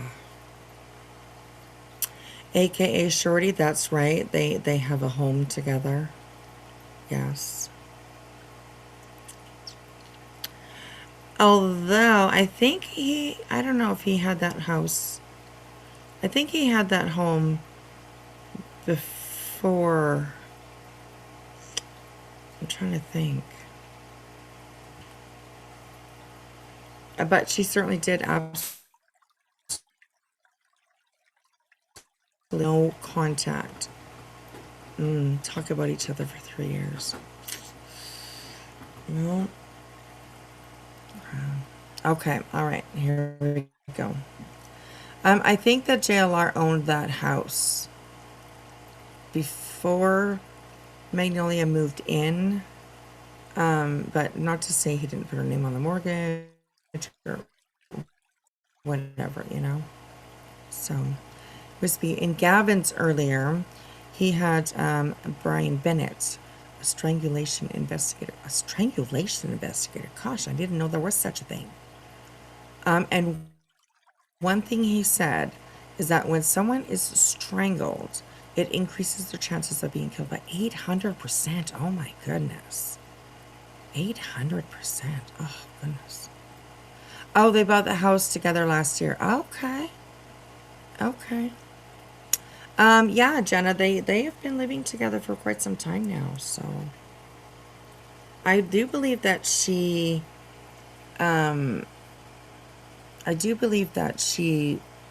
moved in shortly after they started dating. I if I remember. And she said he did it to her over 24 times. Yes. I hope she doesn't let this slide. I sent you a link in your email. Okay, thank you. Thank you, Glipper. Okay. All right, here we go. No contact order. I think,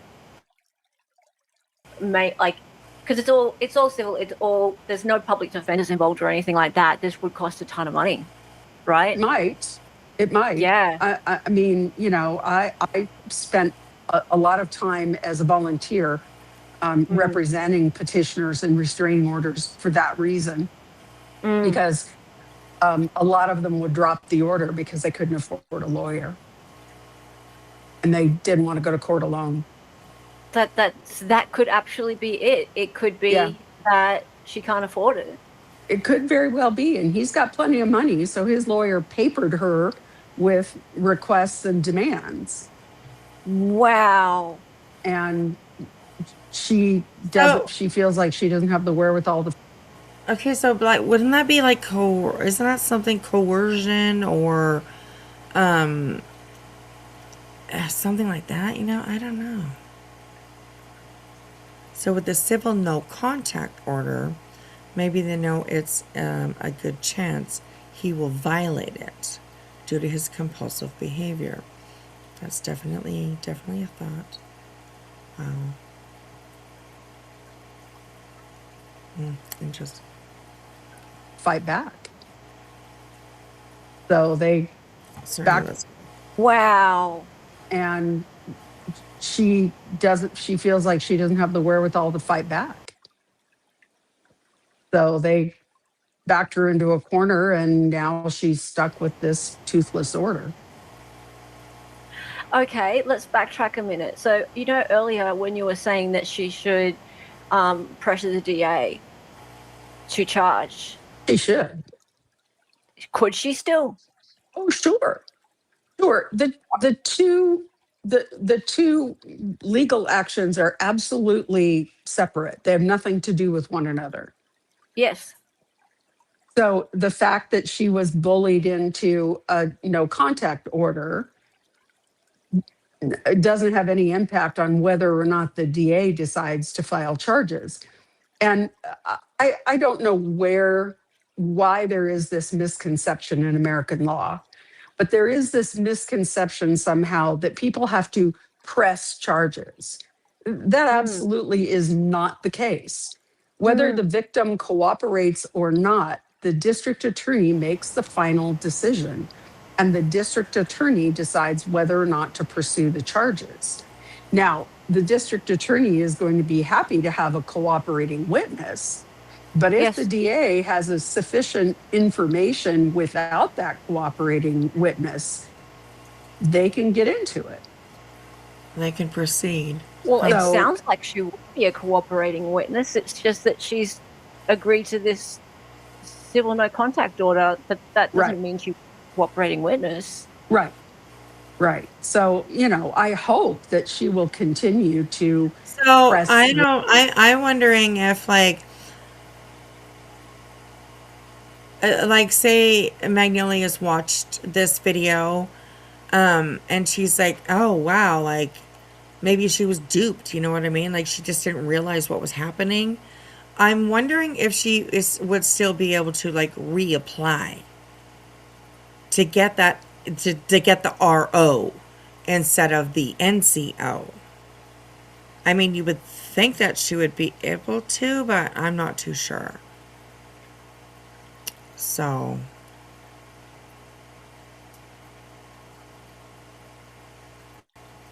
I think they're just taking their time at building a case against him. I guess that could be as well, yeah. Interesting. All right, okay. Here we go. Maybe we'll the learn. district attorney in Washington to pursue the charges. Hmm. Now, that area, Chelan, is a fairly small area, I believe. I'd have to. I'm not quite sure where Chelan County is, but it seems to me that it is a more remote county in Washington, like Middle Eastern Washington. It's not Seattle. Wow. So Someone, sorry, go. So that may, it may be more difficult to get a DA to press those charges in a smaller county. Yeah, I know it's a big tourist area, but it is not like Seattle. Lake Chelan is a very popular recreation area, kind of in central Washington. I need someone to do me a favor, because back when she was dating JLR, she blocked me. Sorry about that, you guys. Hang on a second. My kitty cats came on and decided she wanted to walk on. Oh my gosh, what happened? She So I followed. can't stand. I guess she followed. Sorry about that, you guys. My kitty cat decided to come and walk on my keyboard. And she pushed buttons, Don't push no buttons. So anyways. Chelan County is where Travis Decker was. Oh, interesting. Oh my goodness. Interesting. All right. Here we go. Hey, Pickney. Good morning. Good morning. Good morning. Follows you. I can't send this stream to her or anything like that. So I think it's important that she hears what Laurie just said. So yeah, it'd be great if thank you, Dali. I absolutely agree that she should understand that simply. I'm trying to move so I don't have all this reflection behind me. You're right. I absolutely think that she should understand that signing a civil no contact order does not preclude her from continuing to contact the DA and encouraging the DA to bring criminal charges. Yeah. One does not have anything to do with the other. Well, that's, to bring criminal charges. But I'm wondering if she can have that NCO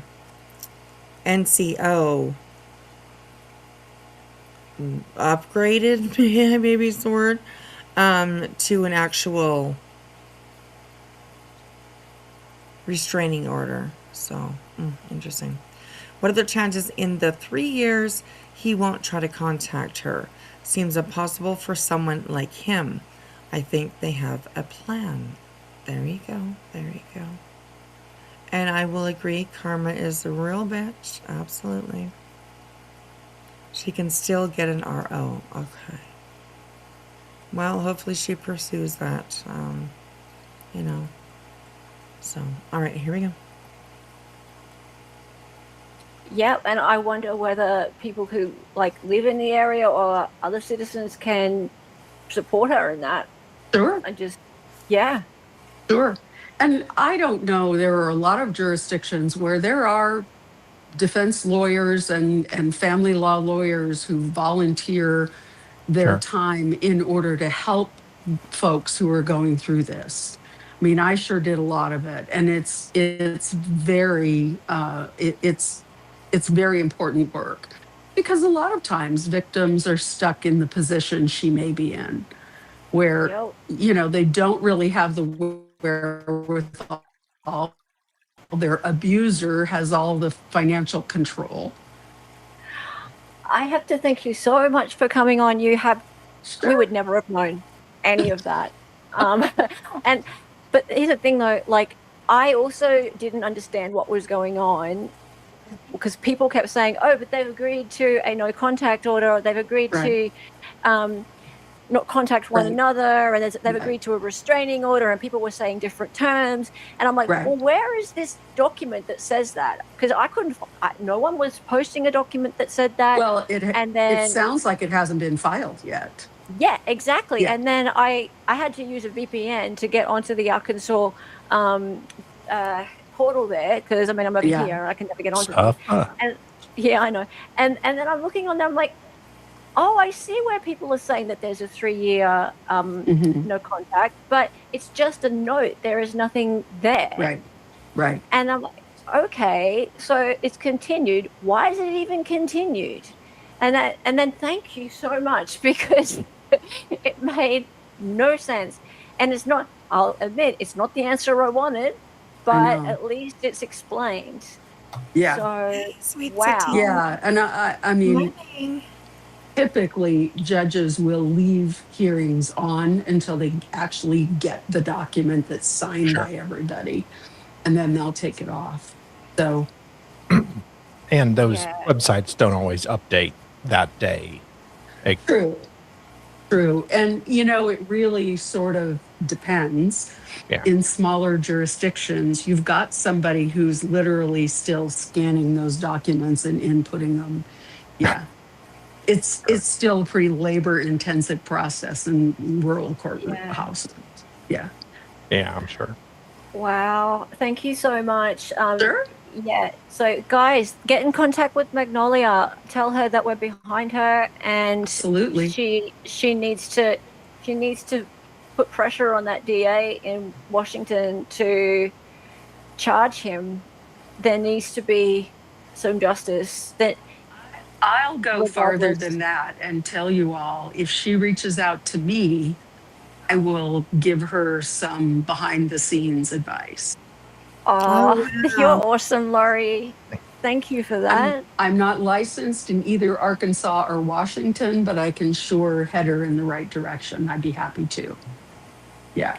Laurie is just an absolute treasure. She is. Thank you so much. Thank you. You're in chat. Rebel Soul, I kind of agree with you. Please do not reach out to Magnolia. There are people that are definitely, watching her back, taking care of her, giving her the advice I'm sure that she needs. So I definitely do not agree with, reaching out to Magnolia. If there happens to be some sort of petition that ends up coming around, then, maybe that's the way that you will be able to help out a little bit. But yeah, I definitely do not agree with reaching out to her. So, yeah. You heard she has a wonderful support system. That's good. That's good. I think she even mentioned it herself, that she has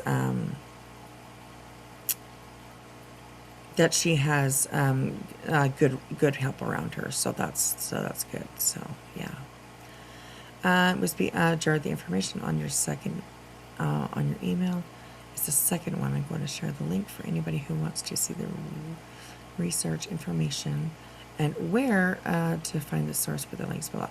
Okay, awesome. Thank you all. I will also open that and keep it. Definitely. That's awesome. Thank you, Infamous. I just feel she doesn't need the internet. I agree, Rebel Soul. I absolutely agree. She does not need the internet reaching out to her. She does not. So, right? She said it on her own post. So, yeah. Okay. Let's just finish this out just to make sure that we've showed everything. Yeah. People can't submit. Oh, but they didn't play that part. So we're going to just make sure that we play it all. I'm pretty sure they're They're definitely very close to finished, but we're going to play it all. So here we go. I sent you a link. You were just here. You explained Yeah. it so clearly, and now you're willing to help an absolute stranger. Sure. We don't deserve you. Yeah. You're amazing. Well, I've always believed that the old Bible quote, from those to whom much is given, much is expected. So I'm always happy to help out when I can. And thank you, Badass, for sending her a message. That's incredible. And can you please tell her to unblock me so I can talk to her? Thank you. Oh my gosh. Okay, so thank you so much to Hella for putting that together. I will leave the link in the chat for you guys. Where did I put you guys? Over here. I will leave the link in the chat for you guys.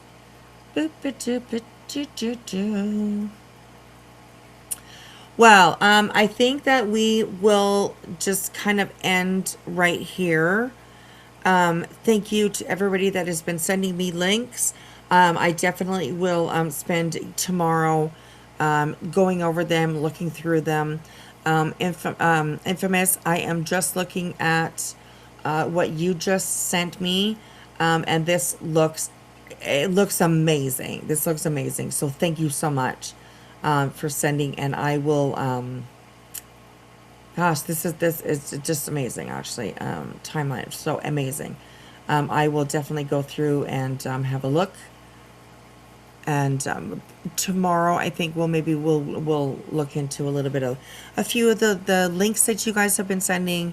And yeah, my goodness, it's a lot, I know, but I think it's important. Hopefully we don't get, struck over here or anything like that, because that would really make me really sad. But would make me really sad. So just give me a second here to get rid of all these layers that we have on, and let's get back to another one. This one. Now that's our little owl. I really got to start. There we go. All right, I can put myself in the middle here. So I think tomorrow night we will continue a little bit of this JLR talk, and also try and keep up with Heather. If you remember Heather, I definitely don't want to fall too far behind on that. So yeah. The Astro from space. My whole thing is we all too grown to even fall for this type or person. He was horrible before getting with Magnolia, and yet she got with him and stayed with his evil deeds. He did. Wow, yes, and we did, touch on that a little bit of how no matter who might be in a relationship, like what we're assuming their relationship was like, you get trapped. We mentioned last time too that the most dangerous time for somebody who is in a relationship like that is when they're leaving. So a lot of times it will hold people back, which is really sad. I want everybody to have, the power and the strength and the courage to move along, get out of it. But it's much easier said than done, right? Way much easier said than done.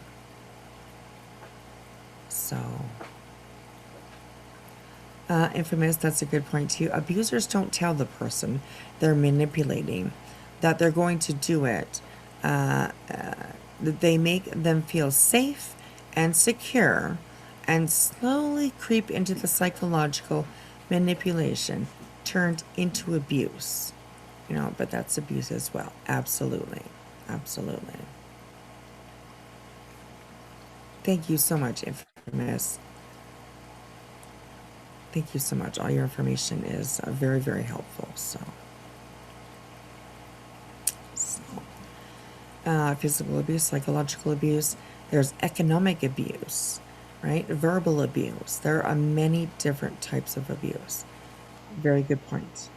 Very good point. So, all right, you guys, we're going on almost 5 hours. 5 hours. So, I thank you, everybody, for joining us tonight. I thank you to all of our new subs, our new members. Thank you so, so much, you guys. I appreciate all that you guys were giving tonight.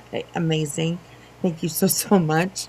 And we will see you guys tomorrow. I'll definitely be coming on tomorrow.